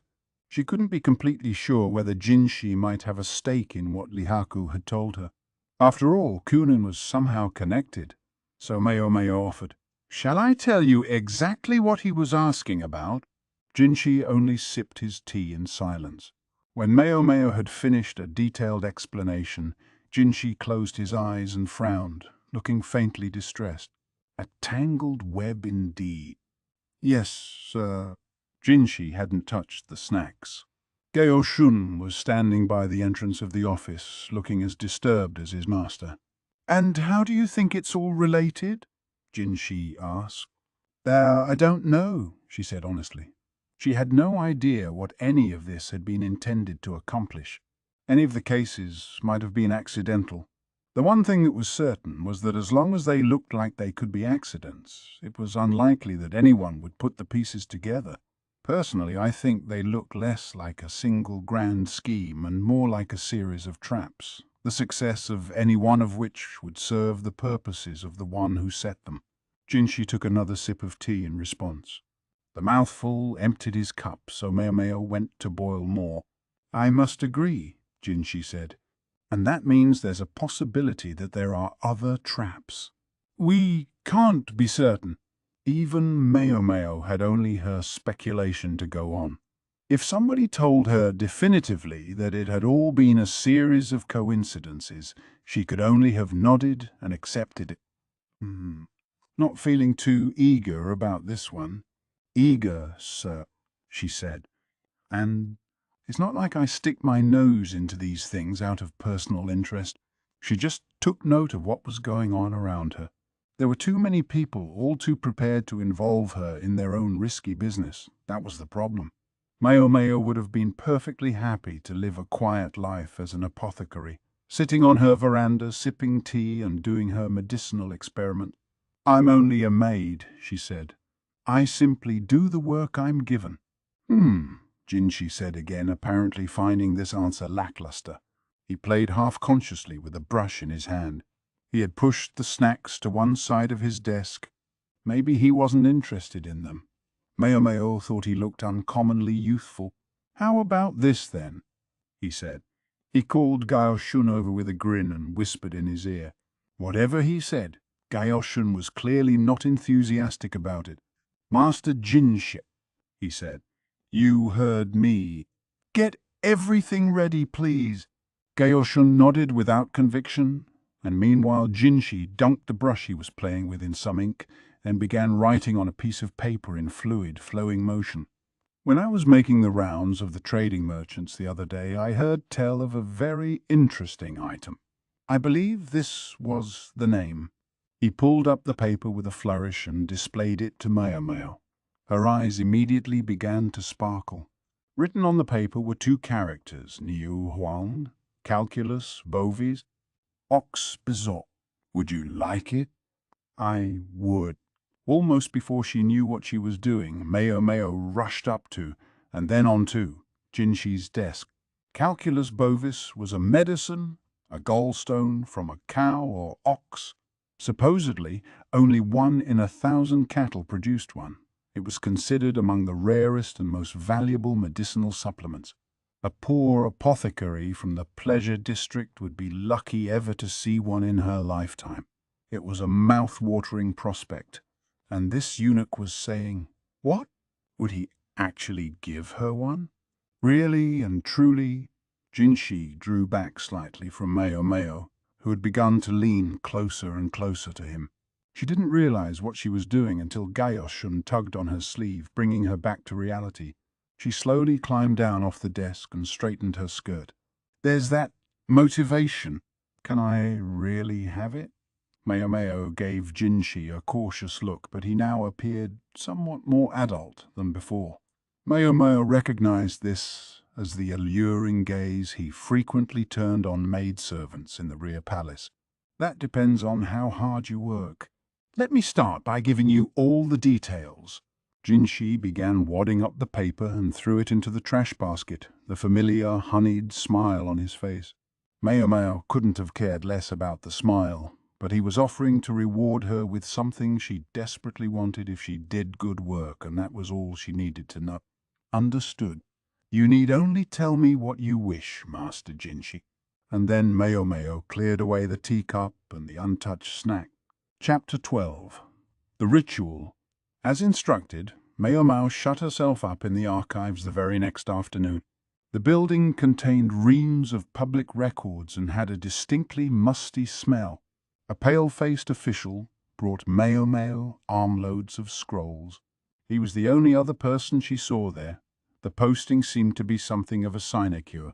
It wouldn't hurt him to get out in the sun every once in a while, though, she thought. She unrolled one scroll after another, each made of excellent paper.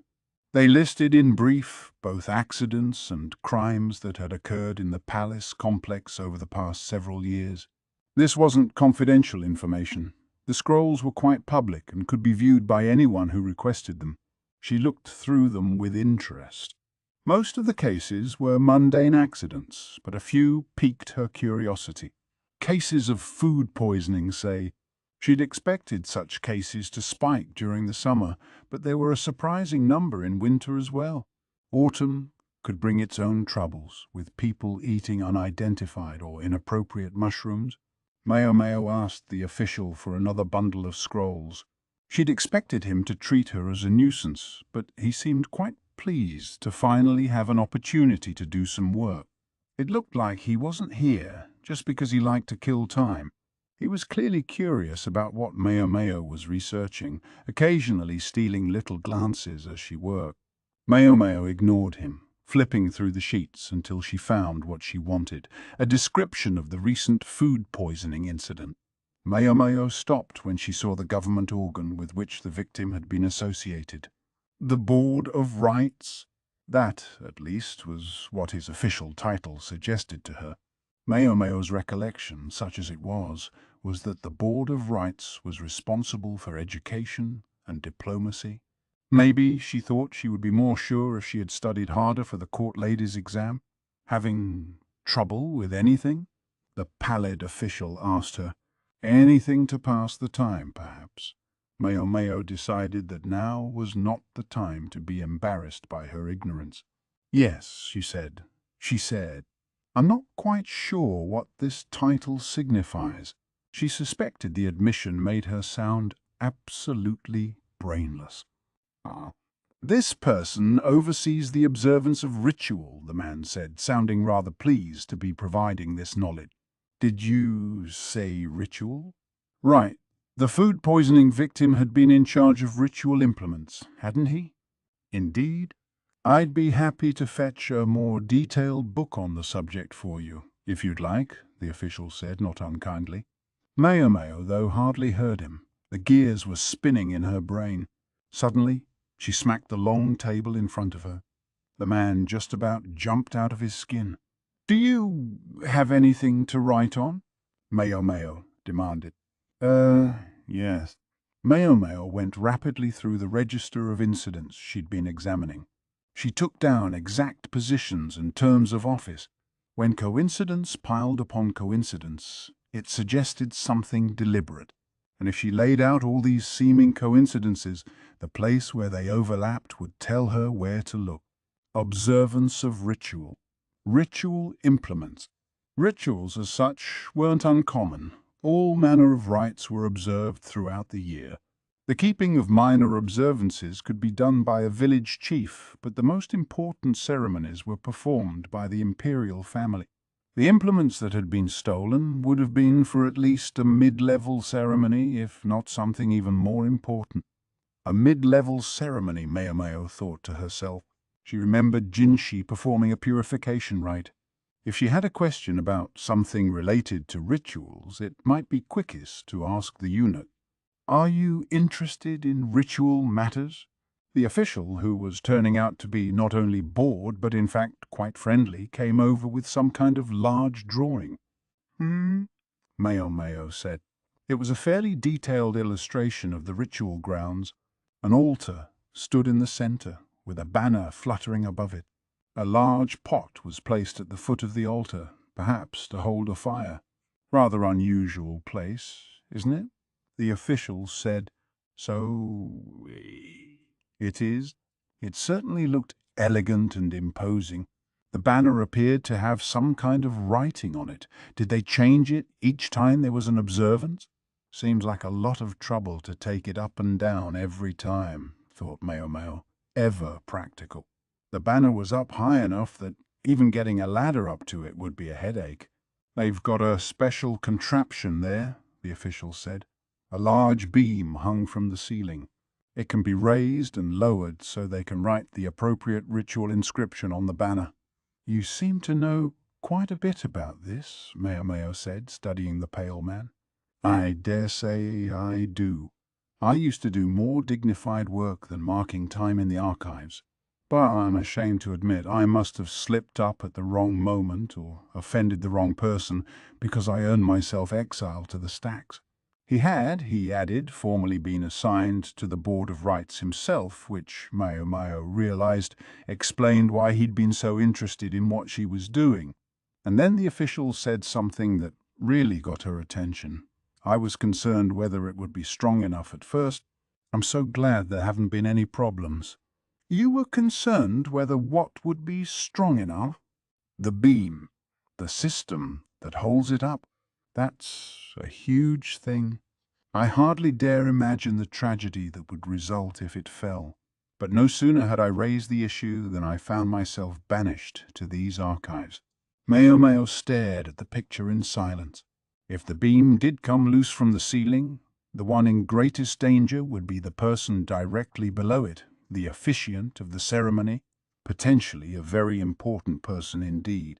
And he's worried about how strong the system is, Maomao thought. In order to raise and lower the beam, it would have to be attached to something. And if the fasteners were to break, how strong it is. There was a firepot in the immediate vicinity. Maomao was suddenly seized by the question of what ritual implements had been stolen. She slapped the table again, producing another startled reaction from the official. She turned to him where he stood stiff as a board and said, I'm sorry, but when is the next ritual observance? And where's the place shown in this picture? It's a structure called the Altar of the Sapphire Sky, on the western edge of the outer court. And as for when it will be used, the official flipped through a calendar, scratching his ear. Why, there's an observance today? Before the man had finished speaking, Maomao was dashing out of the building without even straightening up the scrolls. The altar of the sapphire sky to the west, she thought, trying to organize her thoughts as she ran. This plan, she suspected, had been brewing for a long time. Prepared with the understanding that some individual parts of it might be foiled, but if just a few could be made to overlap, it would provide the opening the plotter wanted. I'm still just guessing. Nothing more than that. But it was dizzying to imagine the consequences if her guess was right. Soon, she spied a round pagoda. Similar buildings flanked it to either side, and there was a row of officials in front of it. From their clothing, she guessed a ritual was going on even now. "Hey, you," one of them called. "What do you think you're doing?" That was only to be expected when a filthy maid tried to race past them. Maomao gave a cluck of her tongue. She didn't have time for this. If she could have gone for Jinshi or Gaoshun, they might have solved the problem for her, but they were going to be out all day. "Let me through, please," she said. "Absolutely not. A ritual is being celebrated," said a warrior holding a nasty-looking war club. He glowered at Maomao, but she could hardly blame him for simply wanting to do his job. Instead, she cursed herself for not being a smooth talker. "It's an emergency." "You have to let me inside." "A maid like you would dare impose herself on the holy rites." He had her there. Maomao was nothing but a maid. She had no authority. If this man let a girl like her into the ceremonial venue just because she asked him to, he might as well kiss his head goodbye. Unfortunately, Maomao couldn't back down either. Maybe nothing will happen, she thought. But if it did, it would be too late for I told you so's. By the time we realize something irrevocable has happened, it's always already too late. The soldier stood head and shoulders taller than her, but she looked him full in the face. The officials nearby were starting to murmur and look at them. "I'm not here simply to besmirch the ritual," Maomao said. "Someone's life is in danger. You have to stop the ceremony." One of the nearby officials spoke up. "That's not for you to decide. If you have an opinion you'd like to share, we have a suggestion box." He was openly mocking Maomao, lowly servant that she was. You would never see it in time. "Let me through." No, they were never going to get anywhere arguing like children. Perhaps it would have been the mature thing for Maomao to acknowledge that she was never going to get through and simply back down. But she didn't have it in her. Instead, a sarcastic smile worked its way over her face. "There's a fatal flaw in the construction of that altar, and I believe someone may have taken advantage of it.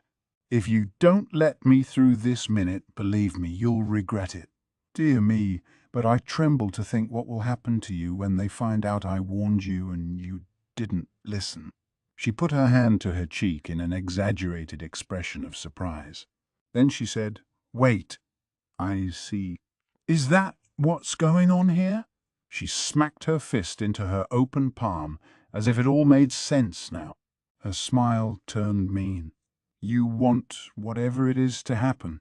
You're delaying me here because you're in league with whoever booby-trapped the—" She was interrupted by a dull thud from her own head.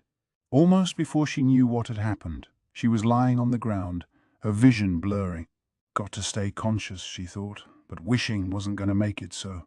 She heard the voice of the soldier who had struck her, but he sounded as if he were a great distance away, and she couldn't make out what he was saying. Well, at least she knew she had their attention. Any soldier would be angry about abuse like that from a little girl like her. Angry enough to raise a hand without thinking, perhaps. She couldn't complain. She'd brought it on herself. But if she passed out now, it would all be over. Slowly, Maomao pulled herself to a sitting position. Her ear burned and her vision was still blurry. As color filtered back into her world, she perceived the soldier, his arms still raised, his companions restraining him. Thought starting a fight might help, but no good. There hadn't been enough of a commotion to interrupt the ceremony. She could still hear music from the direction of the altar. The show was going on. At last she dragged her body onto its feet. A few red specks stippled the ground in front of her. Nosebleed, she thought. Not something to worry about. The blow seemed to have caught her on the ear, but it only burned. There was no pain. Maomao pressed a thumb to one side of her nose and blew the blood out. A murmur ran through the assembled officials. Maomao realized maybe it was inappropriate to shed blood at the site of a ritual, but she hardly had time to apologize. "Are you quite satisfied?" she said. With her still fuzzy vision, she couldn't see exactly what response she got. She only heard the general buzz of voices around her. There was no time for these games. There was something Maomao had to do. Her voice went up an octave. "Let me through! I have to get in there." It would be too late once everything was over. If she didn't get in there right now, I'll never get my oxbezor. Her head was spinning and her vision was still hazy, but that thought gave her the motivation to stay standing. Maomao looked hard at those around her. "I'm not asking you to stop the ceremony, only to let me by. Say a rat snuck in when you weren't looking." The current emperor was a compassionate man. She didn't think anyone's head would roll for this, except possibly hers. She could only beg Jinshi to intercede on her behalf, or at the very least to let her die by poison. "What will you do if something does happen, and you detain me here? I know that has to be someone important inside celebrating the ritual. Then you will pay with your lives." She didn't know who was officiating, only that everything about the situation implied it was someone highly ranked indeed. A few of the guards looked at each other as if shaken by her words, but it was clear they weren't all about to step aside. "Why should we listen to a nobody little girl like you?" the soldier asked. That was the real question, wasn't it? Maomao had no answer, but only stood staring daggers at the man. It was then that they heard a swift clack, clack of shoes. "Perhaps you would listen to me then?" someone said, almost jokingly. Maomao could practically hear the smile in the voice, and she knew who it belonged to. The soldier, blocking Maomao's way, took a half-step back. The assembled officials had gone pale, as if confronted with something they'd hoped never to see. Maomao didn't look behind her. It was all she could do to keep her scowl from getting any deeper. Her temples were already starting to twitch. "Anyhow, nobody little girl or no, I'm not sure I can condone hitting a young woman. Look, she's injured." "Who did it? Fess up." A cold edge entered the voice. Everyone looked unconsciously at the man with the war club. His face had gone tight. For a start, the voice resumed. "Why don't you do as the girl says?" "I'll take full responsibility for whatever happens." Whoever was behind her, he couldn't have had better timing if he'd tried. Maomao gritted her teeth. "Can't think about that now," she thought. She still didn't look back. Instead, she cast one final glance at the people around her, and then she ran for the altar. She decided she didn't care who the voice belonged to. The aromas of smoke and incense drifted through the arena. The plinking of musical instruments was accompanied by the flapping of the banner that hung from the beam on the ceiling. The prayer of the celebrants was written on it in flowing, beautiful letters displayed aloft in the hopes that it might reach heaven. The appearance of a grimy young girl in this sacred space set the crowd mumbling. "I must look awful," Maomao thought. She'd dirtied her uniform running, and now her face was streaked with dried blood from her nose. She was determined to have a nice, long bath when this was all over. She wouldn't be caught dead using the bath in Jinshi's residence, though. Maybe she could wheedle Gaoshun into letting her use his. That was, of course, provided her head was still attached to her body by the time she got to that point. At the far end of a scarlet carpet stood a man in black. On his head was a distinctive cap of office hung with pendants of beads. He was intoning something in a loud, clear voice. The huge firepot stood in front of him, burning brightly.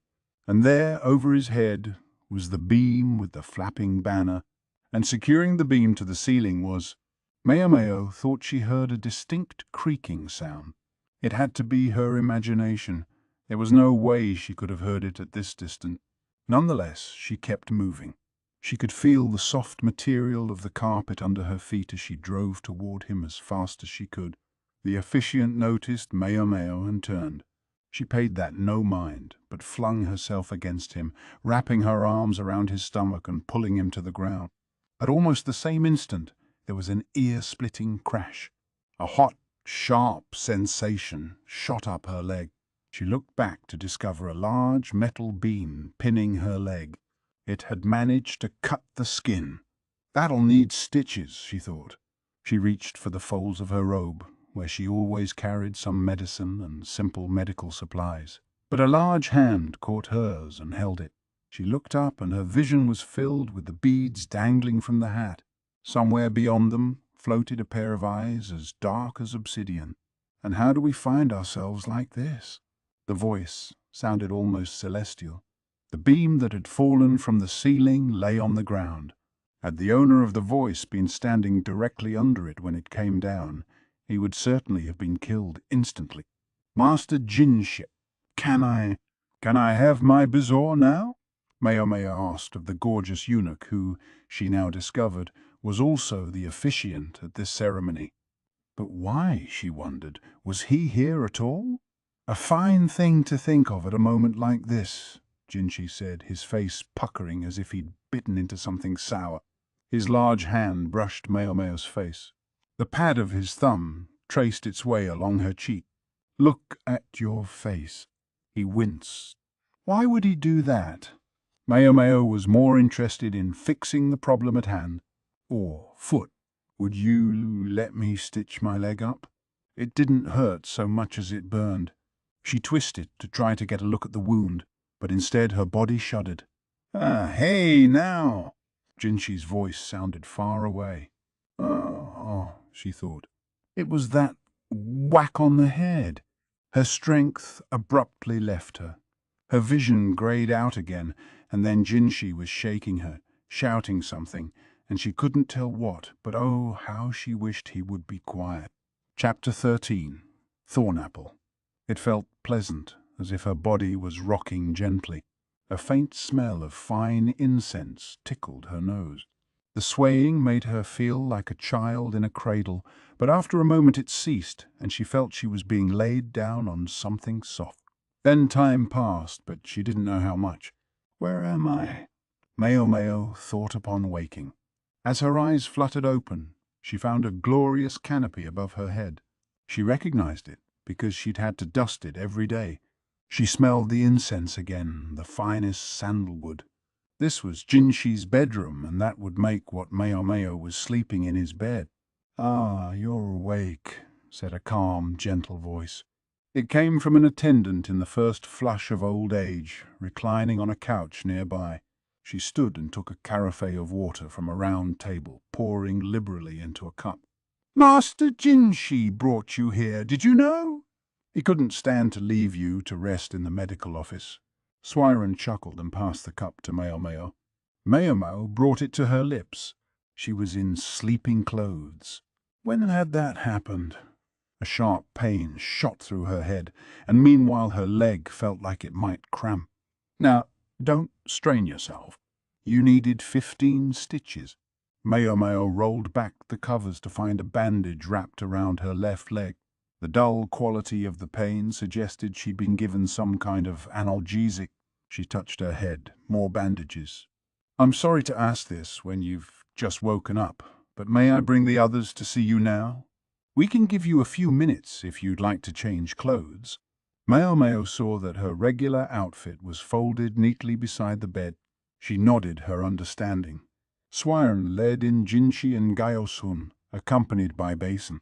Maomao had successfully changed into her day clothes. She welcomed them but remained seated.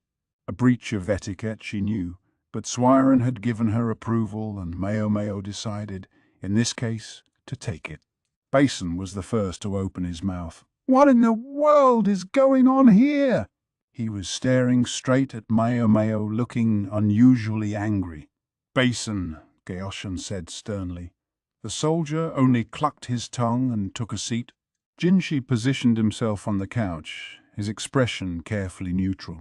His master was in considerable danger, after all, Maomao thought, but she had done nothing to warrant being yelled at, so she simply sipped her tepid water, her expression as cool as her drink.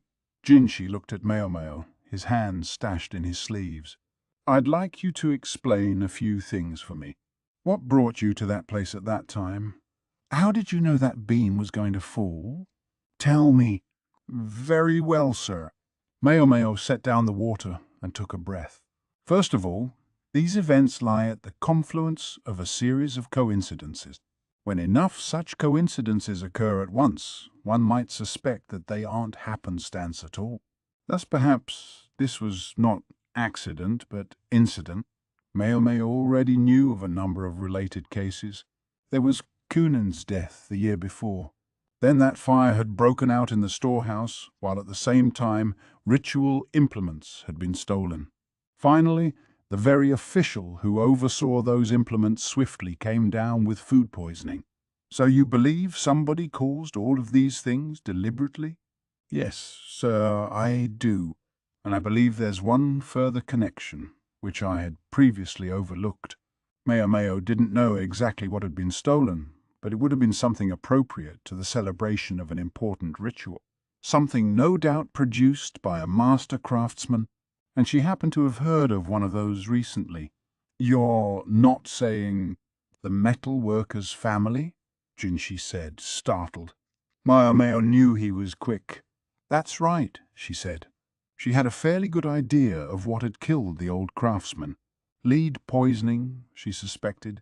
It would be easy enough to dismiss it as an occupational hazard, but there was always the possibility that it was something more. It was conceivable that this, too, was deliberate. Give him some wine and a lead drinking cup as a gift, then wait for him to waste away. That would be one way to do it anyway. There were others. The old man didn't personally teach his apprentices, his sons, about his most secret discovery.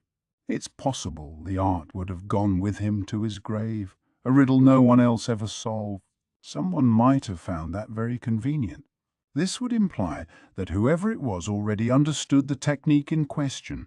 They wouldn't have to know exactly how it worked, just what it did. "So you believe the stolen implements were produced by the dead craftsman?" Jinshi asked, but Maomao shook her head. "No, sir. In fact, I believe the opposite, that the stolen implements were replaced with something produced by that craftsman." Maomao got paper and a brush and quickly sketched out a picture. In the center was a large altar accompanied by an iron firepot, while a beam dangled from the ceiling above. Ropes were looped around either end of the beam. They passed through pulleys on the ceiling and were secured to the floor with metal fasteners. If several ritual implements disappeared, perhaps we can presume that various other parts went with them. Elaborate pieces, I would suspect. "That seems like a likely possibility," Gaoshun said, but he didn't sound completely sure. He probably didn't have all the information on the subject. This was outside of Jinshi's jurisdiction, after all. "As I recall, the wires that held the beam up ran directly past the firepot. Suppose the fasteners that held them in place were made to give way when heated?" "Ridiculous," Basin snorted. "We would have known about that long ago. They would never use anything that might catch fire near the altar." "And yet the beam did fall," Maomao replied, "precisely because the fasteners broke." Jinshi agreed with Basin. "They shouldn't break, no matter how hot they get. They're made to stand up to a little—" "They broke," Maomao reiterated. "Or, more specifically, they melted." Everyone looked at her. Maomao decided to divulge what she had discovered about the deceased craftsman's most secret art.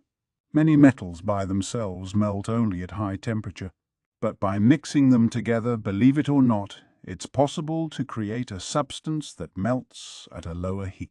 The technique had been around for a very long time, but such substances still demanded substantial heat to melt. That was the crux of the old craftsman's discovery. The ratio he had perfected melted the metal at a considerably lower temperature than usual. It would be enough, for example, if the metal were to be near a burning firepot. Silence descended on the room. The only sound was Suirei blithely preparing tea. The builders of the altar must have sworn up and down that the beam on the ceiling would never, ever fall. Otherwise, such a construct would never have been approved.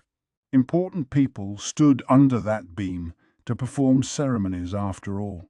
If Maomao hadn't connected the dots, there was a very real chance that Jinshi would be dead right now. Not that she had ever expected it to be him she found standing there. Just who is this guy? She asked herself. But she felt her station was nowhere near high enough to actually ask the question aloud, so she stayed quiet.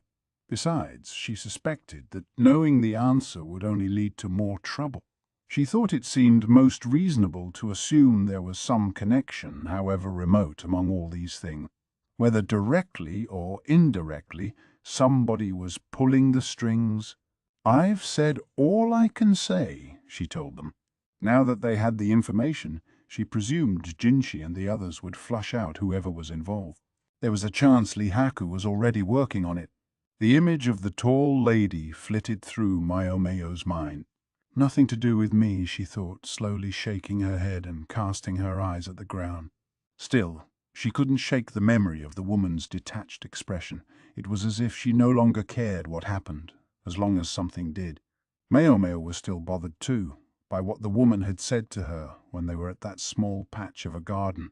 A medicine to revive the dead. They heard from Lihaku not long after. As Maomao had expected, his message concerned the lady, Suirei. Suirei, it turned out, had taken poison and died.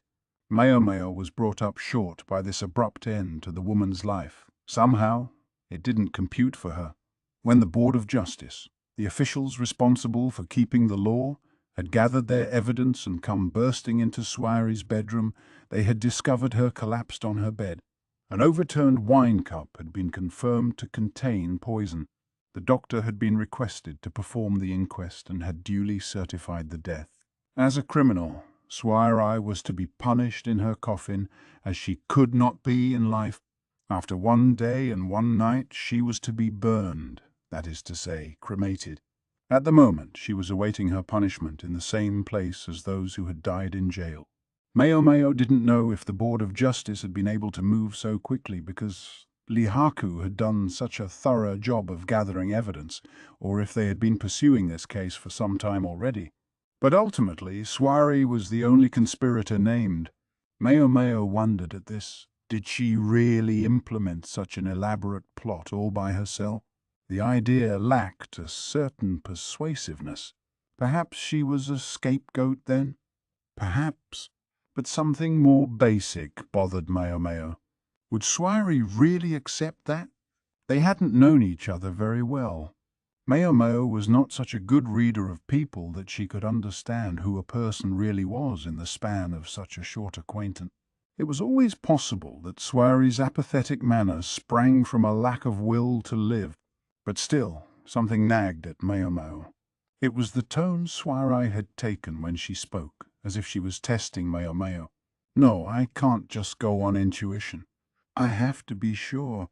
But Maomao had no way to be sure. All she could do was go silently back to her daily chore. Such was a maid's lot in life. Supposedly, anyway. But her curiosity got the better of her. "Master Jinshi, I have a favor to ask of you." This was her opening gambit. "I'd like to speak with the doctor who performed the inquest. At the mortuary, ideally." Much to Jinshi's mystification, Maomao's face, as she said this, threatened to break into a grin. The mortuary was dim, pervaded by the stench of death.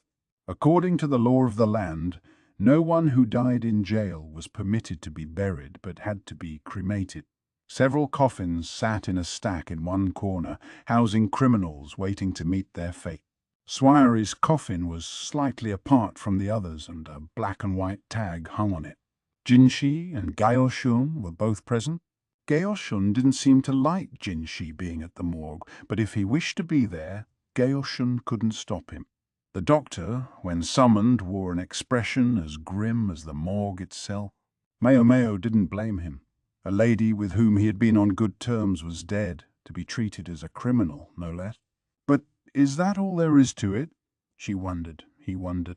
If he was the one who had done the inquest, then he might know something no one else did. And Maomao had an inkling what it might be. She got straight to the point. The poison that woman drank. Did the ingredients, by any chance, include Thornapple? She studied the doctor from the chair where she sat. Gaoshun had made it ready for her on account of her injured leg. A hoe leaned against the wall beside the physician. This, too, Gaoshun had prepared at Maomao's request. Jinshi kept peeking at it as if he wondered what it was for, but it would have been time-consuming to explain, so she ignored it. The doctor went pale almost before he could say anything.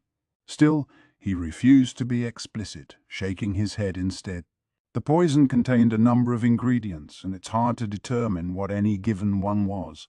From the condition of the body, I would say the possibility is distinct, but I can't be certain. The answer was surprisingly confident and collected, considering the way he had blanched at the suggestion. And he was telling the truth as far as it went, Maomao thought. She hadn't known what ingredients had been involved in the concoction either when she had evaluated it. There's a field on a small hill behind the stables, as I think you may know. Isn't there Thornapple planted there? It may not be in season right now, but I can't imagine your pharmacy doesn't stock some of it. Thornapple was highly poisonous, but in a measured dose it could act as an anesthetic. Suppose Suirei had taken some from the doctor's office. The medical officer himself remained silent. This man was an excellent physician, Maomao had concluded, but not a gifted liar. Thornapple had another name, the uncanny morning glory. Maomao thought of Suirei's flat affect as she told Maomao she planted morning glories in that field. Let us find out for certain whether that particular toxin was involved then, Maomao said. Then she picked up the hoe and advanced on the coffin with the black and white tag. What do you think you're doing? This. She shoved the hoe under the coffin lid and pushed down on the shaft. One of the nails securing the lid popped up. The others watched in astonishment as Maomao worked. When all of the nails had been freed, they lifted the lid to discover a woman's corpse. It appeared to be some unfortunate night walker who had died under a bridge. It's not Suirei, the doctor said, peering into the coffin. He was clearly shaken. His hand trembled as he touched the box. If he's pretending to be surprised, then he's a damn fine actor, Maomao thought. This woman, Suirei, you're quite certain she was dead? Yeah. The most untutored amateur could have seen it.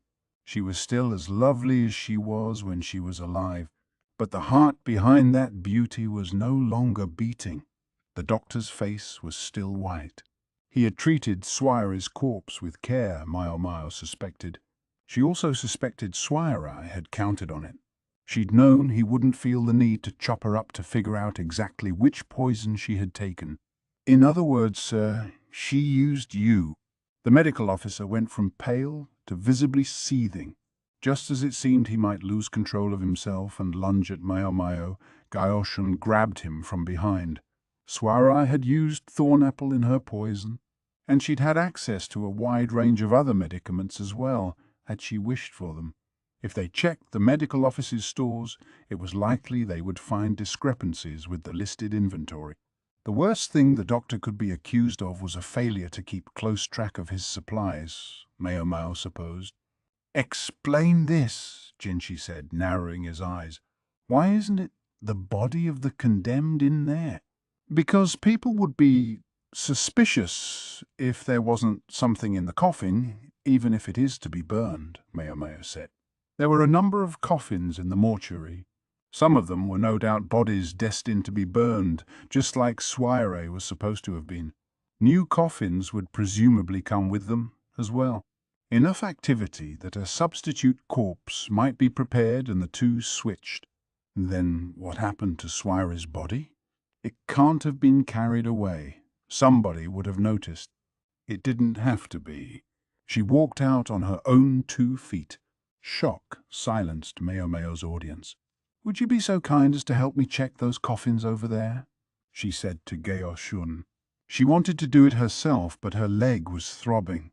Gaoshun didn't so much as flinch as he regarded the empty boxes. Alert as he was, he could tell something was off about one of the coffins. He pulled off the one above it to free the suspicious casket. The thing would normally have taken at least 2 men to move, but Gaoshun was strong enough to slide it aside by himself. Maomao went to the coffin Gaoshun had freed, dragging her foot as she moved. "You can see a nail mark here," she observed. "I suspect this is the coffin Suirei was in. She lay here awaiting rescue." By the time her help arrived, Suirei was breathing again. After she was free, they would have switched the coffins, and then Suirei would have escaped the mortuary dressed like one of those who delivered the dead. People went out of their way to avoid paying attention to those who did such unclean work, and the uncommonly tall Suirei could easily have passed for a man. "Now," Maomao asked the doctor, "did you know there are medicines that can cause a person to appear dead?" He opened his mouth, briefly stupefied, but finally he said, "I've heard tell, but I have no idea how to make them." It would have been easy to dismiss the idea of a resurrection medicine as pure fantasy, but that wasn't wholly true. Certain substances existed that could produce an effect very much like coming back from the dead. "I'm sorry to hear that," Maomao said, "for I don't know the details myself. However, I have heard that the ingredients include thornapple and blowfish poison." Once, just once, her old man had told her a story. In a far country, he said, there was a medicine that could kill a person and then bring them back to life. It required several other toxins in addition to the thornapple and blowfish poison. These substances, each normally immensely poisonous, somehow neutralized each other, so that after a brief period the subject began to breathe again. Naturally, Maomao's father had never made this drug, and he wasn't about to tell Maomao how to do it. Even the fact that she knew about the thornapple and the blowfish was only because she had secretly read her father's book. He'd evidently never imagined she could read the writing of that far, strange country. It was his own fault for underestimating her, or at least her obsession with poisons. She'd wheedled the occasional customer from those lands to teach her, and gradually assembled a working knowledge of the language. Unfortunately, her father discovered the subterfuge before she had read the entire thing, and he had simply burned the book. "Do you really think Suirei would have used such an uncertain method?" the doctor asked. What did she have to lose? She was facing the death penalty. If I were in her shoes, it's a bet I would gladly take. "I don't think it would take impending doom to make you do it." Why did Jinshi seem so eager to butt in? Maomao ignored him lest he derail the conversation. The fact that there's no body here suggests she won her bet. If no one had thought to look until after the cremation, her victory would have been complete. "I just didn't let her get away with it," Maomao thought. She smiled as she stared at the coffin. Inside was an anonymous woman, dead of who knew what. It didn't seem like much to smile about. She was sloppy. Maomao wasn't so soft as to bewail the death of a complete stranger. There were more important things to worry about. The laughter bubbled up from deep in her belly. Something was rising from within her, something that threatened to take over her entire body. "If she is alive, then I'd love to meet her," Maomao said to no one in particular. No, not so she could arrest the woman. Another reason entirely. It was the wit Suirei must have had to make so many cases look like accidents, and the nerve to pull it off. And above all, she'd had the guts to wager her own life in hopes of fooling them all. What a waste it would be, Maomao thought, for such a person to simply kick the bucket. Yes, there had been casualties because of her, but Maomao couldn't deny what she was feeling. The resurrection drug. I must know how to make it. The thought almost overwhelmed her. Maybe that was why she was suddenly cackling. The 3 men in the room looked at her doubtfully. At length, Maomao cleared her throat and looked at the doctor.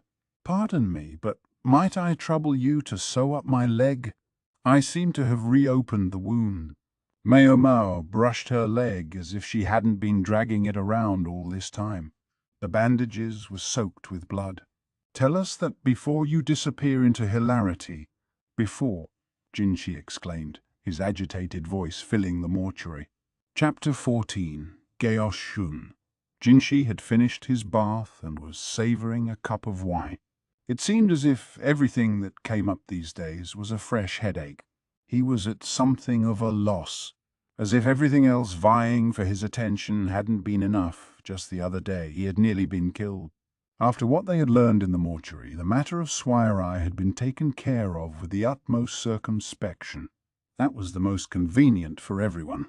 He queried the mortuary workers who had supposedly brought in coffins while Suirei's body had been there, but strangely they claimed not to have received any such request.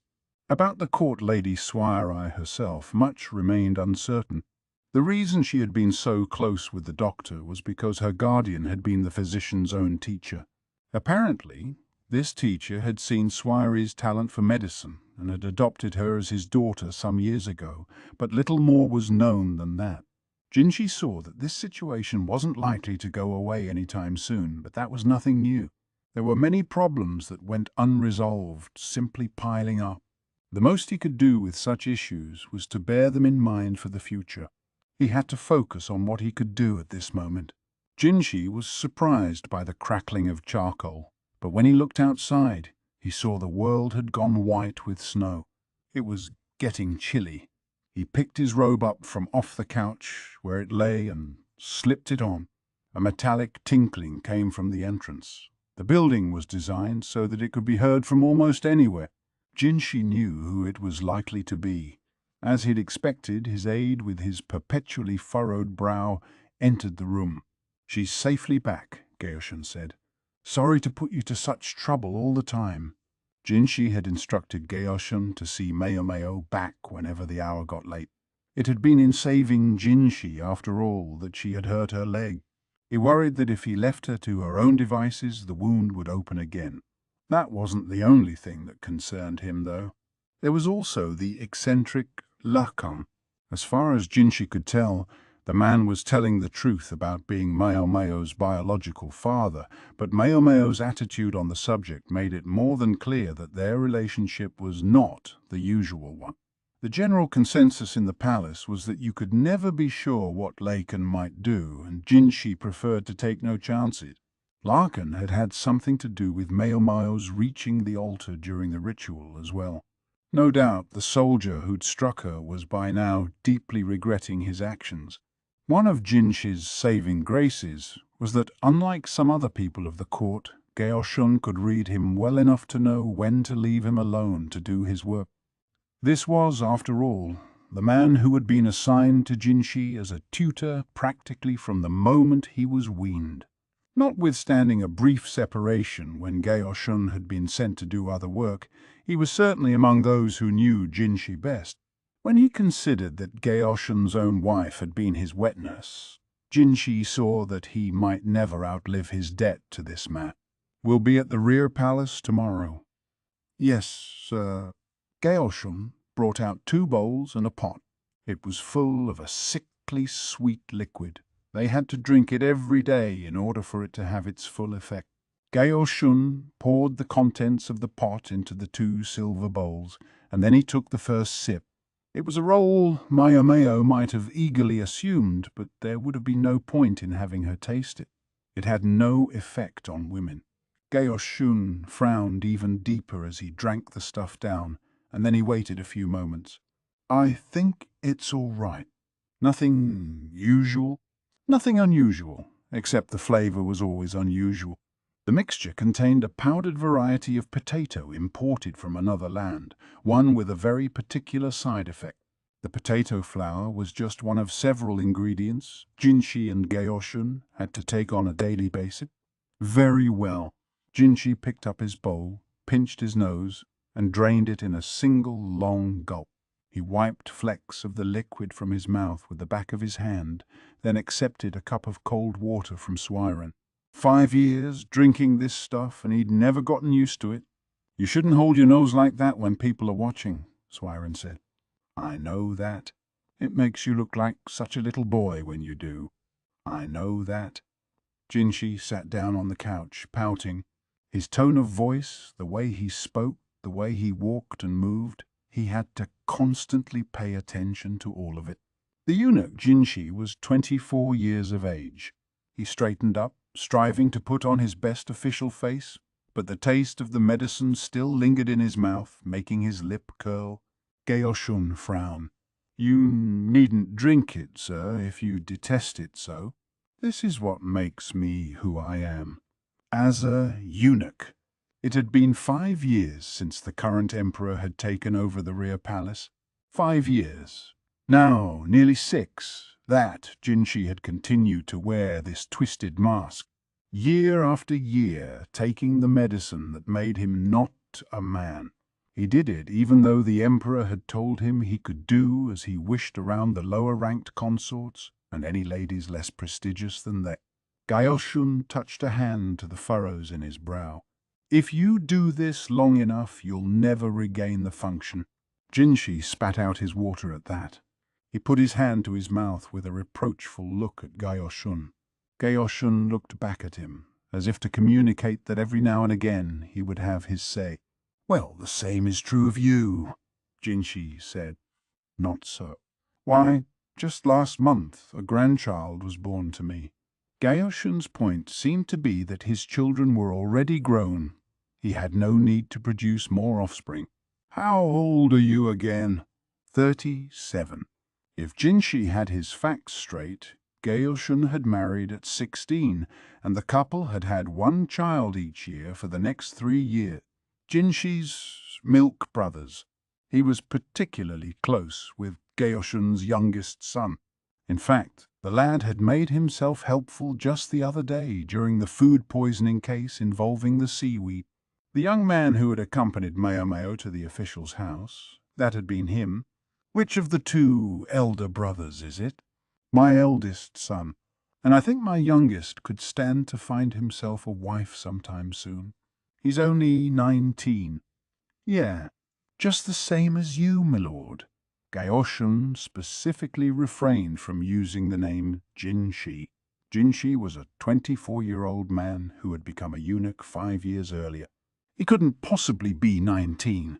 Gaoshun clearly thought he was making some sort of point, Jinshi observed. Maybe he felt Jinshi should hurry up and get himself some female companions, as the emperor had done. Jinshi crossed his legs and looked at Gaoshun as innocently as he could. "I want to hold my grandchild. Soon. So let's finish this assignment quickly," he seemed to be saying. "I'll see what I can do." Gaoshun accepted some hot tea from Suirei and took a sip. Jinshi, ignoring his aide's baleful look, drank the rest of his water. Another routine round of visits to the emperor's ladies had gone without a hitch. Consort Lulan seemed to be integrating into the rear palace without any trouble. The move to bring her in had been somewhat forceful, so it wouldn't have been surprising if her presence had caused discord, but neither Consort Gyokyu or Consort Yukyu or Consort Lihua were short-tempered enough to let the new girl get to them. Yes, there had been the contretemps between the 2 of them after the births of their respective children, but that had been exceptional. Since then they had maintained a distant but cordial relationship. As for Consort Lishu, she was much too retiring to be the one to start any fights. It was always possible her ladies-in-waiting could goad her into it, though. He would have to keep an eye on the situation. The residence of the former consort, 8 Duo, had become a sorry sight to him under its new occupant. Under the old mistress, there had been not a frivolous furnishing to be seen, but now that the new one had moved in, a pavilion had become an eye-watering riot of ostentatious display. Consort Lulan's father was a man of whom the former emperor, or rather, more precisely, the former Empress Dowager, had been quite fond. It was under him that the number of palace women had ballooned to fully 3,000. At present, consort Gyokyu was foremost in His Majesty's affections, and consort Lihua next, but as ruler he could not limit his nocturnal visits only to those concubines he most favored. If the rear palace helped maintain the balance of power within the Imperial Court, it could likewise upset that balance. The Emperor couldn't afford to mishandle Lulan, and Jinshi was given to understand, taking care to visit her at least once every 10 days. This could not but dismay the other consorts. Yes, His Majesty was visiting them more often than Lulan, yet who knew who would conceive a child and when and who wouldn't? Even so, compatibility did mean something, and it was clear that Lulan didn't excite the Emperor's interest in the same way as some of his other ladies. Looking at her, Jinshi thought perhaps he could understand why. Back when the apothecary's daughter had given her class, Lulan had been bedecked with a most unexpected accessory, an outlandish ornament featuring the plumes of a bird from the southern land. But although sometimes Lulan dressed herself in the style of the southern lands, other times she was clad in an outfit from the northern tribes. No sooner had she put on the garments of the east than she traded them for a dress from the west, and each time her hair and makeup changed to complement her outfit. It was enough to make the Emperor feel like he was seeing a different person every time he visited. Under those circumstances, he claimed, it was hard for him to get in the mood. Consort Lishu was another who posed a challenge to mood, but for different reason. The Emperor viscerally rejected his father's preferences and refused to touch, let alone bed, a girl who could still have passed for a child. The Empress Dowager's belly bore a great scar, for she had given birth to His present Majesty very young, her body too small for the task. The birth canal had been too narrow, the child delivered by slitting her open. It had been questionable whether the mother would survive the delivery, but she and her child had both emerged safely. The surgery, it seemed, had been performed by a doctor recently returned from foreign land. His skill had been so superlative, in fact, that, although she was scarred, the Empress Dowager's ability to bear children was left intact, and more than 10 years later she conceived and bore again. To the end of his life, these were the only offspring the former emperor ever had. There was, however, a complication. The physician who had attended the first delivery for the Empress Dowager, then a consort, found himself attending almost exclusively on Her Majesty, precisely because of his actions during that first difficult delivery. A child born to the consort of the Crown Prince at the same time was neglected, with tragic consequences. How could Jinshi not wonder what things might be like now if the current emperor's first child had lived? He shook his head. There was nothing to gain from meaningless fantasies, and he further thought that His Majesty ought to hurry up and get about the business of producing a new crown prince. On this point, he and Gaoshun were of the same mind. After the lecture, the emperor's visits had increased substantially. The fruits of Maomao's labors might come sooner than expected.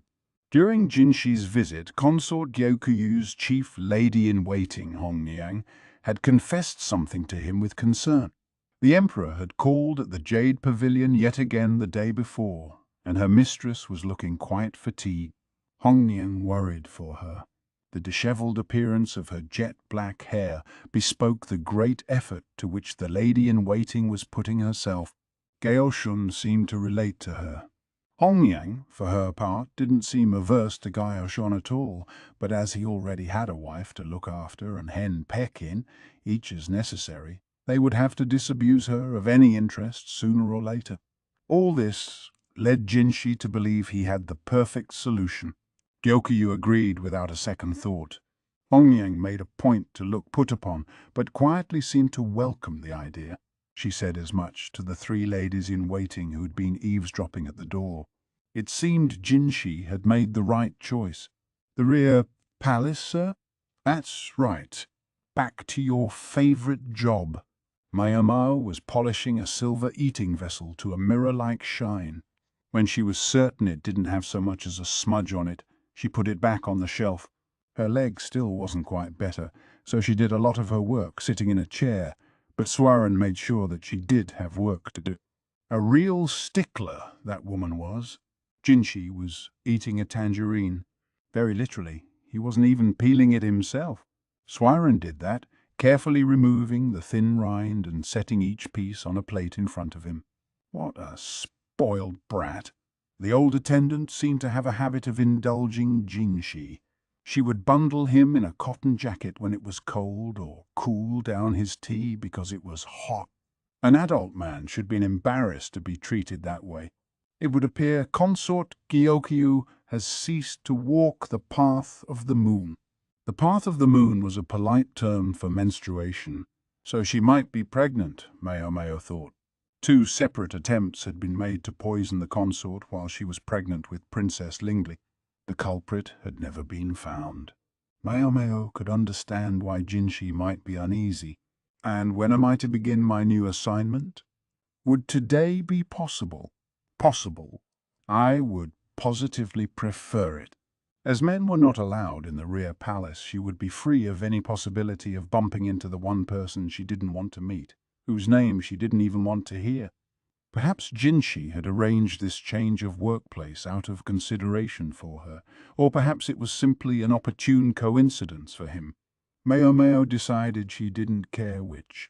She thought she was exercising admirable self-restraint, but then Suirei said, "Ah, good news, my dear." Apparently, Maomao wasn't hiding it as well as she thought. "Not to speak of," she said. "Too bad for me. I thought I'd finally found a protege worthy of my training." Maomao, a touch terrified by the grinning Suirei, determined to finish her work as quickly as she could. Chapter 15. Rear Palace Redux. "I used to think I didn't like this place, but I guess I was wrong," Maomao thought with surprise. She was finding life in the rear palace, now that she was finally back, quite congenial. She'd grown up in another place full of women, so maybe the rear palace simply clicked with her. Her days once again consisted of tasting food, mixing medicines, and taking little walks. Her leg still wasn't healed, and she'd been given explicit instructions not to go out too much. But in her opinion, she was fine so long as she avoided anything strenuous that might open the wound again. Frankly, her left arm proved she was nowhere near so delicate. The question of Gyokyu's pregnancy still wasn't definitively settled. When she had been pregnant with Princess Lingley, she hadn't suffered from any severe morning sickness, and her food preferences had hardly changed. Other than the delay in her menstruation, there was no evidence, one way or the other. Nonetheless, a gag order was imposed on the Jade Pavilion, so as not to take any chances. If there were any who didn't wish to see consort Gyokyu with child, they would certainly want to strike during the early stages, when the pregnancy would be most vulnerable. Poison was just one of many concerns. For good measure, the sex-crazed old man, the Emperor, was discouraged from nocturnal activities at the Jade Pavilion for the time being. Normally this wouldn't have been a problem, but ever since consort Gyokyu had begun to put the things she learned at the consort seminar into practice, normal no longer seemed to apply. There was no telling what might happen. Maybe I should have taken it a little easier on the lessons, Maomao thought. But no. Then Gyokyu and even the Emperor would have wound up dissatisfied. Even if the end result of her approach had been to terrify consort Lishu and cause consort Lihua's women to view Maomao as even more of a monster. Maomao naturally hesitated to raise the subject with the Emperor herself. It was hardly something for a maid to bring up with His Majesty, so she communicated through Jinshi instead. Though she couldn't quite make the suggestion explicitly, her hope was that the ruler would continue to visit Gyokyu exactly as often as he had before, no more and no less. After all, while Gyokyu wasn't His Majesty's only consort, if he were to suddenly visit her less often, some observant soul might sniff out the truth. To her surprise, the Emperor continued to visit as faithfully as he ever had, playing with his adorable daughter and passing the time in idle conversation with Gyokyu. Maomao was reminded, as she had been by a duo story, that perhaps she shouldn't dismiss the Emperor as simply sex-crazed.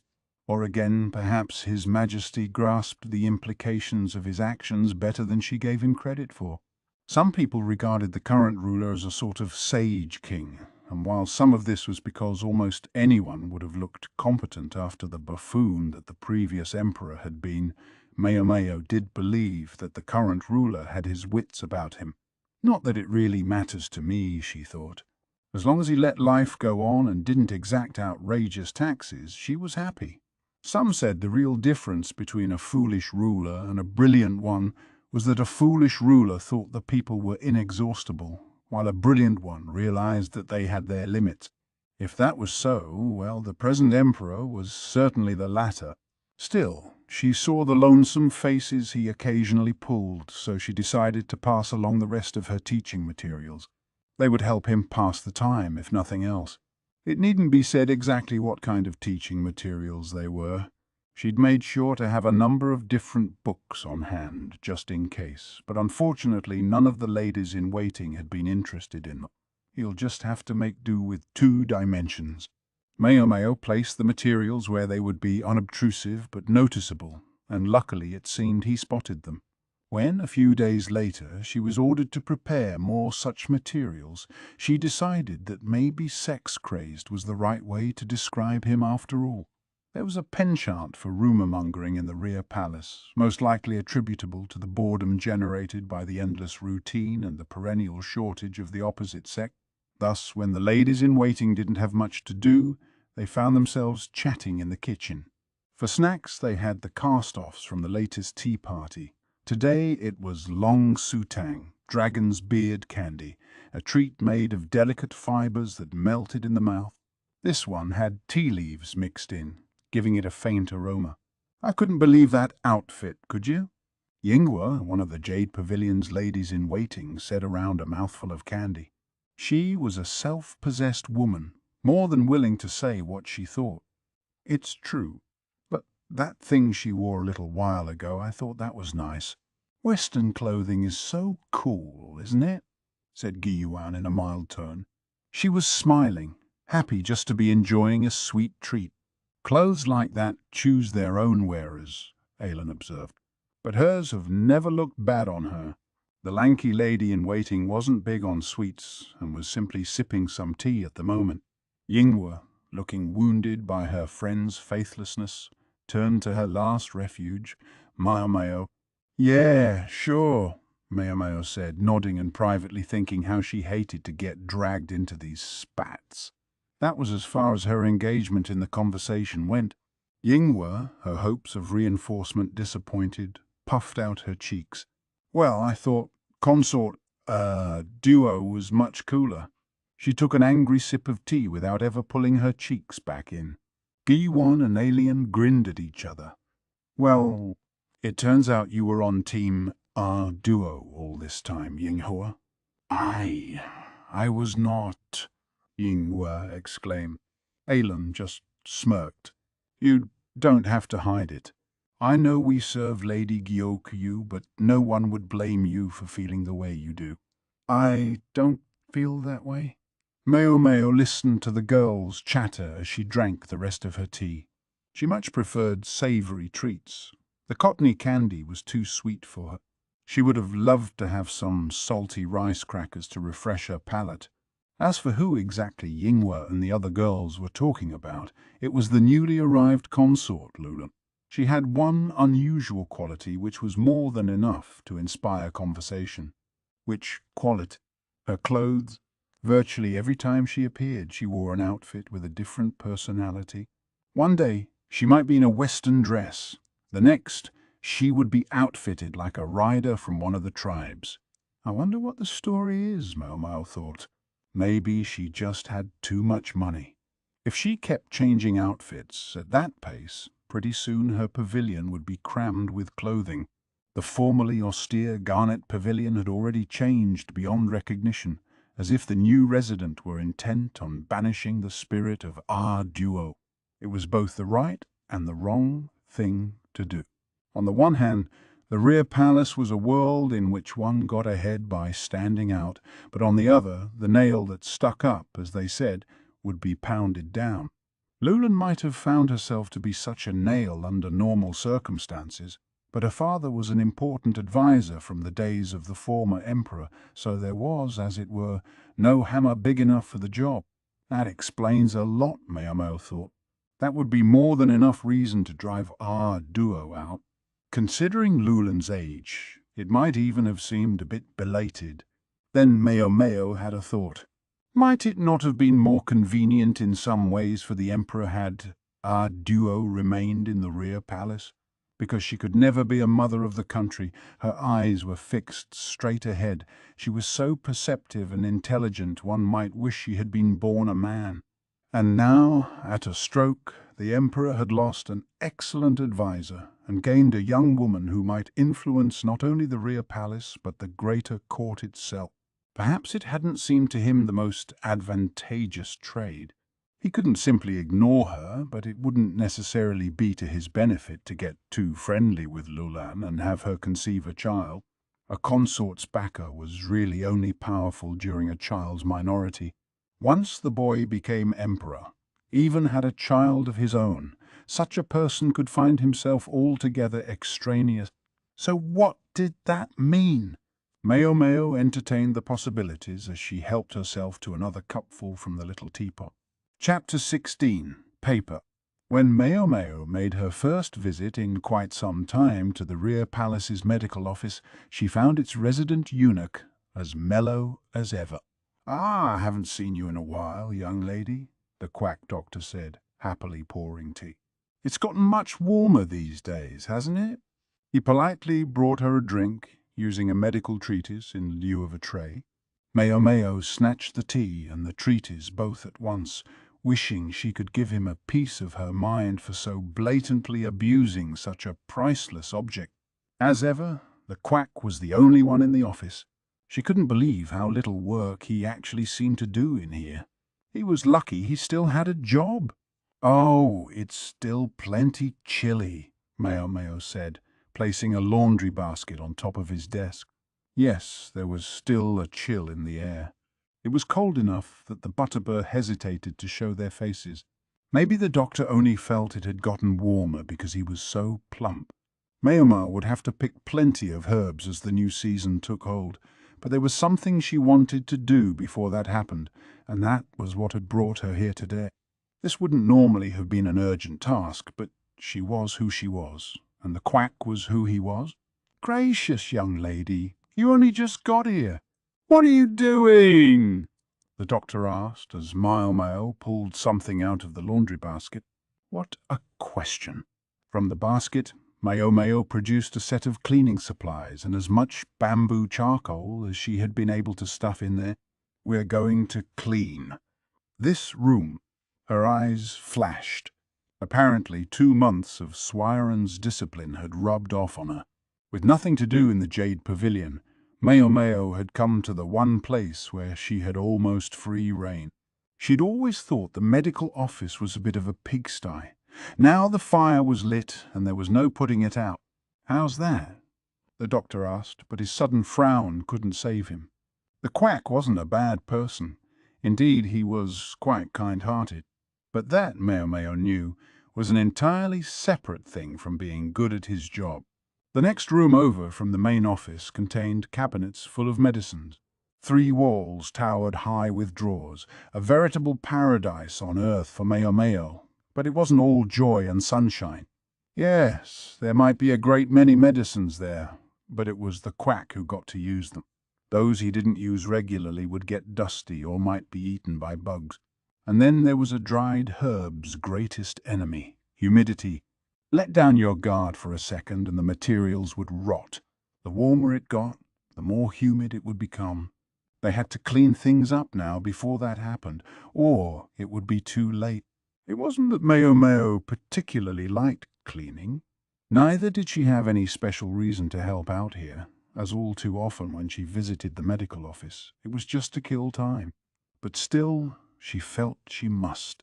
The sense of duty thrummed in her, as did the nagging feeling that she'd been thoroughly corrupted by Suirei. "You don't have to do all this, young lady. Surely someone else can take care of the cleaning." the doctor said, sounding deeply unmotivated. The tone of his voice caused Maomao to involuntarily look at him in a way she normally reserved for Jinshi. Put simply, it was as if she were looking into a puddle full of mosquito larvae. The doctor quivered right down to his loche moustache. Any gravitas he might have had vanished. Darn it, stop that, Maomao chided herself. He might be a quack, but he was still her superior. She had to at least act respectful toward him. Otherwise he might not put out rice crackers the next time she showed up. There were too many sweet snacks around the rear palace, not enough salt. Yes, we could ask someone else, Maomao said. But what if they accidentally switched some medicines around while they were working? What would we do then? The doctor was quiet. It wasn't exactly proper for Maomao to show up at her leisure and decide to clean, but he was quiet about that too. He could hardly chase her out. The doctor, who'd been close with Suirei, had indeed, they'd heard, been punished for the missing Thornapple. According to Gaoshun, though, the man was too talented to let go. Instead, he merely suffered a reduction in salary. Maomao started in on the dusty shelves, opening the drawers one by one and running a cloth through them. She threw out anything that had obviously gone bad and wrote the name of each item on a wooden tack. Whatever medicine remained, she put in new paper pouches, then returned them each to their proper places. Whenever there was something that required particularly strenuous activity, she got the quack to do it. Her leg still wasn't completely healed, and the doctor was a bit overweight anyway. The exercise would be good for him. He certainly uses fine paper here, she observed. Most paper used among the populace was of a low-quality, disposable type. Paper that would last was too expensive for ordinary people. Instead, commoners did most of their writing on wooden strips. There was plenty of firewood floating around, much of it already cut thin enough to start a blaze with. That was what the people used, and when they were done, it doubled as a convenient source of firewood. The nation had actually exported paper once upon a time, but the former emperor, or rather his mother, the former Empress Dowager, had forbidden the felling of the trees used to make the finest paper. The restriction had been eased somewhat since then, but not enough to meet demand. Why had the Empress Dowager forbidden the trees to be cut down? There had been no one heedless enough of their life to ask at the time, but considering that the harvesting of those trees was still limited, Maomao figured there must be some sort of reason. The upshot was that these days, with the exception of the very finest stuff, paper was made of other trees or grasses or old cloth. Such resources were less readily available than trees and took time to process, making them more expensive, and all the time and trouble caused producers to try to find shortcuts leading to a low-quality product. Thus paper had acquired a reputation among the populace for being exorbitantly expensive but not actually worthwhile, and had failed to gain traction despite being more convenient than wood. Maomao exhaled. Phew. All finished, young lady? The doctor asked hopefully. No, only about half done. A disappointed silence followed. Maomao, though, saw that half the work was about as much as she could hope to do in a day considering the sheer scale of the task, and decided to deal with the rest the next day. She left the charcoal sitting in the room to help absorb the humidity. She still didn't have enough of it, though, and requested the doctor to requisition more. The doctor massaged his shoulders as he went about fixing a snack. He brought over fruit juice poured from a ceramic bottle. A sweet treat. That's the thing when you're feeling tired, he said, using a bamboo spoon to scoop mashed chestnut and sweet potato onto some paper. He handed one of the portions to Maomao. Old guy has rich tastes. Sweet potato was hard to get a hold of at this time of year, making such a snack a particular indulgence, and on top of that he served it on high-quality paper, as if doing so were completely unremarkable. Maomao cleared the sweet potato in a single bite, then looked at the paper, now stained with round fingerprints. The material had a noticeable sheen. "This is excellent paper you're using," she remarked. "Oh, you can tell?" It had been an offhand comment, but it seemed to have gotten the doctor's attention. "My family produces this. We even supply it here to the court." Impressive, no? It is indeed. That would explain how he happened to have some lying around. It wasn't just flattery either. Maomao could see that this really was material of high quality. Her old man had always picked the best of the worst when choosing from among the selection of disposable paper for his medicine packets. Quality material was desirable to prevent the infiltration of humidity or the spillage of powder, but costs had to be kept down somewhere, and for the sake of the patients, it couldn't be in the medicines themselves. But savings had to be made, lest supplies consume all of the profit and then some. "Maybe I could get him to sell me some," Maomao mused. "You know, at a friendly discount." Ah, the unfair advantage. She sipped her juice as she thought, and it coursed sweet and lukewarm down her throat. Not for me, she thought, and decided to heat some water for tea. A fire was always kept burning in the medical office, very convenient at times like this. The whole village pitches in to make it. There was a time when we actually thought about throwing in the towel, but thankfully we managed to scrape by somehow. Maomao hadn't asked for the doctor's life story, but he seemed in a talkative mood today. In the past, making paper had been enough to earn a profit, so his family had concentrated on cutting down the local trees and shaving them as finely as possible to supply product. It was more lucrative to sell abroad than domestically, so their paper became an increasingly important trade good. In his childhood, the village had been so wealthy that the quack doctor could ask for sweets any time he wanted and eat as many as he liked. For one reason or another, though, perhaps they simply got too big. The village incurred the wrath of the former Empress Dowager, who forbade them to cut down the trees they used to make their paper. They were forced to find other materials to produce with, but that inevitably meant a decline in the quality of their product. Now the trading houses were mad at them and had ceased to do business with them. The village's salad days were over.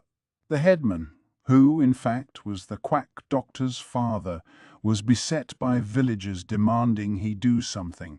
He saw the writing on the proverbial wall, that they could no longer go on making paper as they had. However, not everyone in the village was able or willing to see this reality, and a great deal of anger focused on the headman and his family. Maomao listened patiently, pouring boiled water from a teapot into a cup. "It broke my heart when my older sister came here to the rear palace. The village had been established in an ideal place for making paper, but not for much else. They decided to relocate the village, but lacked the resources. Around that time, the rear palace was looking for more palace women, and so the doctor's older sister answered the call. She laughed and said the next time I saw her, she would be a mother to the country, but in the end, I never saw her again." What exactly to do with themselves remained an issue on the new land. More resources were needed, and now the quack's younger sister volunteered to follow the older into the rear palace. "And finally, I decided to go. There was really no other choice," the quack said. As the rear palace expanded, there was inevitably a need for more eunuchs. They were in shorter supply than women, though, and thus commanded a higher price. "He's had it tougher than I realized," Maomao thought as she drank her tea. The more one cleaned, the more one saw things that needed cleaning. Maomao successfully finished with the medicine cabinets on the second day, but now the next room over bothered her. The quack did some basic cleaning, it appeared, but he didn't seem to have an eye for detail. Maomao spent the third day brushing cobwebs off the ceiling and carefully wiping down the walls, and after that she wanted to organize the equipment. The quack had quite a bit of it, she'd discovered, and anything he didn't much use he stuffed into one of the other rooms. What a waste, she thought as she surveyed that next room. She'd been given to understand that it wasn't being used, but for Maomao it was a treasure trove. She and the quack tackled the scads of medical treatises, Maomao with a glowing smile on her face, and the doctor looking rather glum. In this way, over the quack's pouting, they spent 7 full days cleaning. Maomao had also been doing food tasting for consort Gyokyu during that time, but nothing out of the ordinary had occurred. It was around then, as the doctor was grudgingly polishing a mortar and pestle, that another eunuch showed up at the medical office. The quack had received a letter. "Well now, what have we here?" the doctor said. He took the letter eagerly, spying a chance to do some slacking off. "Who's it from?" Maomao asked. In her mind, she was purely being polite, but the doctor replied, "It's from my younger sister." He showed her the letter, which was written on crackly, uneven paper that made Maomao wonder if it was produced from seaweed. It was very much the sort of low-quality product the average person might use. "I thought he said his family made paper," she mused. Maybe the sister figured a botched batch was good enough for writing to a family member. As he perused the letter, though, the doctor's face took on a look of shock, his eyes boring into the page. Maomao sidled up beside him, curious what was going on, but at just that moment the quack's shoulders slumped. He slid weakly into a chair, hung his head, and let the letter drop onto the table. A few words jumped out at Maomao. "Our Imperial Commission may be withdrawn." But the doctor had been bragging to Maomao just the other day about how his family supplied the court with paper. "I wonder what could be the matter," the doctor said almost to himself. "And we were just now able to start producing more supply." An Imperial Commission, or lack thereof, could have major consequences for the family's income. The hoity-toity types who bought high-quality paper could never resist the idea that they were using the same stuff as the Emperor, producing more. Maomao asked. "They haven't started cutting corners, have they?" She fingered the rough paper of the letter. They would never. They'd been more excited to work than ever since they got that ox. Nowadays it does all the things we always used to need people to do. Why should that change anything? Making paper involved a great deal of physical labor. The work ought to be easier with an ox to do all the heavy lifting. And yet, if this sample is anything to judge by, I can see why the court wouldn't be interested. Maomao picked up the letter and fluttered it at the quack. Low-quality paper would disintegrate if it got the slightest bit wet. Moreover, the uneven surface resulted in hideous written characters. The doctor was silent, as if in tacit admission that he knew the workmanship was poor. Finally, he leaned so far forward his head was on the table. "I just don't know what's wrong." Maomao, recognizing that now was not the time for cleaning, studied the paper intently. Much of the paper circulating among the commoners was of questionable purity, made of strands of fiber from many different plants. Because the fibers weren't cut carefully, the glue hardened inconsistently, causing the paper to fall to tatters. Her inspection, though, showed that the fibers of this sample were of uniform size and diligently measured thickness. Yet the surface was uneven, and a gentle tug was enough to tear off a corner of the letter. Maomao tilted her head in curiosity, reading the letter over once more. It said that the family was still employing the age-old methods of making the paper and using just the same materials they always had. The younger sister implored her brother to advise them what to do, but sadly, the half-man who was her brother seemed at his wits' end. She mentions a time-tested way of making paper. Exactly what methods do you use? Maomao finished drying the mortar and pestle and returned them to the shelf. Then she put on a kettle to help them relax. "The same ones everyone else does," the quack replied. "The difference is, our family is very particular about how we break down the materials and how we make the glue." "I can't say more than that." "Not so talkative on this subject, huh?" Maomao thought. She pulled a container of tea leaves off the shelf. She was rifling through it, trying to decide which would be good when some arrowroot practically jumped out at her. She grabbed it and tossed it in a teacup. Then she put the kettle back on the fire to boil. "Are you also particular about your water?" she asked. We use spring water heated to a very precise temperature to get the glue to set just right." "I can't tell you more, though. That's a trade secret." That was the quack doctor she knew, Maomao thought as she set down another teacup. She filled it with hot water, then stirred it assiduously with a spoon before it could cool, producing a viscous gruel. Arrowroot tea. And the glue? Do you boil it with water left over from washing rice? No, we take the trouble to dissolve wheat flour into it the way you're supposed to. Otherwise, it doesn't stick well. The moment he'd spoken, the doctor slapped his hand over his mouth, but it made scant difference to Maomao whether they used rice water or wheat flour or whatever else. She placed the arrowroot tea in front of the doctor. "In that case, where do you keep the ox?" she said. "I'm afraid I don't know that." He looked at her as if to ask why arrowroot, but nonetheless started lapping at the hot liquid. It stuck to the teacup, making it tricky to drink. "Young lady, I do believe you've mistaken the proportions here. It's impossible to drink this." Maomao passed him a spoon. "My apology. I'm happy to tell you how to make it drinkable. Want to give it a try? What should I do?" Maomao placed the spoon briefly in her mouth, then stuck it into the tea and stirred vigorously. Then she did it again, and then again. Somewhat uncouth, the quack remarked with a frown, but he did as she showed him. As he repeatedly put the spoon in his mouth and then stirred, a change began to take place. "It's getting less starchy," he observed. "I should think so. In fact, it's practically watery now." The doctor looked quite impressed. "Arrowroot and glue are rather similar," Maomao offered. "I suppose you could say that. I wonder if saliva thins out glue the same way it does arrowroot." Indeed, the doctor's mouth opened. Indeed, what? He wasn't as quick on the uptake as Maomao would have liked. "I'm practically rubbing his nose in it," she thought, but she decided to give him one more hint. "Oxen, I believe, produce a great deal of slobber."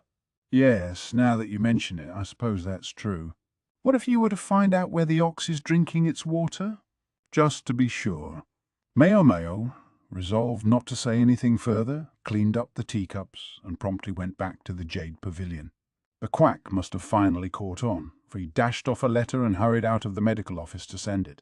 Maomao contemplated what she would do when she was done cleaning. But it's when things seem most quiet that disaster often lurks. Chapter 17. How to buy out a contract. "So how much does it cost to buy out a courtesan's contract?" Lihaku asked. He and Maomao were sitting in the room that connected the rear palace to the outside world. When Maomao heard Lihaku's question, her mouth dropped open. Since he'd summoned her personally rather than sending a letter, she'd assumed he had some new information to give her about the incident. But this was what he wanted to know. "I just knew he was a big, dumb mutt." Lihaku clutched his head until finally, unable to take it any more, he pounded the desk between them and exclaimed, "You've got to tell me, young lady!" The eunuchs guarding the entrances on either end of the room observed the commotion but clearly considered the entire thing a headache. Evidently, on a recent visit to the verdigris house, Lihaku had heard some talk of someone buying out one of the ladies' contract. One of the 3 princesses, no less. Lihaku, who was very passionate indeed about Perrin, one of said princesses, couldn't let the subject go. "There are any number of answers to that question," Maomao said, "for one of the very best courtesans." Then, "I hear you," Maomao said, studying him from under lidded eyes. She requested a brush and an inkstone from one of the guards, and Lihaku provided some paper. "Market price can change in a heartbeat, of course, so consider this to be merely a guesstimate," she said. Then she wrote the number 200 on the paper. This was roughly the amount of silver your average farmer could expect to earn in a year. A nice, cheap courtesan could be had for about twice that amount. Lihaku nodded along. "That excludes celebration money, though," Maomao informed him. A courtesan's actual buyout price could be influenced by factors like how long was left on her contract and how much money she might be expected to earn during that time, but one could also find oneself paying almost double that amount to gain on top of the buyout, for it was the custom of the pleasure district to see its ladies off with the grandest of celebrations. Give it to me straight. How much can I expect to pay in all? Maomao was somewhat stymied by Laihaku's soulful look. It's not an easy question to answer, she thought. Perrin had earned herself many customers and a commensurate amount of money since making her debut at the establishment.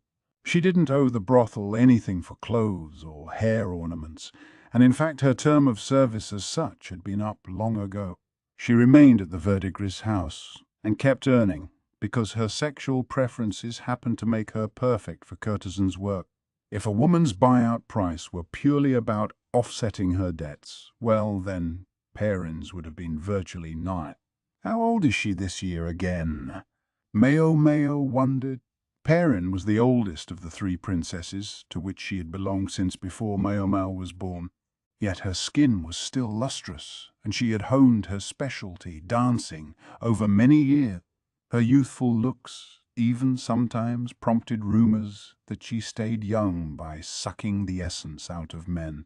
There were practices, the so-called fangs hongshu, or arts of the bedchamber, that supposedly allowed both men and women to maintain their vital essence by making love, and Maomao had occasionally wondered idly if Perrin had learned those abilities. Judging strictly by age, Perrin's value should have been naught, but her beauty remained undiminished, as did her energies. At the same time, the old madam wouldn't want her three princesses to stagnate. She would be looking to move the oldest of them, Perrin, along one of these days. Maomao had heard her muttering about it on her last visit home. Perrin had been a model courtesan supporting the Verdigris house when it had teetered on the brink, but she couldn't rest on these laurels forever, nor could the Verdigris house rest on her. It would have to foster a new generation of famous faces while it was in the ascendant, lest its current crop suddenly turn out one day to be old and dusty. Maomao scratched the back of her neck and grunted thoughtfully. If anyone was going to buy Perrin, out, it would be one of two people. She searched her memory. It was likely to be someone Perrin knew well. The Verdigris house didn't take that many new customers. One of the candidates was the head of a prosperous merchant business, a lavish spender who'd been so good as to continue patronizing the Verdigris house even when it had fallen on hard times. A decent old man. He'd often given Maomao candy when she was little. He frequently came not to stay the night as such, but to have a drink of wine and enjoy watching a dance or two. He'd spoken of buying Perrin out more than once. The greedy old woman had managed to put him off the subject each time, but if he were to raise the possibility again now, she might be more receptive. The other possibility was a high-ranking official who was a regular client. Still young, only just past 30, Maomao didn't know exactly what kind of official he was, but when she thought back to the jeweled ornament she'd seen on the hilt of his sword some years ago, she realized that at that time he had already ranked higher than like you did. Now, surely the man had been promoted since then as well. He seemed to be quite a match for Perrin as far as nocturnal activities went. She was always in excellent spirits after a night with him. Just one thing nagged Maomao about this second suitor. Compared to the indefatigable Perrin, he often seemed a bit tired. She worried about how Perrin would get along after being bought out by either of these men. Perrin was a beautiful woman and a superb dancer, but at the same time, she was renowned for never coming off second best in bed. It was even said that when she got too frustrated, her appetites could extend not just to the men servants of the brothel, but to the other courtesans and apprentices as well. In short, she was insatiable. That was what caused the madam to consider not just the possibility of selling Perrin's contract, but alternatively of letting her take over the Verdigris house. It was also conceivable that Perrin might simply leave the brothel, but her personality made that seem unlikely. Even though it would probably be the most peaceful solution for her, Maomao thought. Formally she would retire, but she could be allowed to take customers in special cases, while on her own time she could love freely. She would have far more liberty than she'd ever had before, which would presumably please her no end. Maomao eyeballed Lee Haku again. She took him to be in his mid-20s. He was toned and muscled, his brawny arms just the sort of thing Perrin liked. Not to mention that when he had come to the Verdigris house that first time, he and Perrin had gone into her room and not come out for the whole 2 days Maomao was home, yet Lihaku hadn't appeared spent afterward. "Master Lihaku, how much money do you make?" "That question seems kind of forward," Lihaku said, a bit apprehensively. "Around 800 silver a year?" "Hey, don't go around trying to put numbers on people."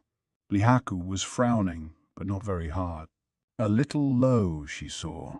1,200, then. This time he didn't say anything. That suggested a number in the middle, about 1,000 silver per year, say. A fairly good income at his age. To buy out a high-ranking courtesan, though, one ideally wanted to have at least 10,000 silver on hand. After all, such women could command 100 silver for a cup of tea, or 300 for a night's company. Lihaku had returned to spend 2 or 3 more nights with Perrin since that first visit. He would have to stretch his salary to support that habit, but Maomao suspected the old madam herself was behind this, most likely using Lihaku to help ensure Perrin didn't become too frustrated. "Not enough?" Lihaku asked. "I'm afraid not. What if I promise to pay the money back after I make it in the world?" "They'd never allow it. They'll probably expect at least 10,000 in hard cash." "Tea? 10,000?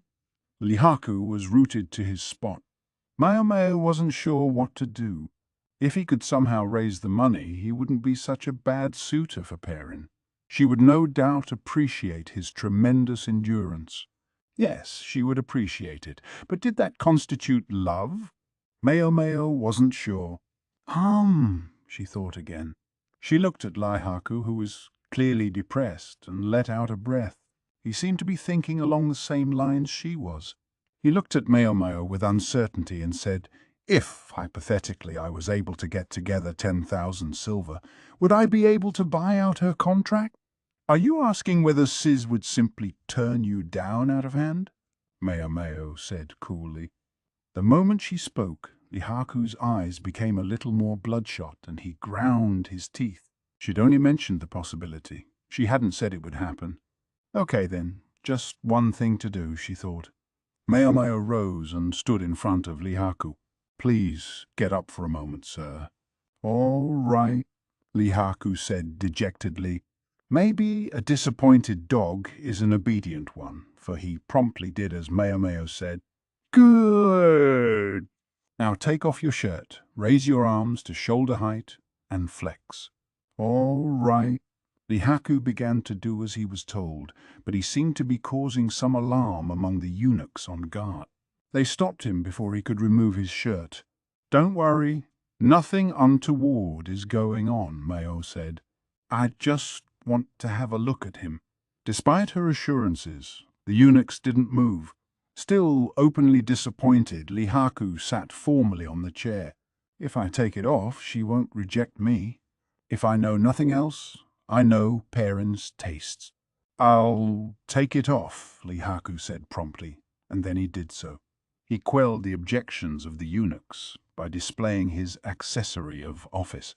Maomao circled around the posing Lihaku, examining him from every angle. Occasionally she would form a square with her palms and pointer fingers and peer at him through it critically. He had the carefully crafted body of a military officer.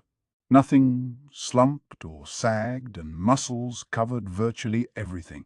His right arm was slightly larger than his left, suggesting he was right-handed. Perrin was ravenous and would devour almost anything if she had no other choice, but like anyone else, she had her preferences. If she'd been here at this moment, she would have been licking her lips. "Very well.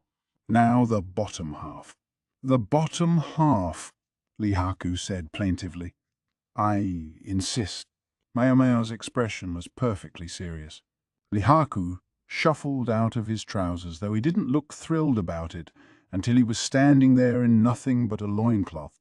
Maomao's face didn't change. She continued to study him with almost scientific rigor. Lihaku's legs and hips were as sturdy as the rest of him, demonstrating that there were no imbalances in his training regimen.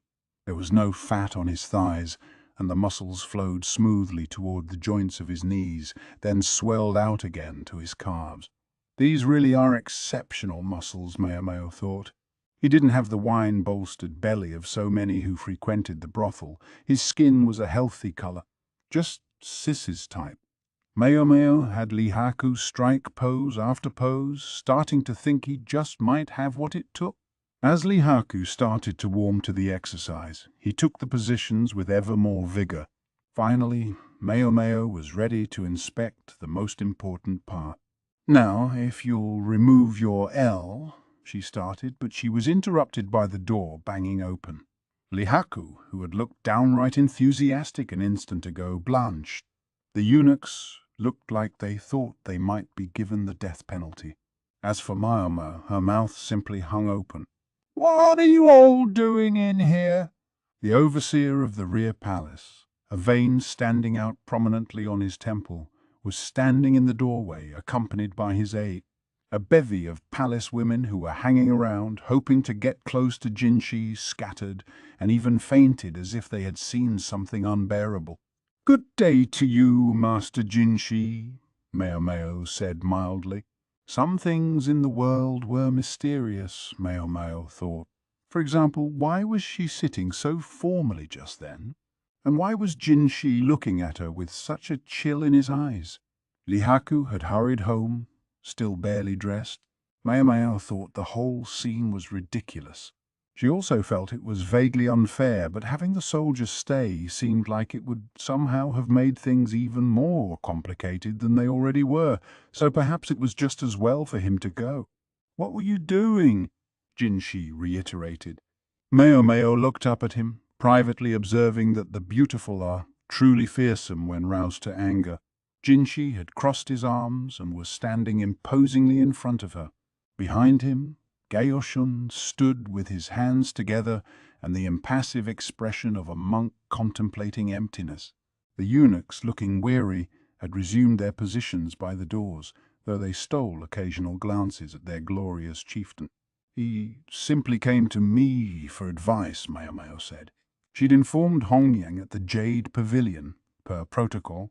She'd finished the laundry in the morning, and as there were no tea parties planned for today, a food taster would not be necessary.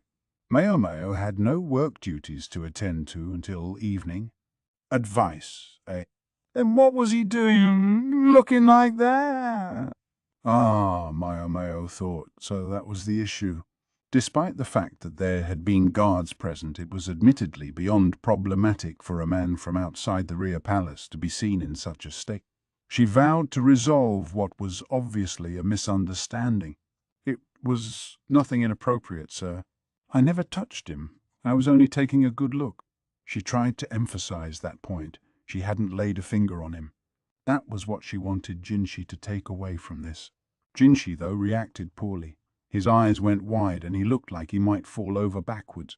Gaoshun, meanwhile, seemed to be advancing from the contemplation of emptiness to the realization of liberation. Maomao wondered why he was looking at her with the unperturbed compassion of a bodhisattva. "A good look, you say?" "Yes, sir. I was only looking." "To what end?" "I should think that was obvious. I needed to make sure his body would be satisfying, and examining it in the flesh was the only way."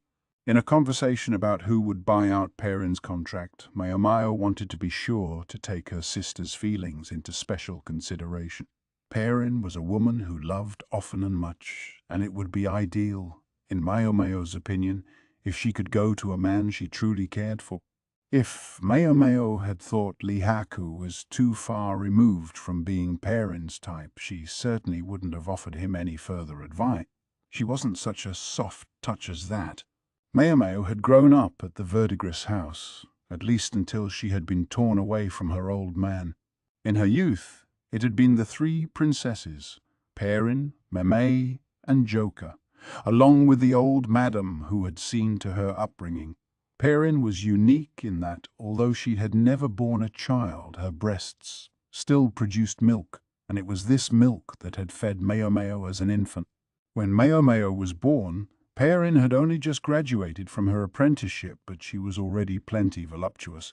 Maomao always thought of Perrin as sis, but in reality it was something more like Mom. Incidentally, she took this informal tone with Perrin lest Mime and Joka get mad at her. Maomao suspected that if Perrin went to one of the two long-standing prospects, she was unlikely to have the life she truly wanted. Even so, Maomao wasn't sure it would be best for her to simply go on and end up like the old madam. Many former courtesans gave up on having children. The constant use of contraceptive drugs and abortifacients robbed their wombs of the strength to foster a child.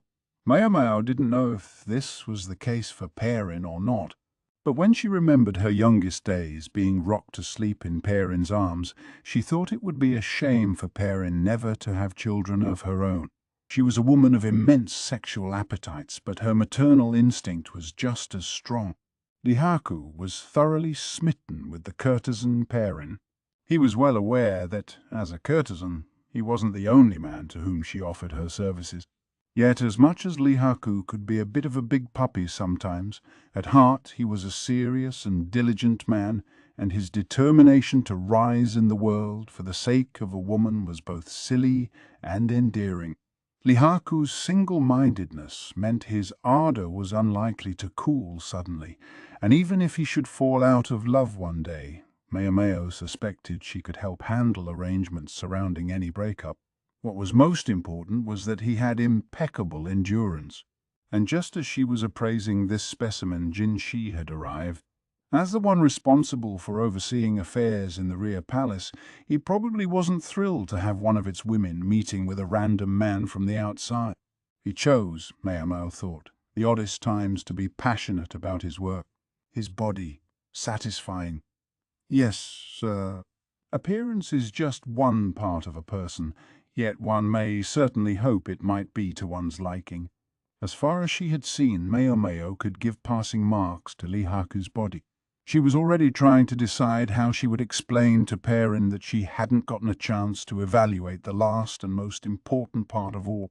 Maomao had told Lihaku that it would take 10,000 in silver to buy Perrin out, but depending on how the matter was approached, he might get away paying as little as half that. It would depend in particular on how Perrin felt about him. Is outward appearance that important? Jinshi finally stopped looming over her and took a seat instead. His foot tapped the floor restlessly. He was clearly still irritated. I should say so, Maomao replied, reflecting that she found it oddly vexing that Jinshi of all people should ask this question. I must admit, I never expected to hear that from you. So, what did you make of his looks? He's just full of questions, Maomao thought, but it was an underling's burden to answer every inquiry of those above her. His body shows excellent proportions. He's lean all around. It's clear he has a superb physical foundation, and I believe it's fair to assume he's quite dedicated.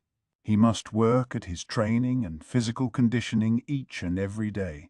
If I had to guess, I would suspect he's quite capable even by military standards. Jinshi was agog at Maomao's proclamation. She almost thought he found her response surprising. His expression swiftly soured until he looked downright irate. Can you really tell what kind of person someone is based solely on how their body looks? More or less. The fruits of habit appear in the flesh, if you will. When providing medicine to a customer who was reluctant to talk about themselves, it was important to be able to discern who you were dealing with. Any apothecary worth their salt would acquire the skill whether they consciously intended to or not. And would you be able to evaluate me by my body? Maomao said in spite of herself. She almost thought there was a trace of sullenness on Jinshi's face.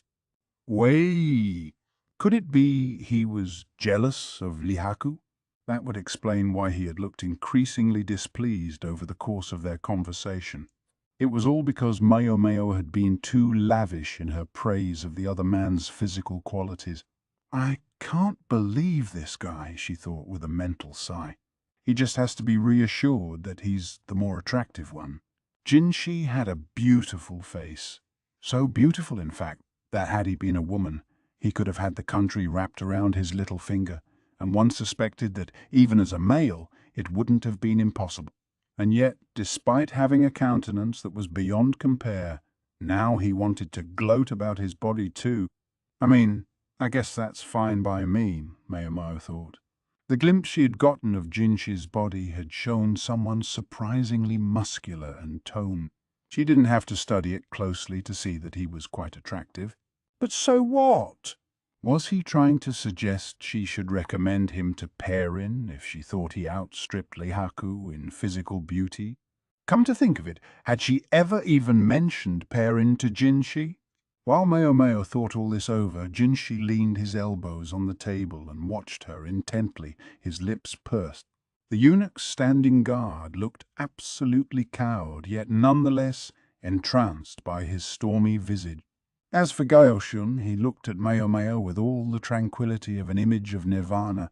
Maomao felt a bit bad for Jinshi, but she would have to be clear about this here and now. Jinshi lacked the one thing Perrin considered more important than any other in a man.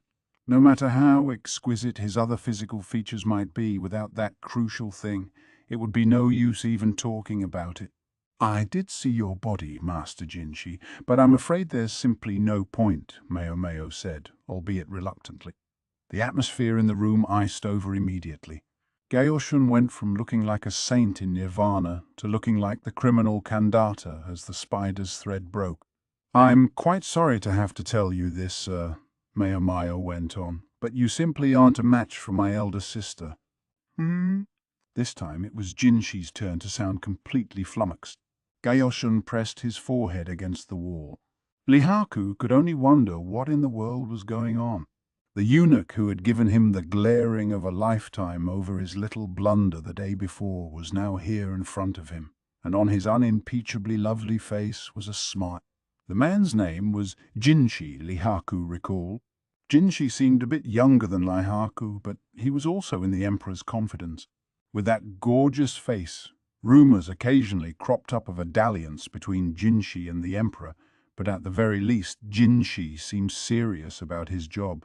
There was nothing to complain about in that respect. The way he could cause virtually anyone, man or woman, to fall head over heels for him could be a bit of an issue, but otherwise, in Lihaku's opinion, there was nothing objectionable about it.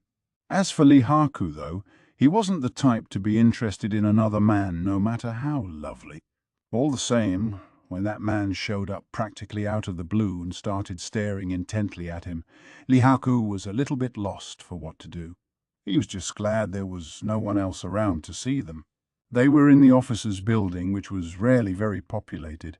One particularly eccentric commander made his base of operations here, a person with whom everyone else preferred to have the minimum of contact. Word was that the eccentric had been out and about quite a bit recently, and Lihaku thought maybe this eunuch had been press-ganged into helping with something around here. Lihaku had submitted his paperwork and tried to get out of the building as quickly as he could so as not to get dragged into anything himself, but just as he had been leaving Lakan's office, he had bumped into this eunuch, and now he was facing that mystifying smile. Speaking of mystifying, the aide standing behind Jinshi was the man who had requested Lihaku to be his go-between at the brothel. Allegedly, he was an old acquaintance of one of Lihaku's superiors. He'd wondered how the man knew the freckled palace woman Maomao, but now it was starting to make sense. "Might I have a moment of your time?" Jinshi asked. It was a polite request, but Lihaku was hardly in a position to refuse. Although the other man was younger than him, the jeweled ornament hanging at his hip showed a more esteemed color than Lihaku's. If he didn't do as he was asked, there was no telling if he would ever get the promotion he sought. "As you wish," was all he said, and then he followed after the eunuchs. They were in a courtyard of the palace, a place the officers often went to enjoy the refreshing breeze on summer nights. Admittedly, Lihaku wasn't a frequent visitor. He had never been terribly attuned to aesthetics. In this season, the chill in the air went beyond refreshing. It was getting downright cold. Between the time of year and the time of day, they could count on not being disturbed. In summer, flowers called big-leaf hydrangeas would have been putting out blooms as large as embroidered handballs. Apparently, they were unusual flowers that had been brought from an island country to the east, and depending on the day, the blossoms might be red or they might be blue. The commander had gone out of his way to have them planted here. The blooms bore some resemblance to lilacs, but at the moment they simply looked like stubby bushes. Lihaku sometimes wondered if they gave the man a bit too much discretion, but one heard tell that even the general had trouble asserting himself with the monocled man, so maybe there wasn't much to be done. Jinshi took a seat in an open-air pavilion, then gestured for Lihaku to do the same. Left with no other choice, he sat down facing the eunuch.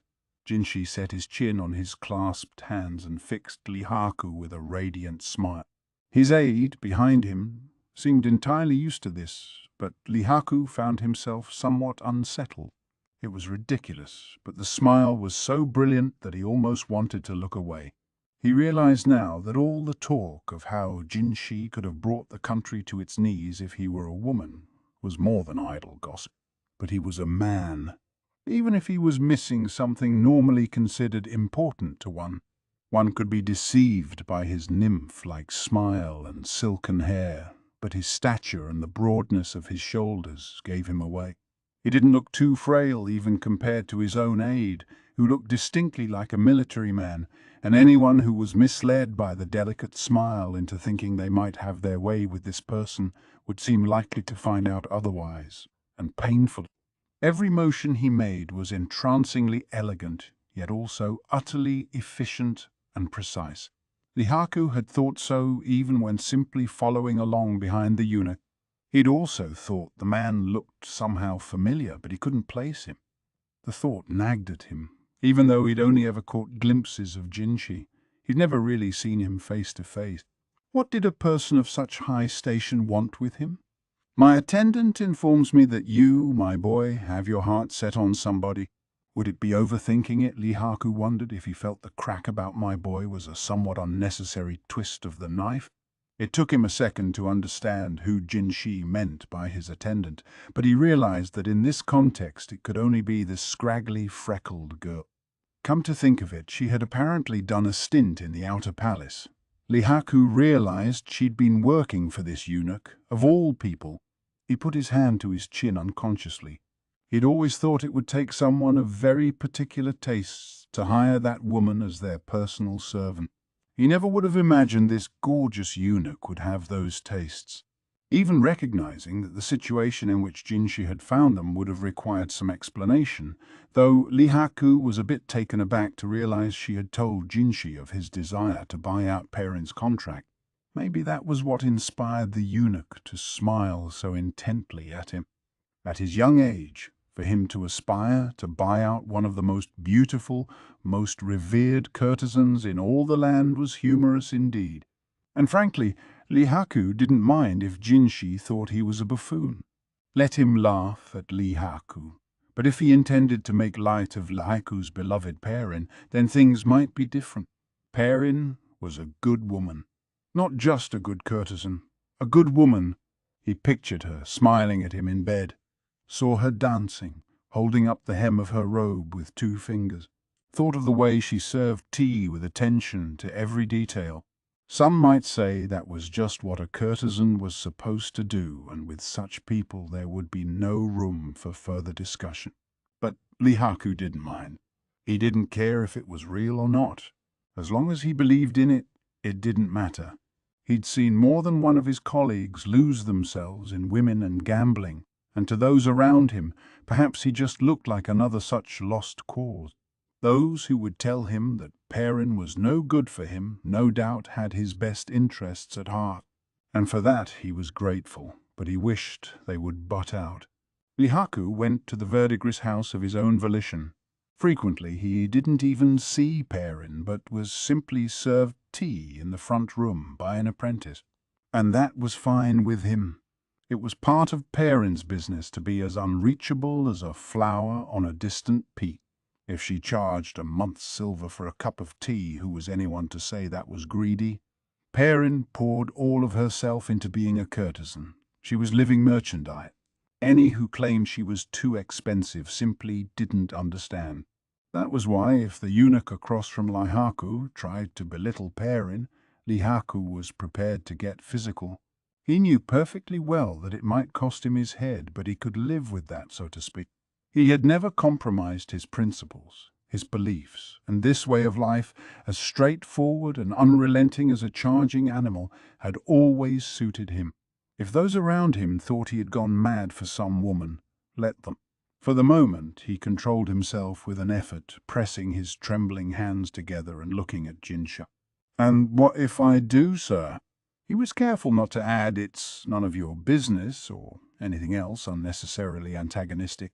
Jinshi appeared to pay no mind to Lihaku's dark look. The heavenly smile remained unmoved. What Jinshi said next shocked Lihaku. "What would you do if I said I would shoulder the cost of purchasing her contract for you?" Lihaku caught his breath, jumped to his feet, and pounded the table. The granite surface sent some of the force back at him. Only when the shiver had passed through his entire body was he at last able to speak. "What do you mean by that?" "Precisely what I said. How much would it take to buy her out?" 20,000. Do you think that would be enough?" It was as if the number meant nothing to Jinshi, but it made Lihaku gulp. 20,000 was not an amount to simply give away, certainly not to an officer one barely knew. Had Jinshi already spoken to Maomao about the probable cost, or was the sum truly an afterthought to this man? Lihaku put his head in his hands. The thought did go through his mind. If this man spoke of 20,000 as if it were nothing, then half that would be less than nothing to him. But he resolved not to get lost in a naive fantasy. "I'm overjoyed by your words, sir," he said, "but I must wonder what would prompt such generosity towards someone you hardly know. Offers that were too good to be true always had a sting in the tail." Even a child knew that, and Lihaku wasn't foolish enough to forget this basic rule. He sat back in his chair and looked at the man across from him.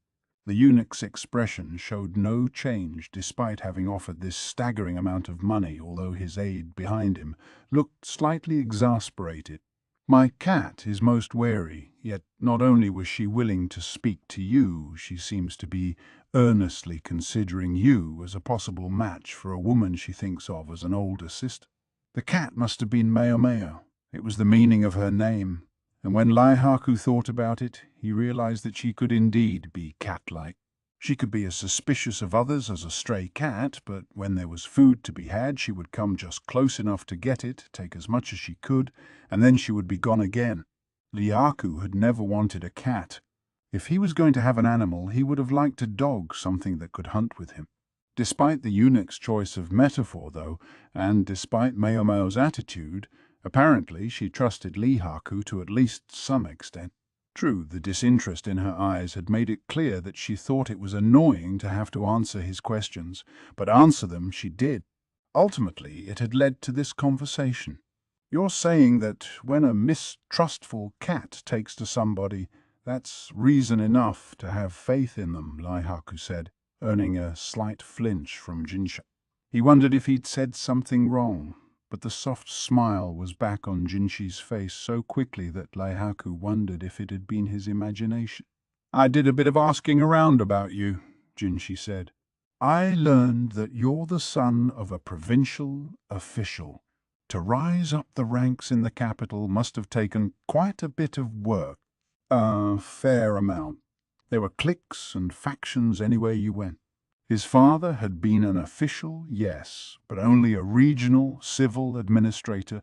That had meant an uphill battle for Lihaku, and a good deal of time before anyone really took him seriously. "They say you were discovered by a commander with an eye for talent and entrusted with a unit of your own." Yes, sir, Lihaku said hesitantly. He wondered just how much this man had learned about him. Outwardly, Lihaku was supposed to have been promoted after the commander of a small unit left the service. And who wouldn't want to be on good terms with a promising young soldier?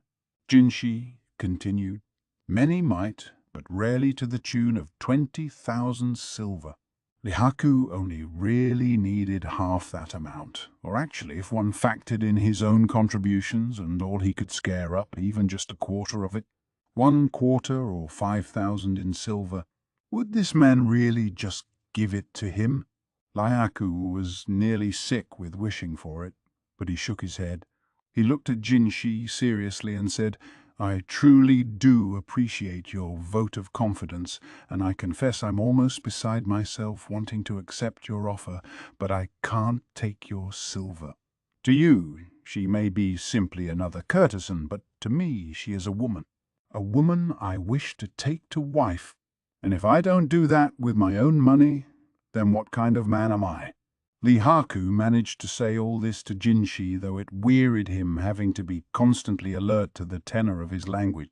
He'd thought Jinshi might be peeved by his refusal, but that nymph-like smile didn't change. He even thought it might have softened a little. Then the smile turned into laughter. I see. I'm afraid I've been quite rude. The eunuch stood utterly elegant as he ran his fingers through his hair. Looking like he had stepped out of a painting of a classical beauty, he stood there with a satisfied smile on his face. I think there may be something I will wish to speak to you about later. You wouldn't mind? Whatever you wish, sir. Lihaku stood up as well. He pressed a fist respectfully into his open palm and bowed. The gorgeous eunuch responded with a short nod, and then he and his aide went home. Lihaku watched Jinshi go, almost befuddled by his elegance until they were out of sight. Finally he murmured, "What was that all about?" and scratched his head, truly puzzled. His heart dropped a little when he felt the bald patch that still remained where his hair had been scorched off. Then he sat down again, mumbling, "What am I going to do?" He would have to try to show his best side for his superiors at their next training session. Or maybe he could take on more work. No, there was something more important. He would send a letter to the woman he hoped to be joined to someday. He wouldn't simply unilaterally take her. He wanted to know how she felt as well. Whatever she said in reply might be only for politeness' sake, but he would place his faith in it. It would be what sustained him. Right.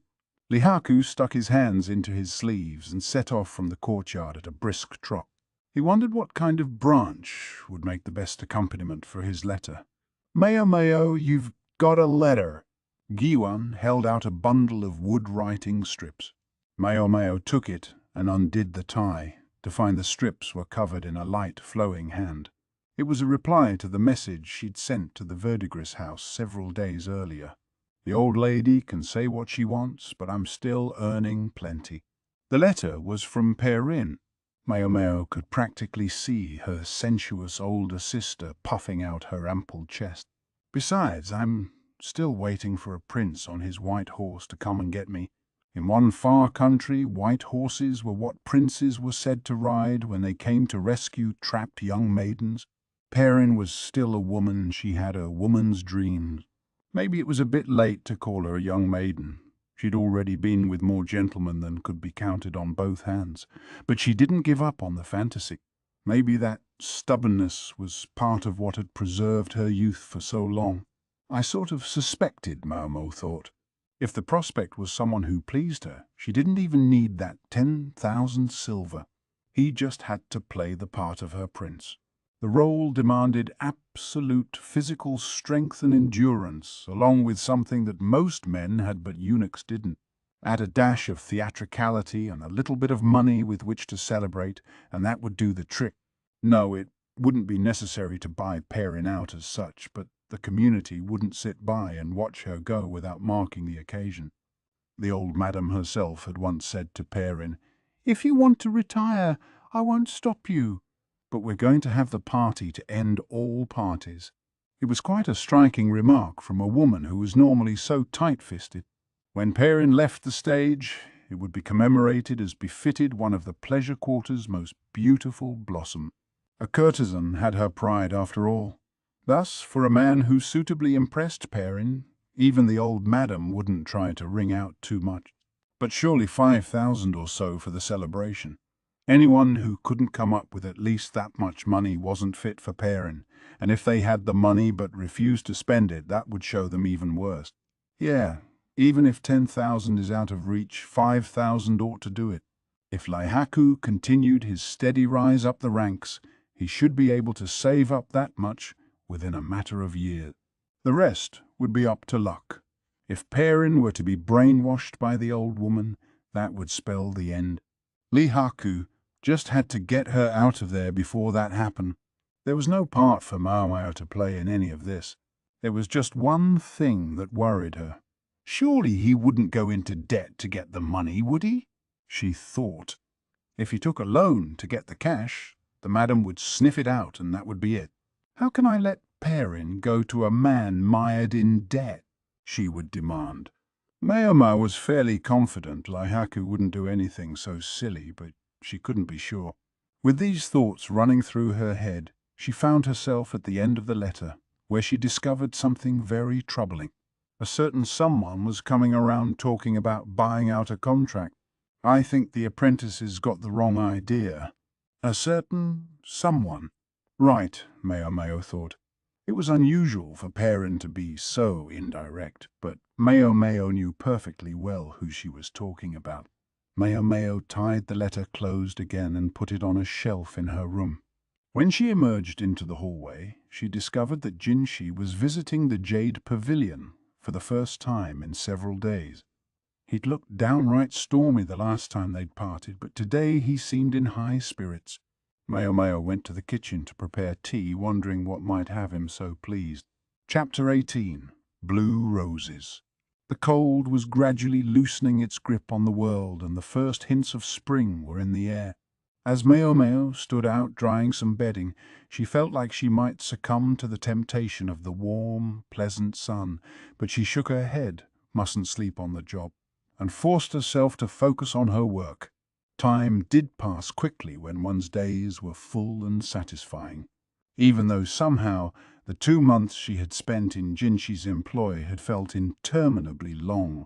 She still longed sometimes for the larded shelves of medicines in the Outer Palace physician's office, but she could rectify that issue here. She could work through the quack doctor to get the Rear Palace medical office up to speed.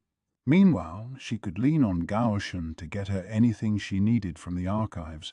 It would have been even better if she could have left the Rear Palace at will, but, well, one couldn't have everything. So long as she was serving there, she couldn't expect to come and go as she pleased. Consort Gyoku's pregnancy was becoming more and more certain.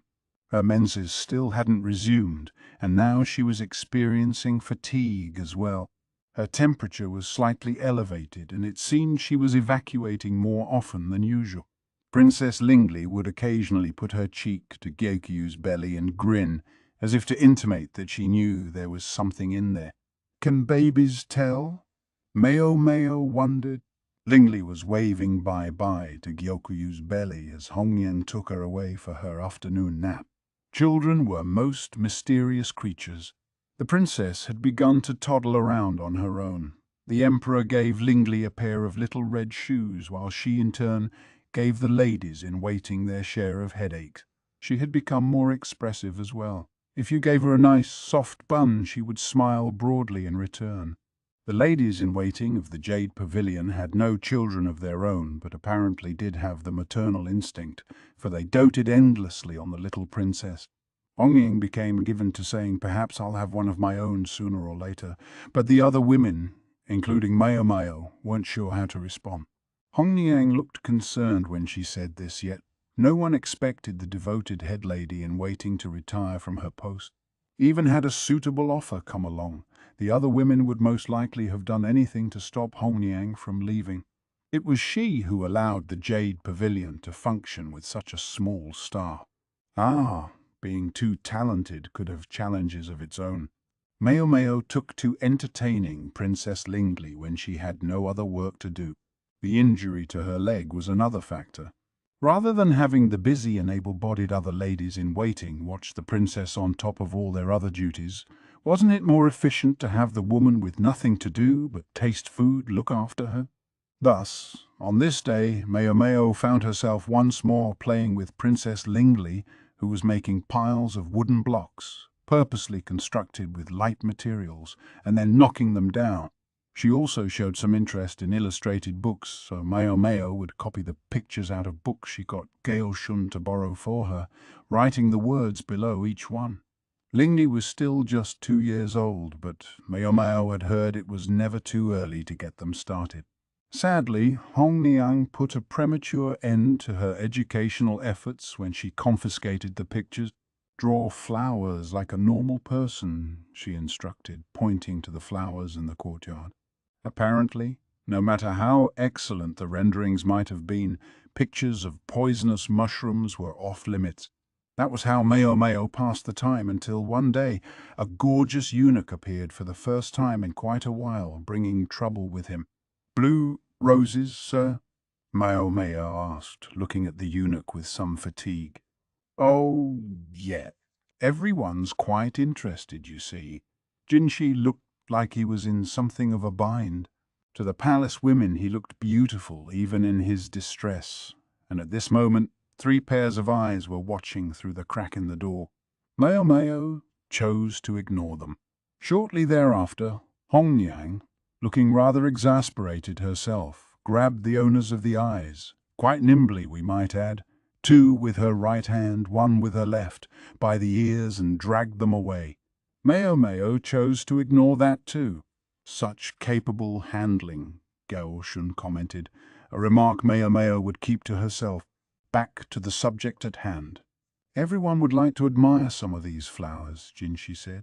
"And for some reason, he was the one who was supposed to come up with them." I knew this was going to be trouble, Maomao thought. "You want me to find some?" she asked. "I thought you might know something about them. I'm an apothecary, not a botanist. It just seemed like something that might be in your wheelhouse," Jinshi offered weakly. "Oh, very convincing, sir," Consort Gyokyu said gaily from where she was lounging on a couch. The princess was beside her, sipping on some juice. Someone, somewhere, Jinshi professed not to know who, had suggested that one of Gyokyu's ladies might know something about the subject.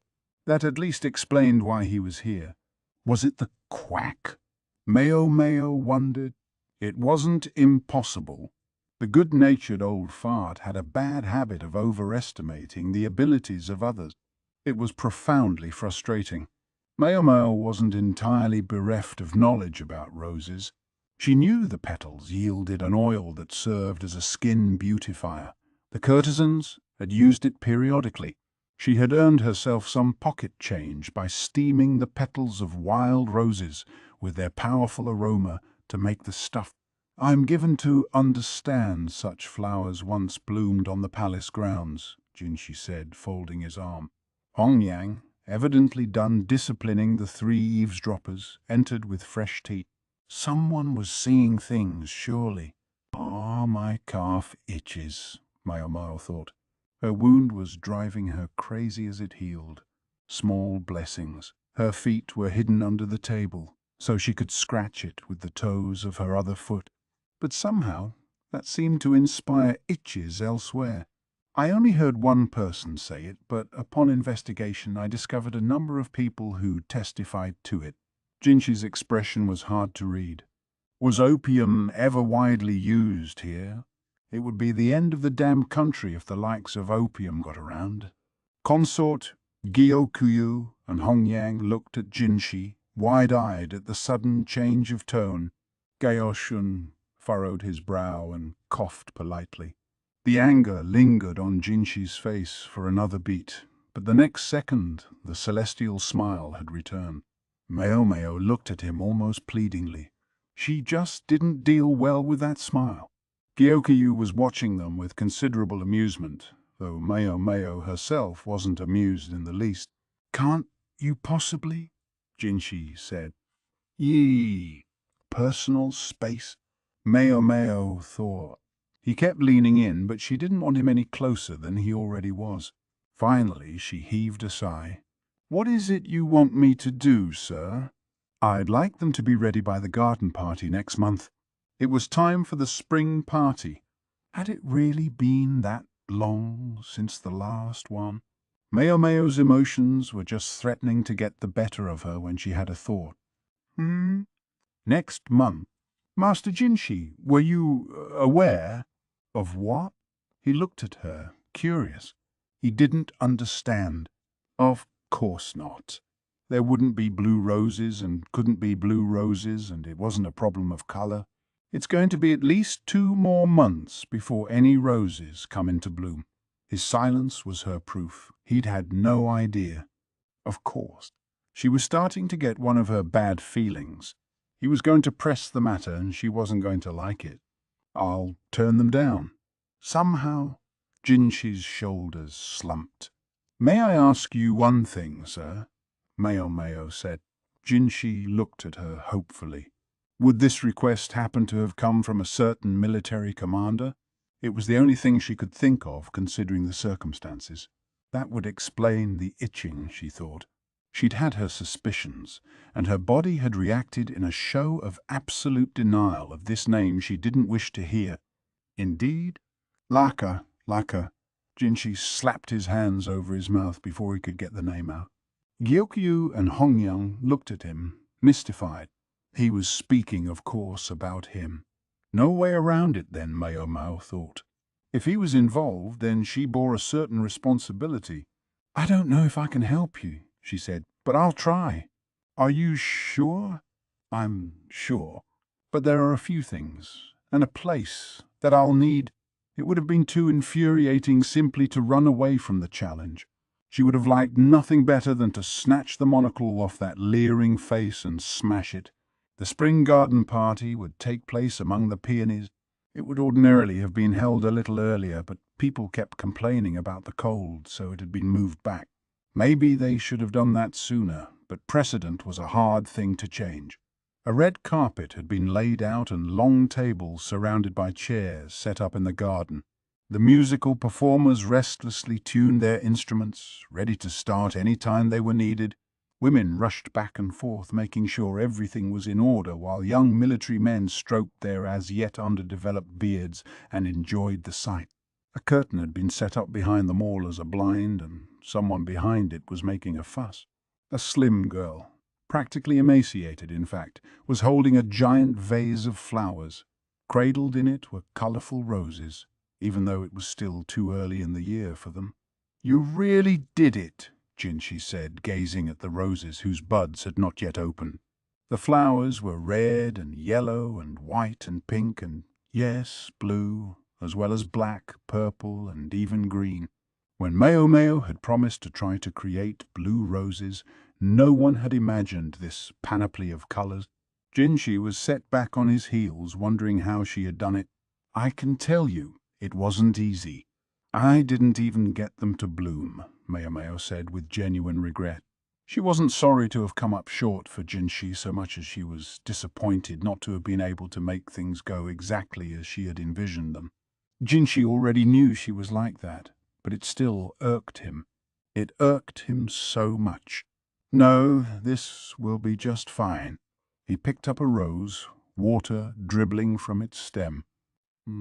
Something seemed off. For the moment, though, he didn't care. He put the rose back in the vase. He remained surprised that, though she had only agreed to blue roses, Maomao had produced a veritable rainbow. However she had done it, she looked like she might collapse from sheer fatigue. He entrusted her to the care of the ladies-in-waiting of the Jade Pavilion, while he took the vase and set it by the seat of honour. Even as buds, not blossoms, the roses were more than enough to steal the peony's thunder. Everyone seemed to notice them, and everyone was amazed. Murmurs spread among the gathered officials, along with some derisive snorts. This wasn't possible. Jinshi was a eunuch in His Majesty's good graces. What was more, though he understood that it sounded like hubris to say it. He knew that his looks were enough to take most anyone's breath away. But for all that, he still had his enemies. One would have to be all but bereft of ambition to enjoy the prospect of a young eunuch throwing his weight around with the emperor, and most officials were anything but. Jinshi never let his nymph-like smile slide, making sure his posture was perfectly straight as he approached the dais. The emperor, with his prodigious beard, sat there surrounded by beautiful women. The gazes that focused on Jinshi concealed many different thoughts and feelings. Lust was fine by him. There were endless ways to use it. Jealousy, likewise. Very simple to exploit. Whatever someone might be feeling, so long as you knew what it was, there were ways to handle it. Far more problematic when a person was hard to read. Jinshi looked at the official who sat to the emperor's left, full cheeks and eyes that never gave away what he was thinking. If Jinshi was a little uncomfortable around him, who could blame him?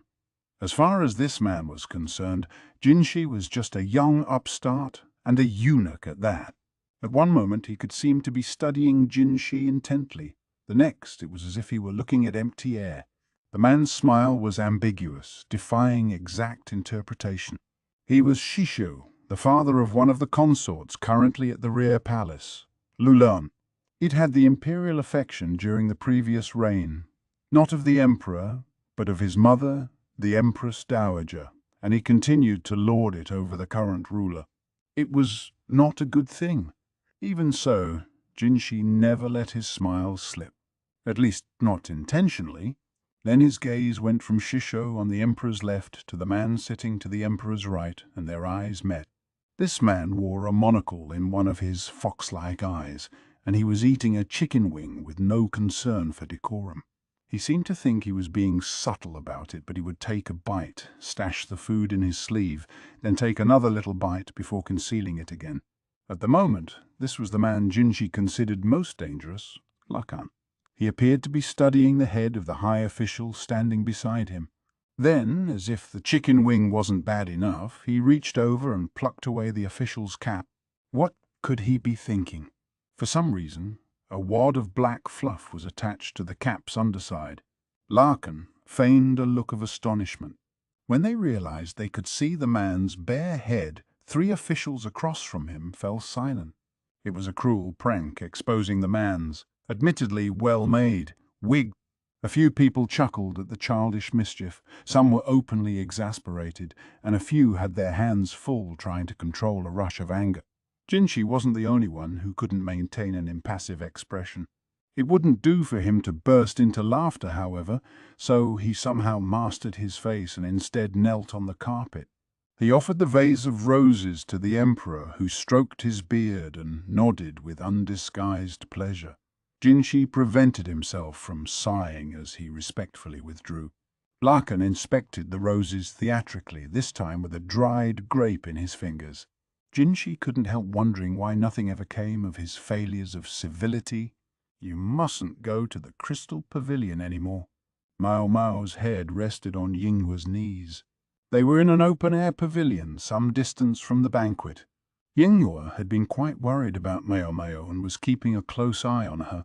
With her pregnancy beginning to show, Consort Gyokyu had excused herself from this event on the pretext that she was giving her place to Lulan, the new pure consort for whom this was in effect a public debut. Why had Maomao grown so gaunt as to alarm Yinghua?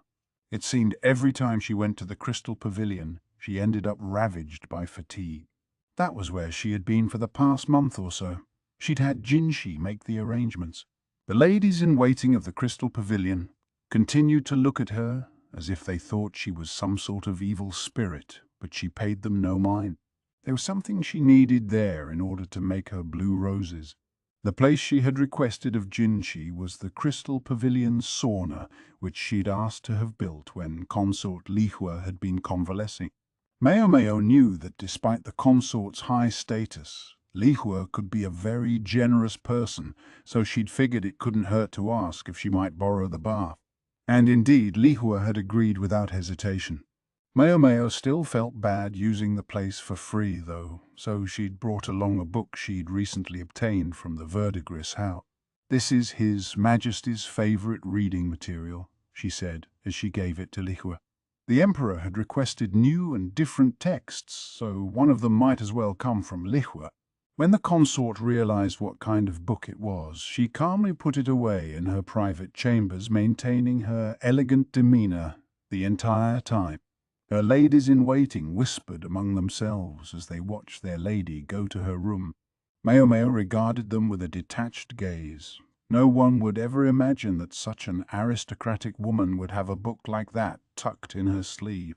Having thus earned the goodwill of the mistress of the house, Maomao received permission to construct a small shed in the courtyard, into which the steam from the sauna would flow. The building looked rather strange. It had large windows, including one right on the roof.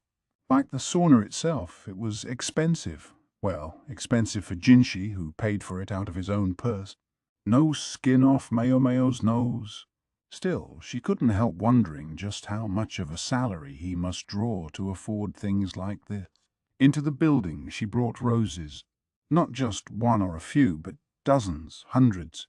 She cultivated them amidst the warmth from the steam, making sure they got plenty of light and taking them outside when the weather was good. On any evening cold enough to threaten frost, she would stay up with the flowers all night, pouring water over hot stones to keep them warm. More than once, all the to-ing and fro-ing caused the wound on her leg to open.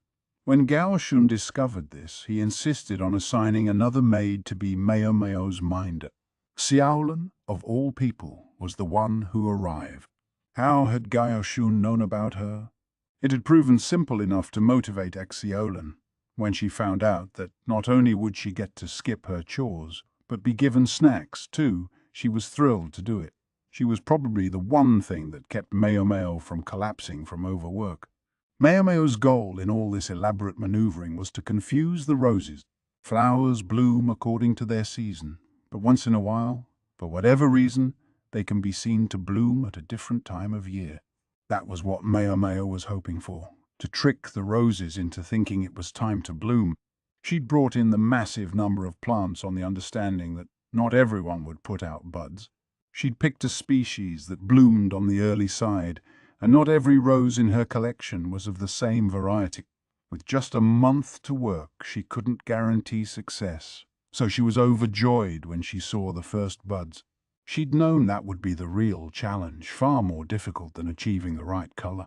She'd gotten several eunuch helpers from Jinshi, but the subtleties of maintaining the correct temperature was something she alone could oversee.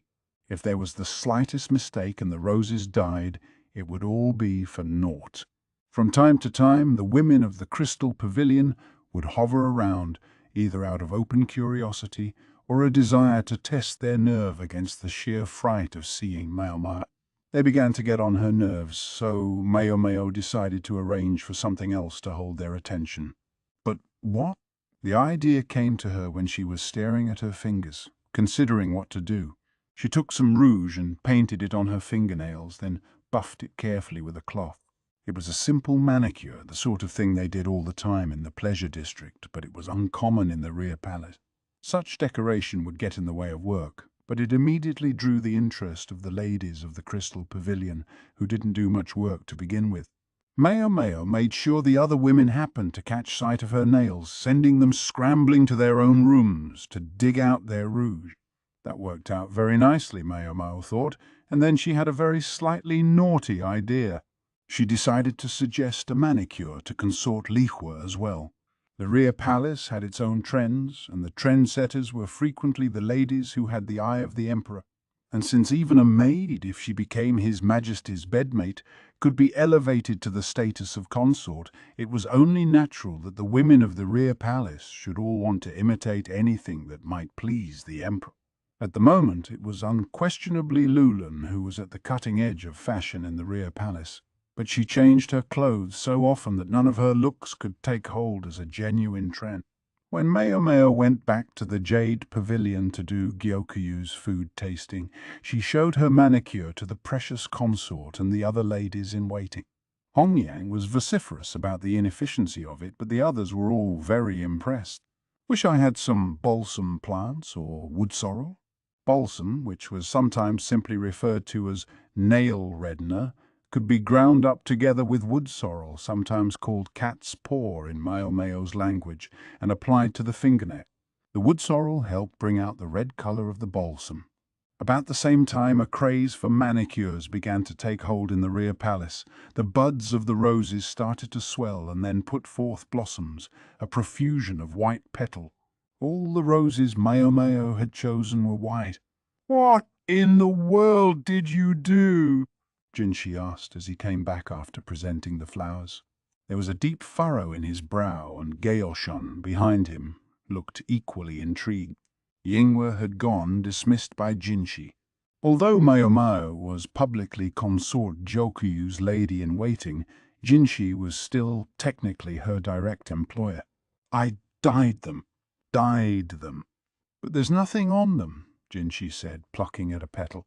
"Not on the outside," Maomao said. "I dyed them from the inside." She picked up one of the blue roses and pointed to where the stem was cut. Droplets of blue liquid clung to it. She had put the white roses in colored water. It was as simple as that. The flowers absorbed the water, color and all, through their stems, dyeing the petals a whole rainbow of hue. However, when they were arranged in a vase together, all the flowers except the white ones had to be specially treated, lest the colors mingle together and turn the blossoms an unpleasant black.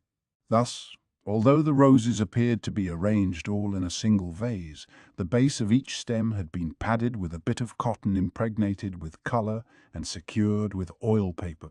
Maomao had left the paper there until the moment the flowers were to be presented. That really was all there was to it.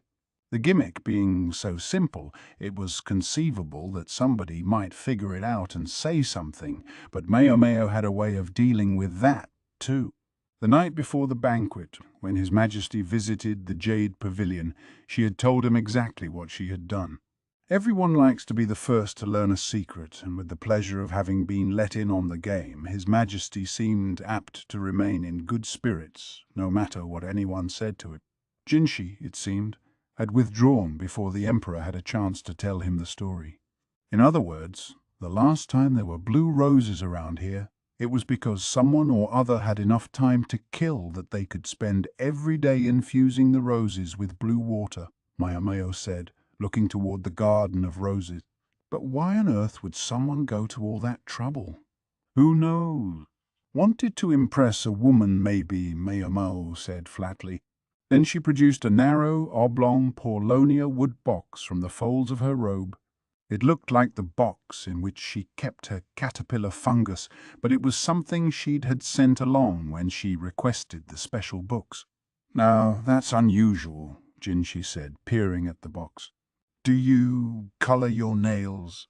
"I do, though I can't say it suits me. Being exposed to so many drugs and poisons and doing so much scrubbing and washing had left her hands in a sorry state." The pinky finger on her left hand was slightly deformed. Painting it red wouldn't change the unnatural shape, but it helped. Jinshi was looking a little too interested, so she regarded him the way she so often did, like he was a fish gawping at the surface of the water. "Oops, can't be doing that," she reminded herself, shaking her head.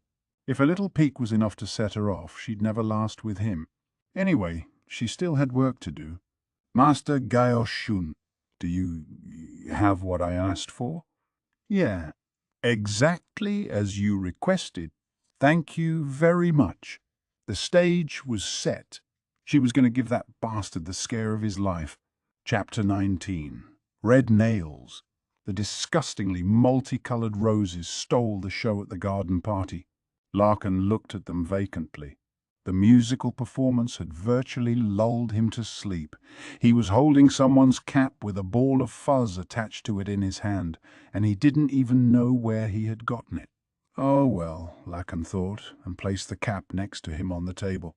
The official beside him greedily snatched it up and arranged it on his own head. He seemed to be looking reproachfully at Lakan, but the strategist didn't really know why. He decided to take out his monocle, polish it with a handkerchief, and then put it back on the other eye. The roses were positioned in the very center of the banquet, as if to show off the poor taste of whoever had arranged them. He was at a banquet, he remembered that much. Music furled around him and silk streamers waved. He was presented with a meal that was clearly the height of luxury, and he could smell wine everywhere. It so happened that Lakan had never been very good at remembering things that didn't interest him. He recalled what had happened, but not the attendant emotions. He felt completely divorced from those. Before he knew it, the proceedings were over, and two consorts, one dressed in black and the other in blue, were receiving roses from the emperor matching the colors they wore. Lakan heard whispers around him indicating how beautiful the women were, but he wouldn't know. Whether people's faces were beautiful or ugly was something else he'd never had a connection to. God, this was boring. Wasn't he here? Why go to all the trouble of provoking him if he wasn't even going to come? He was left with no choice but to find someone else to tease. He could at least let off a little steam. He looked around. There were plenty of people still here. He hated crowds. Most people's faces just looked like ghost stones to him. He could differentiate between men and women, for men's faces looked like black stones and women's like white ones, but they all had nondescript, expressionless caricatures of faces on them.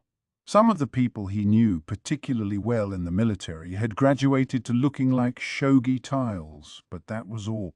The grunts all looked like pawns, and as their ranks went up, they started to look like lances or knights, the game's more powerful pieces. The job of a military commander was simple: to arrange the pieces where each was most suited. A place for everything and everything in its place. That was what won most battles. It wasn't difficult. That was all Lakan had to do, and his job was finished. He might be a talentless hack himself, but if he could distribute his pieces correctly, those around him would take care of his work. That was how Lakan felt about the matter anyway. Even that man whom everyone said was as beautiful as a celestial nymph, Lakan had to take their word for it. He couldn't tell.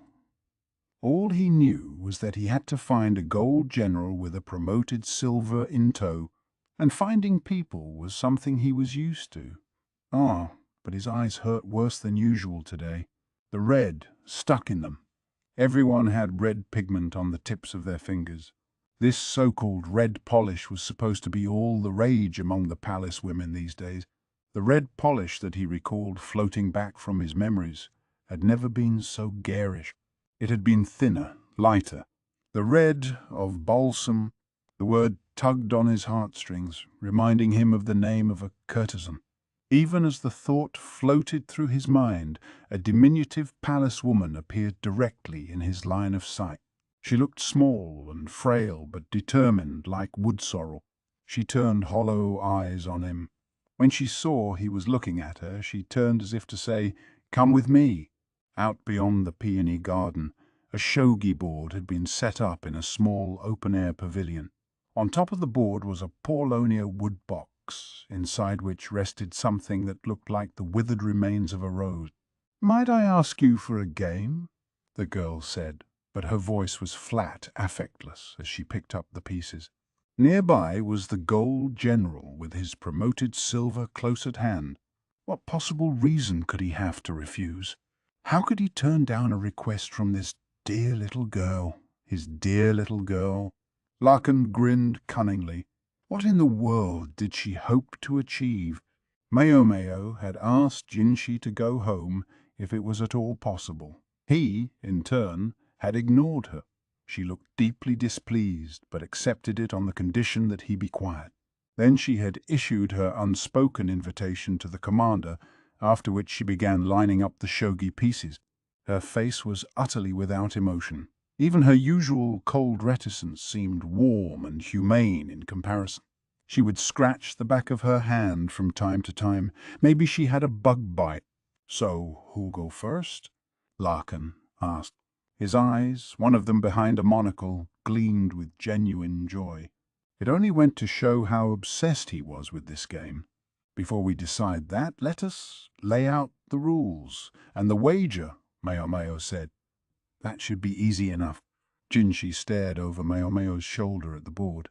Lakan fixed an unsettling grin on him, but this was one contest he wasn't going to lose. He poured ever more honey into his own smile. It would be a standard contest of 3 games out of 5. Jinshi simply didn't understand. The commander had never been beaten at shogi. Maomao's very choice of game was madness.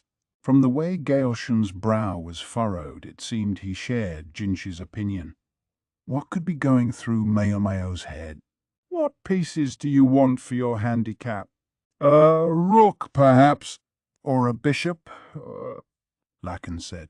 I don't need a handicap, Maomao replied. Jinshi, though, thought Lakan had been very sporting to offer one, and that Maomao should have politely accepted it. Very well. If I win, you'll become my child. Jinshi nearly objected aloud to this, but Gaoshun stopped him. They had promised not to speak. I'm currently employed, so you would have to wait until my term of service expired. Employed? The fox-like eyes glanced in Jinshi's direction. He never let his smile slip, though he had to resist a twitching in his cheeks. Are you really? Yes, and the paperwork says so. And so it did. At least, that was what the paper Maomao had seen said. But suppose it had been the old madam, her guardian, after a fashion, who had actually signed it? The man who was effectively Maomao's adoptive father had pinched the brush right out of Maomao's hand. Well, I hope it's all in order. But more importantly, Lakan studied her. What will you ask for? Yes, the wager I request. Maomao closed her eyes. Perhaps I could ask you to purchase one courtesan from the verdigris house? Lakan stroked his chin. I must say, of everything I thought you might ask for, I didn't expect that. Maomao remained completely impassive. The madam is looking to clear out those who are getting on in years. I won't stipulate who you must buy out. So it's come to that? Lakan looked absolutely exasperated somehow, and then he grinned. But if that's what you request, then that's what I must accept. Is that all you ask for? Maomao regarded Lakan coldly. Perhaps I could also stipulate 2 additional rules. Name them. All right. Maomao produced a bottle of wine she'd asked Gaoshun to prepare. She poured equal amounts into 5 separate cups. The smell suggested it was distinctly potent stuff. Then Maomao produced some medicine packets from her sleeve and sprinkled one into 3 of the cups. They each contained similar-looking powder. She gave each cup a gentle tilt, dissolving the powder, then quickly shuffled the 5 cups around until it was impossible to say which were which. After each game, the winner will pick one of these cups and the loser must drink from it. The loser doesn't have to drain the entire cup. A mouthful will do. Jinshi was getting a very, very bad feeling about this. He moved from directly behind Maomao over to one side. He had the impression that her face had taken on a slight flush. Previously so emotionless, her lips now flirted with a smile. He knew what caused Maomao to make that face. He wanted to know what the powder was, but didn't dare ask. He was angry at himself for not being able to ask. Lakan voiced the question instead. What was that powder you put in them? A drug. Medicinal, in small quantities. Bah, Mao added. All 3 cups together would be tremendously poisonous. She managed to say this with a smile on her face, strange girl that she was. The other rule I request, she said, is that if a person abandons a game for any reason, it will be considered a loss. Those are my 2 rules. She gently rocked the cups that might or might not have been poisoned. Her hand was stained red, and on that hand the pinky finger was deformed. Lakan stared intently at that finger. Maomao thought of the most terrible things, Jinshi reflected. Even knowing it would be all right as long as one didn't drink all 3 cups, she seemed cavalier about it. Was she trying to gain a psychological advantage? True, any ordinary opponent might have been shaken by the extra pressure. But this wasn't an ordinary opponent. It was the master strategist himself, widely regarded as a superlative player. It would take more than a little scare tactic to bend him out of shape. As anyone might have predicted, Maomao lost the first 2 games in a row. Jinshi had thought maybe she at least knew the ins and outs of the game, but it became clear that she knew the rules at best and had no real experience of actual play. She had already drunk down 2 of the cups, quite eagerly in fact. For the umpteenth time, Jinshi asked himself what she could be thinking. The 3rd game had only just begun, but the outcome already seemed apparent. When Maomao drank that 3rd cup, she might poison herself. The chances of picking one of the drugged cups were 3 out of 5 the first time, and after the 2nd game, 2 out of 4.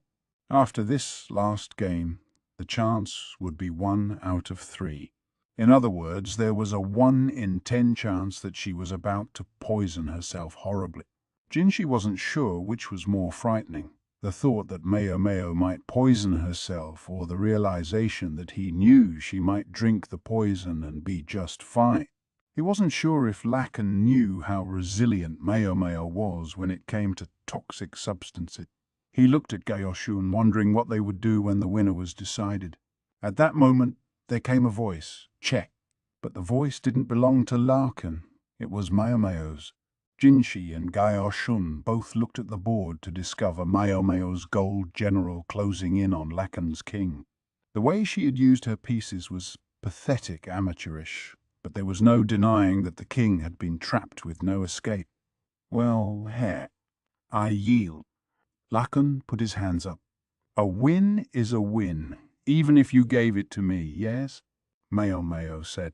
So, it is? God knows I can't poison my own daughter, even if I do it by mistake. Maomao's expression hadn't changed as she drank the 2 cups. It was impossible to know whether there had been drugs in them or not. Lakan gazed at his expressionless daughter with a somewhat cowed smile. That drug you used, does it have any taste? He asked. It's quite salty. You'll know at the first sip. Fine then. Which one will you pick for me? Take whichever one you like. So that was it. Lakan could afford to lose 2 games. If either of the drinks he took tasted salty, he would know Maomao was out of danger. The percentages were the same, but this was a much safer method. Nothing escaped this man. Lakan took the cup in the center and brought it to his lips. Oh, salty. Jinshi hung his head. To his ears, the words signaled that it would all be over with the next game. He wondered what he would do now. And warm. He looked up when he heard that. Lakan's face was bright red and he was swaying unsteadily. Then the blood drained from his face and suddenly he slumped over, pale as a sheet. Gaoshun rushed over and propped Lakan up. "What the hell is wrong with you?" Jinshi demanded. "You said 1 dose of that drug was safe." No matter how much she hated Lakan, he couldn't believe she would actually poison him. "I did. And it is," Maomao replied, appearing thoroughly vexed. She picked up a carafe of water nearby and brought it over to Gaoshun and Lakan. She pried Lakan's eyes open to make sure he wasn't comatose, then dumped water into his mouth, forcing him to drink. She wasn't exactly gentle. "Master Jinshi," Gaoshun said, perplexed. "He appears to be drunk." "Alcohol is the king of all drugs," Maomao commented. She said, simply added a bit of salt and sugar to help the body absorb it. She was attending to Lakan, albeit with a minimum of enthusiasm. Despite her distaste for him, she was evidently going to do justice to her vocation as an apothecary. "And this man is not a drinker," she said. With that, Jinshi finally understood what she had been plotting all along. He realized that he had only ever seen Lakan drink juice, never alcohol. "All right," Maomao said, scratching the back of her head and looking at Jinshi. "Let's drag him off to the brothel so he can pick a flower." She sounded practically disinterested. Jinshi could only offer a stunned right. Chapter 20. Balsam and Woodsorrel. An old memory came back to him. So many scenes in black and white. This one alone boasted some faint red. It seemed he had trouble seeing things others saw easily, but this alone shone bright and clear. Red. Red were the fingers that held the go-stones or shogi tiles. His toned, rippling muscles would have been the envy of anyone. Only one person seemed unimpressed by them, that great lady, the esteemed courtesan Fengxian. He was sometimes obliged to visit brothels when out socially with others, but to be blunt, they were of little interest to him. He couldn't drink alcohol, and dancing or erhu performances didn't excite him. No matter how beautifully a woman dressed, she looked like nothing more than a plain white go-stone to him. He had been this way for a long time. He couldn't tell one human face from another. But even this was an improvement. It was bad enough to confuse one's mother with his wet nurse, but he couldn't even tell men apart from women. His father, feeling that there was nothing he could do for his child, had begun seeing a young lover. His mother promptly began plotting to get back her husband, though he had abandoned his child because the boy couldn't identify his own father's fate. Thus, despite being born the eldest son of a prominent family, Lakan had lived his life with an unusual amount of freedom, a blessing as far as he was concerned. He lost himself in go and shogi, which he learned by playing game after game. He kept his ear to the ground for rumors, and once in a while he pulled a little prank. That time he made blue roses bloom in the palace. That was something he'd tried after hearing his uncle talk about it. His uncle wasn't always the most pleasant person, but was, the young man felt, the only one who understood him. It was his uncle who told him to focus not on people's faces, but on their voices, their body language, their silhouettes. It made life a little easier when he started to assign shogi pieces to those he was closest to. Over time he reached a point where only those he had no interest in were go-stones, while those he was starting to become more intimate with appeared as shogi tile. When his uncle began to appear as a dragon king, a promoted rook, the young man knew for certain that his uncle was a person of great accomplishment. To him, go and shogi were simply games, extensions of his leisure. He never imagined that they would reveal his true aptitudes. His family background afforded him another stroke of luck. Although he had no special martial talents, he was promptly made a captain. He knew he didn't have to be strong and powerful, though. If he used his subordinates wisely, the profit would come. Shogi with human pieces was the most interesting game of all. He continued undefeated in both his games and his work until a spiteful colleague introduced him to the famed courtesan. Fengxian had never lost to anyone at her brothel, and he had never lost to anyone in the army. Whichever of them had their streak broken in this game, the spectators would enjoy themselves. He discovered then that he had been like a frog living at the bottom of a well. Fengxian all but broke him over her knee.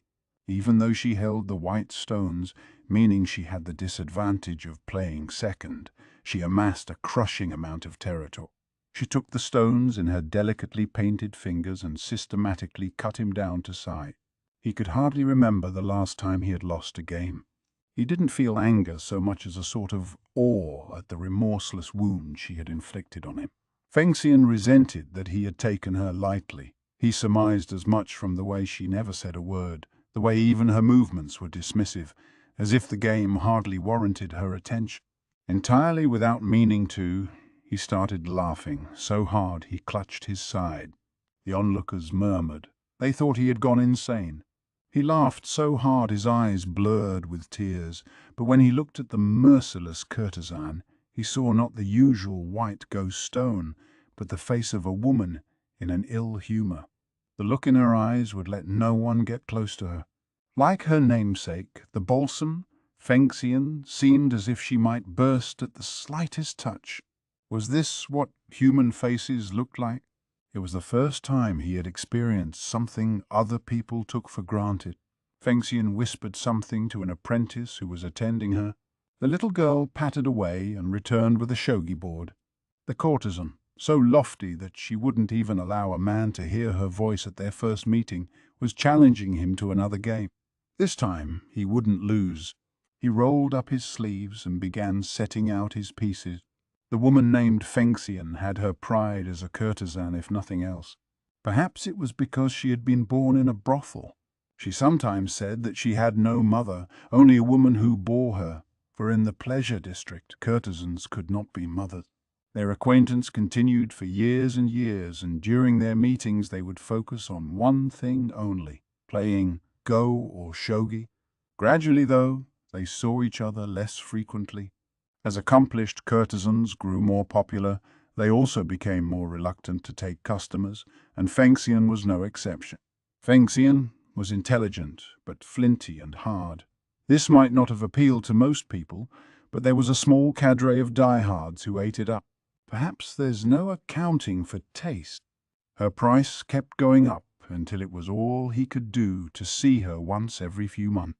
Once, when he went to the brothel to see her after a long absence, he found her painting her nails, looking as disinterested as ever. Red balsam flowers and some thin grass sat on a plate in front of her.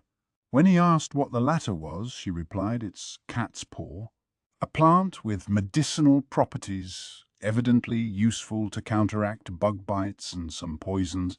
Interestingly, balsam and cat's paw shared an unusual characteristic.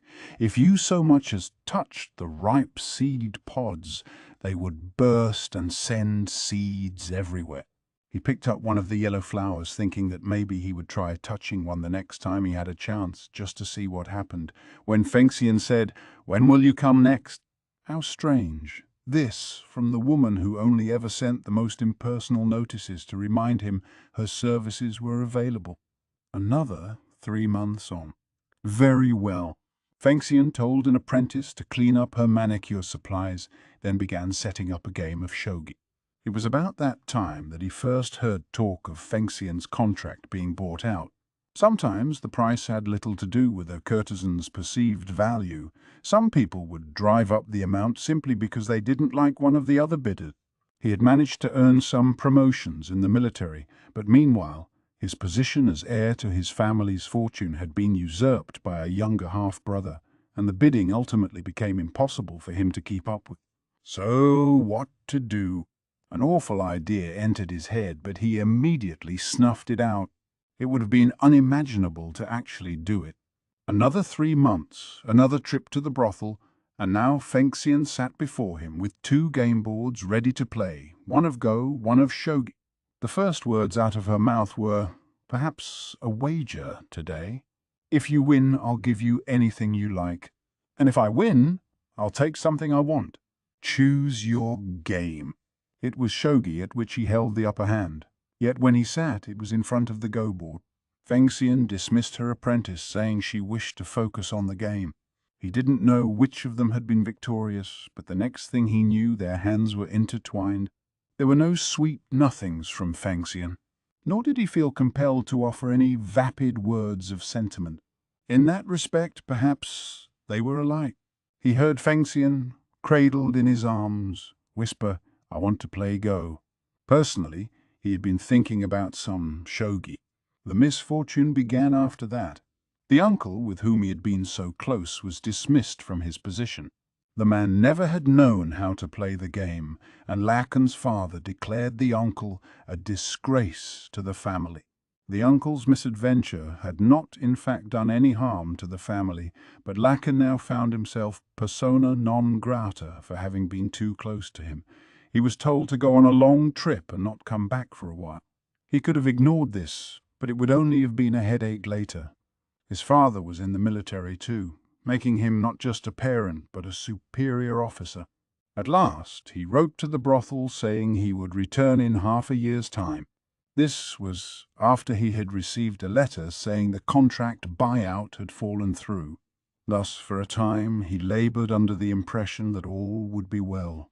Little did he imagine that it would be some 3 years before he came back.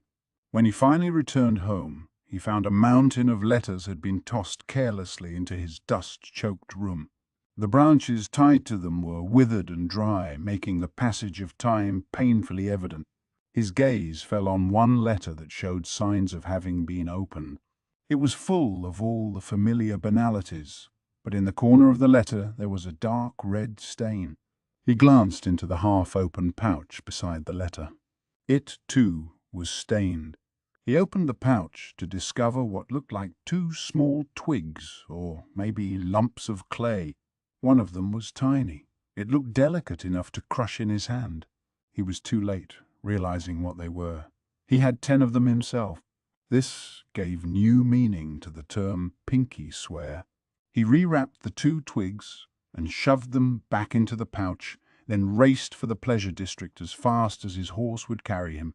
When he reached the brothel, which he found looking substantially more dilapidated than when he had seen it last, there were only Gaoshun there. There was no one who resembled Balsam, although a woman came at him with a broom. It was the old madam. He could tell by her voice. Fengxian was no longer there. That was the only thing the madam said to him. A courtesan who'd been abandoned by 2 important prospects had dragged the name of her establishment through the mud and was no longer trusted by anyone, had no choice but to turn tricks like a common harlot. Did he not grasp what happened to such women? A little thought might have revealed the answer, but his head was full of go and shogi and nothing else, and he had been unable to arrive at the truth. Throwing himself on the ground and crying, heedless of onlookers, wouldn't turn back time. It was all his fault for being so impulsive. All of it. Lakan sat up abruptly in bed, gripping his still throbbing head. He recognized the room he was in, somewhere with a fragrant but not overpowering incense. "Are you awake now, sir?" someone said gently. A face like a white ghost stone appeared before him. He recognized her from the voice. "What am I doing here, Mime?" Yes, he knew this courtesan of the Verdigris house. She'd been Fengxian's apprentice long ago. The one Fengxian had ordered out of the room, in fact, if he recalled correctly. He'd seen her as an apprentice, tentatively toying with Gaoshun from time to time, and so he had humored her with the occasional game. She always acted all embarrassed when he told her she was a pretty good player. "A messenger from some noble brought you here and left you. My word, but you were a mess. I don't know whether your face was more red or blue." Meme was more or less the only courtesan at the Verdigris house who would entertain him. It was always her room to which he was shown on his visits. "I sure didn't think I'd end up this way." He'd assumed that if his daughter was drinking it, the alcohol couldn't be that strong. Then again, Lakan had never been very conversant with different types of alcoholic drink. Just a single swallow of this stuff had been enough to set his throat on fire. He grabbed a carafe of water from the bedside and drank lustily. A bitter flavor spread through his mouth, and he spat the water out before he knew what he was doing. "Ooh, what is this swill?" "Maomao prepared it," Meme said. He presumed she was smiling, for she covered her mouth with her sleeve. The drink was probably intended as a hangover cure, but the way it was delivered implied a touch of malice. Was it strange that, even so, he couldn't keep a grin from his face? Beside the carafe was a Paulonia wood box. "Well, would you look at that?" He had sent it along with a letter a long time ago, jokingly, as if it were loot. He opened it to find a single dried rose. He hadn't realized it would retain its shape so well, despite having dried out. He thought of his daughter, who reminded him of Woodsorrel, cat's paw. After those long-ago events, he had come knocking on the door of the Verdigris house again and again, each time to be met with the madam's recrimination. "There's no baby here. Go on home," she would shout as she thrashed him with the broom. She could be terrifying indeed. Once, as he was sitting, exhausted, with blood dribbling down the side of his head, he noticed a child rooting around nearby.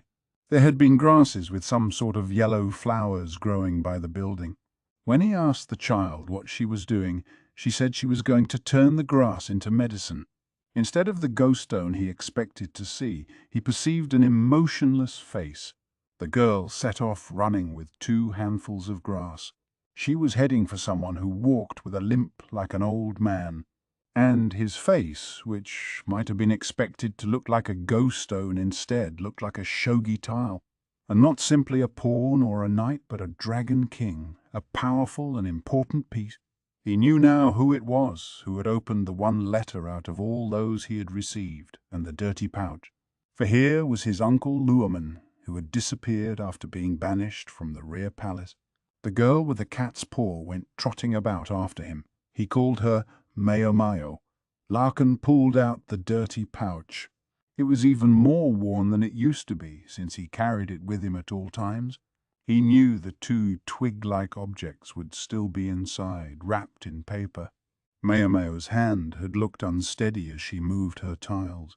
Partly that could have been because she didn't play the game much, but partly it was because she was playing with her left hand. When he had looked at the red-colored fingertips, he had noted that her pinky finger on that hand was deformed. He couldn't blame her for hating him, not considering all he had done.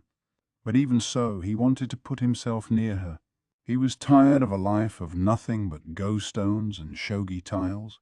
That had given him the incentive he had needed to steal back his birthright, to expel his half-brother, and to adopt his nephew as his own.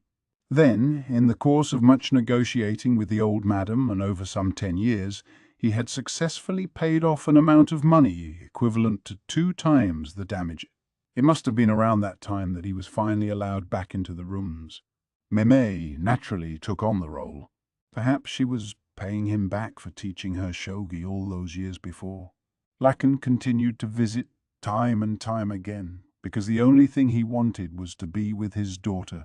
Unfortunately, one talent Lakan decidedly lacked was the ability to grasp how other people were feeling, and again and again and again the things he did seemed to backfire. He tucked the pouch back among the folds of his robe. Maybe it was time to give up, at least this time. Somehow, though, call it stubbornness, he couldn't bring himself to let the matter drop completely. And besides, he didn't like the man in her company. He stood much too close to her, and during their match he had touched her shoulders no fewer than 3 times. Lakan had been peevishly pleased to see his daughter brush the hand away each time, though. All right, how to make himself feel a little better. Lakan picked up the carafe and drank down the foul-tasting medicine. However disgusting it might have been, his daughter had made it herself. Maybe he would spend some time deciding how to knock the bug off his flower. His thoughts were interrupted when the door flew open with a slam. Finally had enough sleep, have we? Gaoshun cried hoarsely. He could tell from the voice that it was the old madam. So, you're looking to buy one of my girls, are you? You ought to know by now that a couple of 1,000 silver isn't going to cut it. Still a skinflint, as ever. Lakan held his pounding head, but a wry smile appeared on his face. He put on the monocle, which he only wore for effect. Try 10,000. And if that's not enough, how about 20 or 30? Admittedly, 100 might be a bit of a stretch. Lakan winced inwardly as he spoke. They weren't small sums, even in his position. He would have to beg from his nephew for a while. The boy had some side businesses he ran. Well, all right. Come this way and make it snappy. I'll even let you choose, whichever one you like. He let the madam lead him into the main room of the brothel, in which there stood a whole row of gaudily attired ghost stones. Even Meme was mixed in among them. Oh, I could even pick one of the 3 princesses. I said whichever one you liked, and I meant it, the madam veritably spat. But you can expect to pay for it. Even with this dispensation to choose freely, Lakan faced a unique problem. However fancy the girls' dresses, to him they all looked like nothing more than ghost stones. He could practically hear the women smiling. He could smell their sweet fragrances. And the kaleidoscope of colors that was their outfits nearly blinded him. But that was all. He felt nothing more than that. None of them moved Lakan's heart. He had been told to choose, though, so choose he must. Once he had purchased the girl, he could do as he pleased with her. He had enough money to keep a lady, and if she was unhappy with that, then he would give her some cash. and set her free to do as she wished. Fine. Surely that would be fine. With that in mind, he turned toward Maomao. He supposed it was guilt that induced her to be so kind to him. If she hadn't left them that day, perhaps none of this would have happened. It would be well and good, he thought, to reward her decency. At that moment, Maomao spoke. Master Lakan. He could hear a small smile in her voice. You must know I have my courtesan's pride. If I am your desire, then I will have no hesitation. So saying, she pattered over to the great window that looked onto the courtyard and opened it. The curtain fluttered and a few stray flower petals drifted into the room. But if you're going to choose, then choose with your eyes open. Maomao, I didn't give you permission to open that window, the madam exclaimed, rushing to close it again. But Lakan had already heard it distantly. Laughter, like a courtesan's chuckle, but somehow more innocent. He thought he caught the words of a child's song. His eyes widened. What is it? The madam asked suspiciously. Lakan gazed out the ornate window. The singing drifted to them in snatches. What are you doing? Becoming increasingly agitated, she tried to grab his hand, but she was too late. He jumped out the window and hit the ground, running, dashing single-mindedly toward the source of the voice. He had never regretted his failure to exercise more bitterly than he did at this moment. Yet he ran on, even as his legs threatened to buckle underneath him. For all the times he had been to the Verdigris house, he had never been to this particular part of it. A small building, almost a storage shed, at a distance from the main house. He could hear the song coming from within. Trying to keep his heart from pounding clear out of his chest, Lakan opened the door. He caught a distinctive odor of medicine. Inside was an emaciated woman. Her hair ringed her head but had no luster, and her arms lay atop her like withered branches. She reeked of illness. And there was something else. Her left ring finger was deformed. Lakan could only stare in amazement. He realized then that he felt something on his cheeks. The madam rushed up. What are you doing? This is a sick room. She grabbed his hand and tried to drag him away, but Lakan didn't move. He was staring, fixated on the emaciated woman. Come on, get out of here. Come choose one of my girls. Yeah, right. Must make a choice. Lakan sat down slowly, making no effort to wipe away the overflowing droplets. The woman didn't seem to notice him. She only smiled and sang her little song. There was no longer any trace of the imperious bearing or the mocking look. Her heart had reverted to that of an innocent child. Yet despite her wasted state to Lakan, she looked more beautiful than anyone in the world. This woman, madam. I want this woman. Don't be stupid. Get back in there and pick. Lakan, though, reached into the folds of his robe, feeling around until he found a heavy pouch. He pulled it out and placed it in the woman's hand. It appeared to catch her interest. She opened it and looked inside with stiff, stilted motions. With trembling fingers, she pulled out a Gaoshun. Perhaps it was only his imagination that made him think he saw a momentary flush in her face. Lakan grinned. This is the woman I'm going to buy out, and I don't care how much it costs. 10,000, 20, it doesn't matter. There was nothing the old madam could say to that. Maomao came up behind her, her dress dragging on the floor as she entered the room to sit across from the sick woman. She took the woman's bony hand. If only you had said what you wanted to begin with, elder sister. Why didn't you speak up sooner? Maomao seemed to be crying. He could tell when he heard the sob. Why not let it be over before I started to hope? Lakan didn't understand why Maomao was crying. He was busy studying the woman who looked affably at the Gaoshun. She was as beautiful as Balsam. I am so tired. Maomao was reminded how exhausting it was to deal with people she wasn't used to. She'd helped get the soused, fox-eyed man to a sleeping chamber, and now was all but stumbling home. She'd already parted ways with Jinshi and Gaoshun, who had business of their own to attend to. They'd left her with another official, the one who had accompanied her during the food poisoning investigation. Balsam, that was his name. She'd only had to meet him several times to start remembering it. He was easy to work with. He wasn't effusive, but he did his job attentively and thoroughly. It was a good combination for Maomao, who rarely felt compelled to start a conversation if someone else didn't do it first.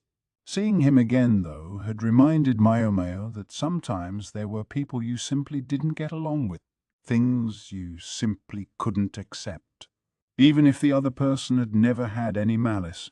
As she trudged along, Maomao spied a glittering entourage. At the center of it, attended by a palace woman holding a parasol for her, was a woman in a lavish dress, consort Lula. Maomao heard someone cluck their tongue. She realized Balsam was beside her, watching the group through lidded eyes. He didn't seem to like it very much. Maomao briefly wondered why, but then she saw a portly court official standing and waiting for Lula. He was flanked by men who looked like aides, and there was a train of people behind him. When Lulan saw the portly man, she hid her mouth with a folding fan and began speaking to him in an obviously friendly manner. Notwithstanding all the ladies in waiting who were present, Maomao wondered if it was really all right for any consort to be speaking so intimately with a man who wasn't His Majesty. A venomous whisper from Balsam, however, answered her question. Damn schemers, father and daughter both. So that must be Lulan's father, the one who had pushed to have her admitted to the rear palace. Maomao had heard rumors that the man had been an influential advisor of the former emperor, but that the current ruler, who preferred to promote people on demonstrated merit, regarded him about as favorably as a black eye. Nonetheless, Maomao shot Balsam a look. She wished he wouldn't badmouth a high official out loud, even if she was the only one around. If anyone chanced to hear them, they might think she was a willing party to the conversation. He's still young, I guess. Looking at him, it occurred to her that he wasn't much older than she was. It had been decided that Maomao wouldn't go back to the rear palace that night, but would stay at Jinshi's residence instead. And here I was under the impression you despised him, Jinshi said slowly, his arms crossed. He'd gotten there before she and had been waiting for her. Maomao was sipping some congee Suirei had prepared. It was bad manners to talk while one ate, but she was more interested in catching up on the nutrition she'd missed during her time at the Crystal Pavilion. Suirei, shocked to see Maomao so thin when she reappeared after her stint away from Jinshi's residence, hadn't stopped at congee but was producing one dish after another. In this, too, she was like the women of the Jade Pavilion, not begrudging any task because she was a lady in waiting. I don't despise him. It's precisely because he did what he did, and who he did, that I'm here at all. Who? Jinshi seemed to be wondering if there wasn't a more delicate way to put that. Not sure what he wants me to say, Maomao thought. She was only telling the truth. I don't know how you imagine the pleasure district works, but no courtesan has a child unless she wants to. All courtesans routinely took contraceptive medicines or abortifacients. Even if a child was conceived, there were any number of ways to end the pregnancy early on. If they gave birth, it meant they wanted to. In fact, one might almost think it had been planned. By paying attention to when a woman had her flow of blood, it was simple enough to take an educated guess when she was likely to conceive. A courtesan need only send a letter changing her partner's visit to a convenient day. By the commander? Jinshi asked as he took a bite of a snack Suirei brought him. Women are cunning creatures, Maomao replied. Thus, when her aim had gone awry, she'd lost control of herself. She'd been so far gone that she had even been willing to injure herself, and worse, that dream the other day. It really had happened. Not satisfied with just severing her own finger, the courtesan who had given birth to Maomao had taken her child to add to her letter as well. No one at the brothel ever spoke to Maomao about the courtesan who had borne her. She was well aware that the old madam had ordered everyone to stay silent on the subject. But just the atmosphere of the place, along with a modicum of curiosity, was enough to make the truth clear. Maomao was the reason the verdigris house had nearly gone under. She also learned that her father was an eccentric man who loved go and shogi, and that all that had happened could be laid at the feet of one headstrong and selfish courtesan. She learned one other thing as well. The identity of this woman whom Maomao had always been told was no longer there. The identity of the woman who, until the humiliation of her missing nose drove her insane, had always refused to go anywhere near Maomao. That fool of a man. There were better courtesans. Why didn't he just buy one of them out? That's what he should have done. Master Jinshi, does that man ever speak to you anywhere but your office? Jinshi thought for a second. Now that you mention it, no, he doesn't. The most he ever did, Jinshi said, was give him a quick nod of the head when they passed each other in the hallway. The only time the man ever cornered him with chatter was when he showed up at Jinshi's office. Once in a while, Maomao said, "You'll meet someone who can't discern people's faces. That man is one of them." This was something Maomao's old man had told her. She'd only half believed it herself, but when he told her that he was like that, it had somehow seemed to make sense. "Can't discern?" Jinshi said. "What do you mean?" "Simply what I said. They can't seem to put faces together. They know what an eye is or a mouth and can perceive these different bits, but they don't register them in aggregate as distinct faces." Her old man had been solemn as he told her this. He was communicating that even he deserved sympathy, for he had suffered much in his life because of this thing he couldn't control. Nonetheless, while her old man was compassionate, he did grasp the broader situation, and he never tried to stop the old madam from chasing the other man out of the brothel with her broom. He knew that wrong was wrong. For some reason, he does seem to recognize me and my adoptive father. I think that's where that stubborn obsession of his comes from. One day, out of the blue, a strange man had appeared and tried to lead her away. The madam had shown up shortly after and beaten him with a broom, and the sight of the bruised and bloodied man had inspired fear in her young heart. Anyone would be scared by a man who reached out to them grinning, even as blood poured from his face. He showed up periodically after that, always doing something unexpected before being sent home a bloody mess. It had taught her not to be surprised by anything, or at any rate by very few things. The man kept calling himself her father, but as far as Maomao was concerned, her father was her old man, not that raving eccentric. He was at best the stud who had sired her. He was trying to displace Maomao's old man, Luoman, and be her father instead, but Maomao was having none of it. This was one point on which she wouldn't bend. Everyone at the brothel told her that the woman who had given birth to her was gone. It was less trouble that way. And even if she was alive, what did Maomao care? Maomao had her old man. She was Luman's daughter. And she was perfectly happy that way. That man wasn't the only one responsible for her. In fact, she was grateful to him on that count. She had no memories of her mother, only of a terrifying demon. As for how Maomao felt toward Lakan, she might hate him, but she didn't resent him. He was clumsy about some things, but not malicious, even if he was sometimes a bit overdramatic in his reaction. If there was a question of forgiveness to be answered, well, there was at least one person who had more reason to resent him than Maomao did. Maybe the madam's forgiven him by now, she thought. She wondered if the man had noticed the letter in the box with the rose in it. It was the biggest concession Maomao was capable of making to her sire. Well, if he never noticed, that was fine. Let him buy out her pleasant courtesan sister. That might be happiest all around. I can't help thinking it certainly looked like you hated him. That's simply because you don't know him very well yet, Master Jinshi. When Maomao had been trying to get into the ceremony, it was Lakan who had helped her. She suspected he'd had an intuition that something was going to happen. He'd never needed to look at scenes and gather evidence the way Maomao did in order to predict impending events. He seemed to simply have a nose for them, and his guesses were rarely wrong. Has he never wheedled you into looking into a matter you otherwise wouldn't? Maomao asked.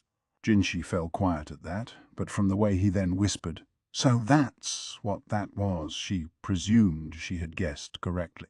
Perhaps he was also the reason Laihaku had been so quick to investigate Suirei, and that the Board of Justice had responded so efficiently to her. The one hitch with that man was that, as much trouble as he put everyone else to, he never seemed to want to lift a finger himself. Just imagine what might happen if he were willing to take a public stand every once in a while. Maybe that resurrection drug would already be within reach. The thought pained her immensely. He didn't understand what genius he was blessed with. This whole country held few people whom her old man would praise so openly and with such fervor. Maomao recognized this feeling. It was jealousy. It might be impossible to make a friend of him, but I'd suggest you not make him an enemy either. She almost spat the words, then held up her left hand and looked at the pinky finger. "Master Jinshi, do you know something?" "What is it?" "If you cut off a fingertip, it will grow back.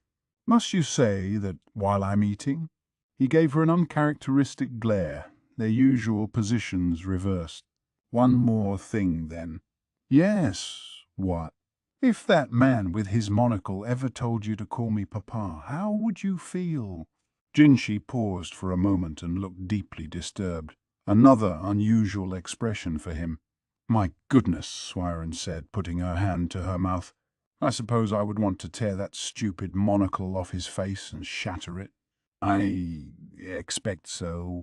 Jinshi seemed to understand what Maomao was getting at. He whispered a question, something about whether it was rough to be a father. Standing beside him, a twinge of grief passed over Gaoshun's face. Perhaps something about the conversation struck a nerve. "Is something the matter?" Maomao asked, and Gaoshun gazed up at the ceiling. "No, only bear in mind that no father in the world wishes to be reviled," he said softly. Well now, Maomao thought, but she only brought her spoon to her mouth, determined to finish the last of her conjecture. Epilogue. Several days after Maomao returned to the rear palace, a letter from Maomao arrived, along with a package. The letter spelled out exactly whose contract had been bought out and by whom. It must have been raining or something when she wrote, for the page was streaked with droplets. In the small case that accompanied the letter was a lovely scarf of the kind courtesans used on celebratory occasion. Maomao was about to close the case again, but thought better of it. Instead, she went over to a chest of clothing, one of the furnishings in her small room, and started digging for something at the very bottom. The lights of the pleasure quarter glittered in the distance.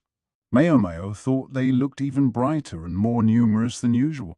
From her place atop the outer wall of the rear palace she could hear jangling bells, courtesans dancing with their scarves, she imagined. They would wear their most beautiful outfits, wave long, flowing cloth and scatter flower petals.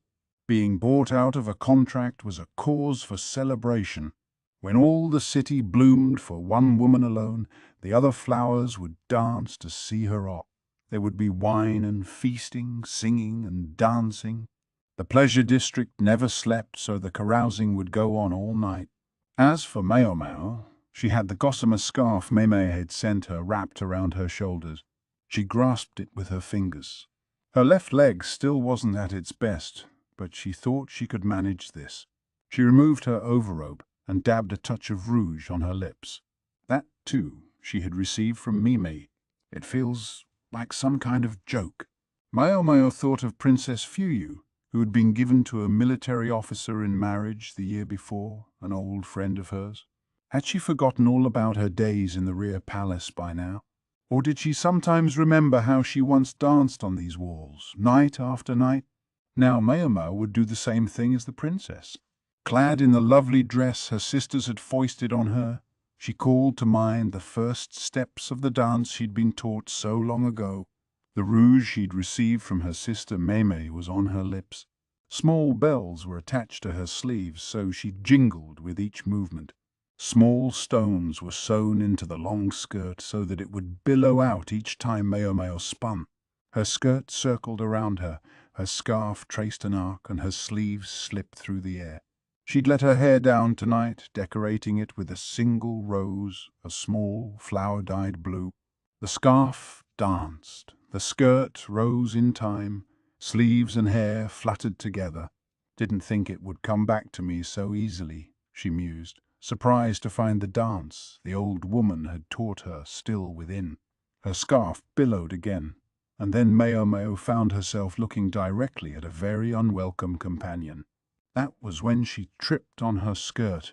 She fell face first, and as she tried to protect herself from striking the ground with her nose, she tumbled straight towards the edge of the wall. She just managed to stop herself, and someone pulled her up. "What are you doing here?" the unexpected visitor asked, breathing hard. His hair, which had been carefully bound, was a mess now. "I should ask you the same question, Master Jinshi," Maomao said, brushing off her dress. "Why are you here?" He fixed her with an exasperated look. She was safely away from the edge of the wall now, but for some reason he was still holding on to her hand. "Where else was I supposed to be?" "When I got word a strange woman was dancing on the wall again, I had to come deal with the matter." And I thought I'd kept a low profile." Now Maomao thought about it, though. Maybe it shouldn't have been so surprising that she was noticed. Still, did this mean the guards still believed in ghosts? "I'll thank you not to add to my workload," Jinshi said, placing his hand on Maomao's head. "Surely you didn't have to come yourself, Master Jinshi. Couldn't you have sent someone else?" She slid her head aside, out from under his hand. "A very kind guard recognized your face and contacted me directly," Jinshi said. Maomao touched her face. "You may think what you're doing is innocuous, but remember that it won't look that way to those who see you." "As you say," Maomao replied. Somewhat embarrassed, she scratched her cheek. This whole endeavor was harder than she'd thought. "That's my story," Jinshi said. "Now it's your turn." "What are you doing here?" After a moment, Maomao replied in the pleasure quarter. "We danced to send off a courtesan who's been bought out of her contract. My celebratory outfit arrived this very day." In truth, she'd wished to send off the courtesan who'd given her the clothes. Meme had stuck with Maomao faithfully as she struggled to learn to dance. "I want you to be able to dance properly when I leave," her sister had always said. Jinshi was looking at her intently. "What is it, sir?" she asked. "I just didn't know you could dance." "It's a basic subject of education where I grew up. I couldn't not learn it, although admittedly I never got good enough to perform for a paying customer." "Still," she told him, "sometimes when celebrating a woman's departure, what mattered was the number of dancers more than their quality." When she said that, Jinshi looked out toward the distant lights of the pleasure district. "The rumors are already starting beyond these walls. The stories of how that eccentric bought out a courtesan." "I imagine so. What's more, he's put in for leave. He plans to take off for 10 straight days. He does know how to cause trouble." Maomao suspected that tomorrow another new rumor would begin as well. She didn't know how much the old cook had spent on this banquet, but judging by the number of lanterns she could see from her perch on the wall, it far outstripped what anyone would spend on the average courtesan. Meme's letter made it sound like there would be feasting and celebrating enough for a solid week. So the tongues would wag. Who had known that it wasn't only the 3 princesses at the Verdigris house? That there had been another such courtesan there? I still think he should have taken Meme, Maomao thought. The sick woman, ravaged by her illness, surely didn't have long. She certainly lacked her memories of those long-ago days. All she knew was how to sing children's songs and set ghost stones beside each other. But that man had found her after the old lady had hidden her for all those years. I wish he hadn't, Maomao thought. Then he could have picked her wonderful sister. Meme was overflowing with talent and still beautiful. She would have made an excellent wife. But she's strange in her own ways. It was Meme who had first let the man the madam so reviled into her room. Maybe she thought it was the only thing to do with the strange person who continually came pursuing Maomao. Once he was with Meme, he hadn't done anything but only talked endlessly of Maomao and the woman who had borne her. Sometimes he would seat himself in front of a go-board, but they never played a game together. Instead, the man would play out one old game after another from memory. That, at least, was what Meme told her. Maomao couldn't know for sure. Maybe Mime was just being considerate of her, but it really didn't matter to Maomao. She would have been happy enough to see Meme go to that man. His personality aside, at least he had plenty of money. Her sister wouldn't have wanted for anything in her life. Maomao wanted to know what there was not to like about her sister. "I can't help wondering who in the world he bought out," Jinshi said. He'd known of the wager, but evidently hadn't imagined the celebrations would be so momentous. He was surprised to discover the man was even more eccentric than he had realized. "Yeah, I wonder who it could be." "Do you know?" In response, Maomao only closed her eyes. "You do know, don't you? No woman he chose could be more gorgeous than you are, Master Jinshi." "That's not what I asked." "He doesn't deny it, though," she thought. She suspected Jinshi wasn't the only one wondering. The whole palace, probably the whole capital, would be asking the same question. The courtesan, for whom all this fuss was being made, must be resplendently dressed, but she would never appear in public. There would be only rumors, and they would only grow. People would ask themselves what woman could have so caught the eye of a man like him, how beautiful she must be. And won't the old hag be pleased, Maomao thought. People would be talking about the verdigris house for quite a while to come. More than a few officials would come knocking on the door, purely out of curiosity, of course. Maomao's whole body felt hot. Maybe it was because she hadn't danced in so long. Her feet in particular tingled, and when she looked down, she saw her skirt was tinged with red. "Oh, shit," she said, and grabbed up her skirt. "What are you doing?" Jinshi cried, his voice scratching. Maomao looked at her leg and made a face. The heat had become pain. Her experiments with medicines had dulled her perception of such sensations. She'd been convinced the wound in her leg had healed pretty thoroughly, but her dancing had torn it right open again. Guess it opened up again. You act like it did that on its own. Don't worry, I'll sew it right back up." Maomao rooted among her discarded overgarments and came up with some disinfectant alcohol and a needle and thread. "Why are you so prepared for this exact situation?" "You never know." Maomao was just about to make the first stitch when Jinshi grabbed the needle. "You can't sew, sir," she said. "Don't do it here." No sooner had he spoken than he hefted Maomao into his arms and made his way deftly down the wall without so much as a ladder. Maomao was so stunned she didn't even think to struggle. When they reached the ground, she assumed he would put her down, but instead he continued to carry her, though he shifted her somewhat in his arm. "What are you doing that for?" she asked. "It was getting hard to hold you." "Then put me down." "And let you make it worse?" Jinshi pursed his lips. He had his arms around Maomao, and she found it most uncomfortable how close her face was to his. "How do I end up in these situations?" she thought, but she said, "What if someone sees us, sir?" "No one will see us. It's too dark." Besides, he lifted her slightly and adjusted his grip so she wouldn't fall. "This is the second time I've held you like this." "The second time?" she thought. Oh, it must have been the day she'd injured her leg. She'd been unconscious. Someone had carried her away from the scene. It would make a lot of sense if it had been Jinshi, which would mean he had picked her up in front of an entire ceremony's worth of people. There was something more important, though, something she'd been forgetting. She'd meant to say it for so long, and she deeply regretted not having said it before. She pressed a handkerchief to the blood that dribbled down her calf. "Master Jinshi," she began, "I know this is hardly an ideal moment, but if I may, there's something I've been meaning to say to you for quite a long time." "Why so formal all of a sudden?" Jinshi asked, somewhat perplexed. "Sir, I simply must say it." "Well then, out with it," Jinshi responded. "Very well," Maomao said, looking Jinshi full in the face.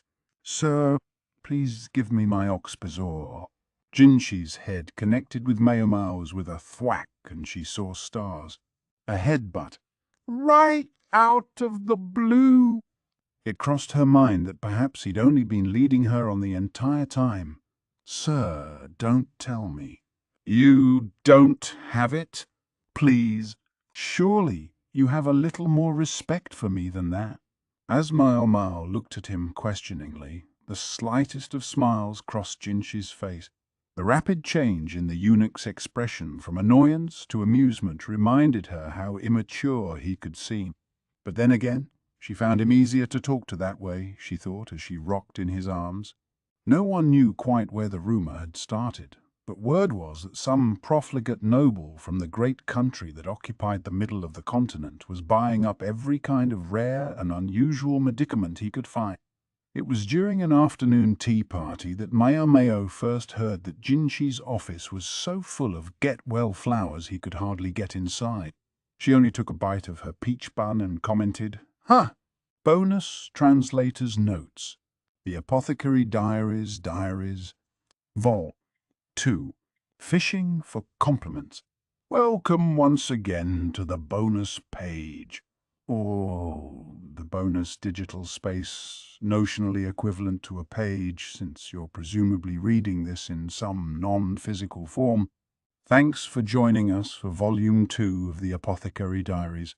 Last time out, I mentioned in passing the range of specialized vocabularies this series dips into, and in this edition of the Apothecary Diaries, I'd like to talk about some of the challenges these pose for the translation team.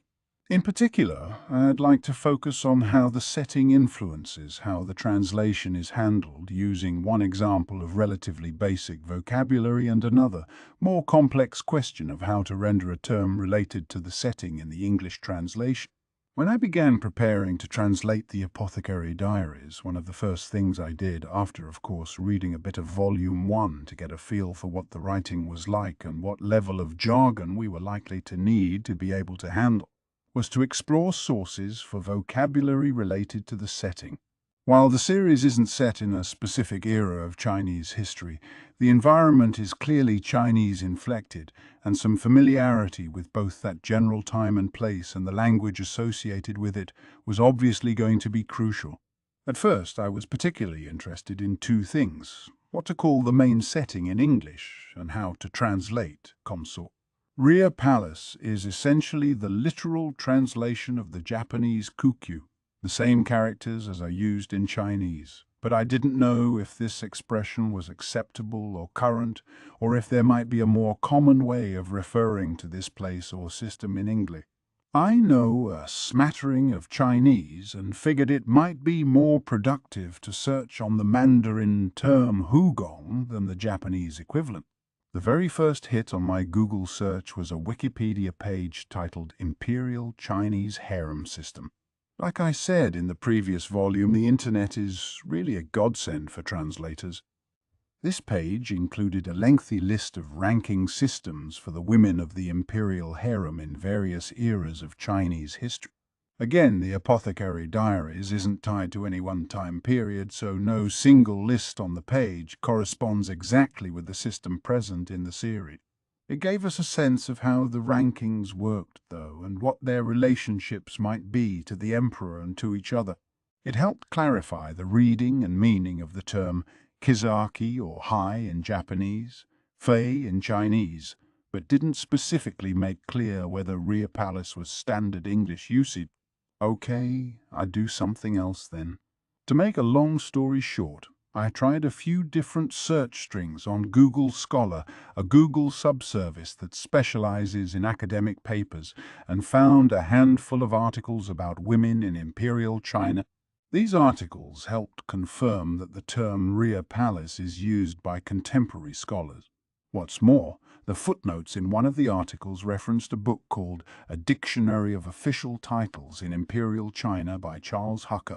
As tantalizing as that title was, this was one of those out-of-print scholarly books that was going to be too expensive to get a hold of. I decided to do a Google search on the title too, just on the off chance it was on Google Books or something. It wasn't, but it was available, seemingly legitimately, via Harvard University's website. This book, which includes both translations for and descriptions of a staggering number of ancient Chinese titles and offices, is a treasure trove and was invaluable as Sasha and I worked out the nomenclature for the various positions mentioned in our series. While we haven't used all of the dictionary's translations verbatim, making sure everything fit the intended meaning within the context of the story was our first priority. We couldn't have asked for a better source to help lay the groundwork for what we eventually came up with. So that's how a translator might deal with specialized vocabulary he or she isn't already familiar with. While we're on the subject of setting related lexical items, though, I want to talk about a word that occurs here in Volume 2. In an early scene, introducing Lakan, we have the following passage. In the final translation, the man's name was Lakan, and he was a military commander. In some other era, he might have been considered a sleeping dragon, a great military mind waiting to be discovered, but in this day and age he was just another eccentric. In particular, I want to focus on the segment a sleeping dragon, a great military mind waiting to be discovered. This entire clause translates a bit that in Japanese merely says he might have been called si. If you look up the word taikubu in an ordinary Japanese English dictionary, you're likely to find that it means a fisherman, maybe even an avid fisherman. Searching in Japanese makes things clearer. Taikubu refers to one person in particular, a historical figure from ancient China. In English, the most common names for this person are Lu Shang and Jiang Zia. Like in many cultures in ancient China, people frequently changed their names or took different names or titles in response to events throughout their life. The story goes that King Wen of Zhou, a very ancient Chinese state, found Lu Shang fishing and was impressed by the man's unusual method. He didn't use a hook at all, but simply recognized that the fish would come to him when they were ready. Because King Wen had been hoping for someone insightful and astute, just like this, to be one of his ministers, he hired Lu Shang and gave him the title Taigong Wang, or roughly the Great Duke's Hope, in Japanese Taikubu. It's from this story that the word has come to refer to a devoted fisherman. There are a couple of ways to handle the translation of the word in our passage. One would be to utilize the historical referent directly and render it as something like he might have been called a regular Jiang Zia. One issue with this approach, though, is the question of how literally Great Duke's Hope, Jiang Zia, is being used in the source text. Japanese readers might well recognize the reference. Taikubu appears as a character in other pop culture sources, notably the manga and Nanaimo Hoshin Enji Asul Hunter. But are we to take Jiang Zia as a figure who in fact existed in the world of the Apothecary Diaries, who's just as prominent an exemplar of military virtue in this world as he is in ours? I suggest that's not the intention. Jiang Zia is being invoked, in essence, metaphorically. In other words, the point isn't Jiang Zia personally, but rather the idea of a brilliant strategist, perhaps one who could easily be overlooked. As such, it would have been possible to leave out the reference entirely and go with just the gloss we ended up putting on it. In some other era, he might have been considered a great military mind waiting to be discovered. Having said that, I don't think the historical referent is the main point, though. I do think it's probably a secondary point. Is it entirely coincidental that this Chinese-inflected series uses a term with a Chinese historical referent to make its point here? Probably not. That suggests it would be nice to include the reference somehow in English. But what's the best way to do it? In the Japanese, Jiang Zia isn't referred to by his proper name, but by a prominent sobriquet which somewhat blunts the force of the question about his historical existence in this setting. By contrast, no English equivalent, Taikubu, Great Duke Wang, the Great Duke's Hope, has the same combination of currency and meaning. When making this decision, I was also considering what would enable people to easily search for the reference if they wanted to look into it. My solution was the expression, a sleeping dragon. This was the nickname of Zhu Liang, sometimes known by his courtesy name Kongming, a military strategist and advisor to Liu Bei, the ruler of the state of Shu Han in the early 3rd century. Kongming is most famous from the stories in Romance of the Three Kingdoms, and he remains a proverbial and popular figure in both Chinese and Japanese culture today. Despite being a brilliant strategist, he kept to himself until Liu Bei personally came to request his assistance. He was called a sleeping dragon because he remained quiet and inconspicuous.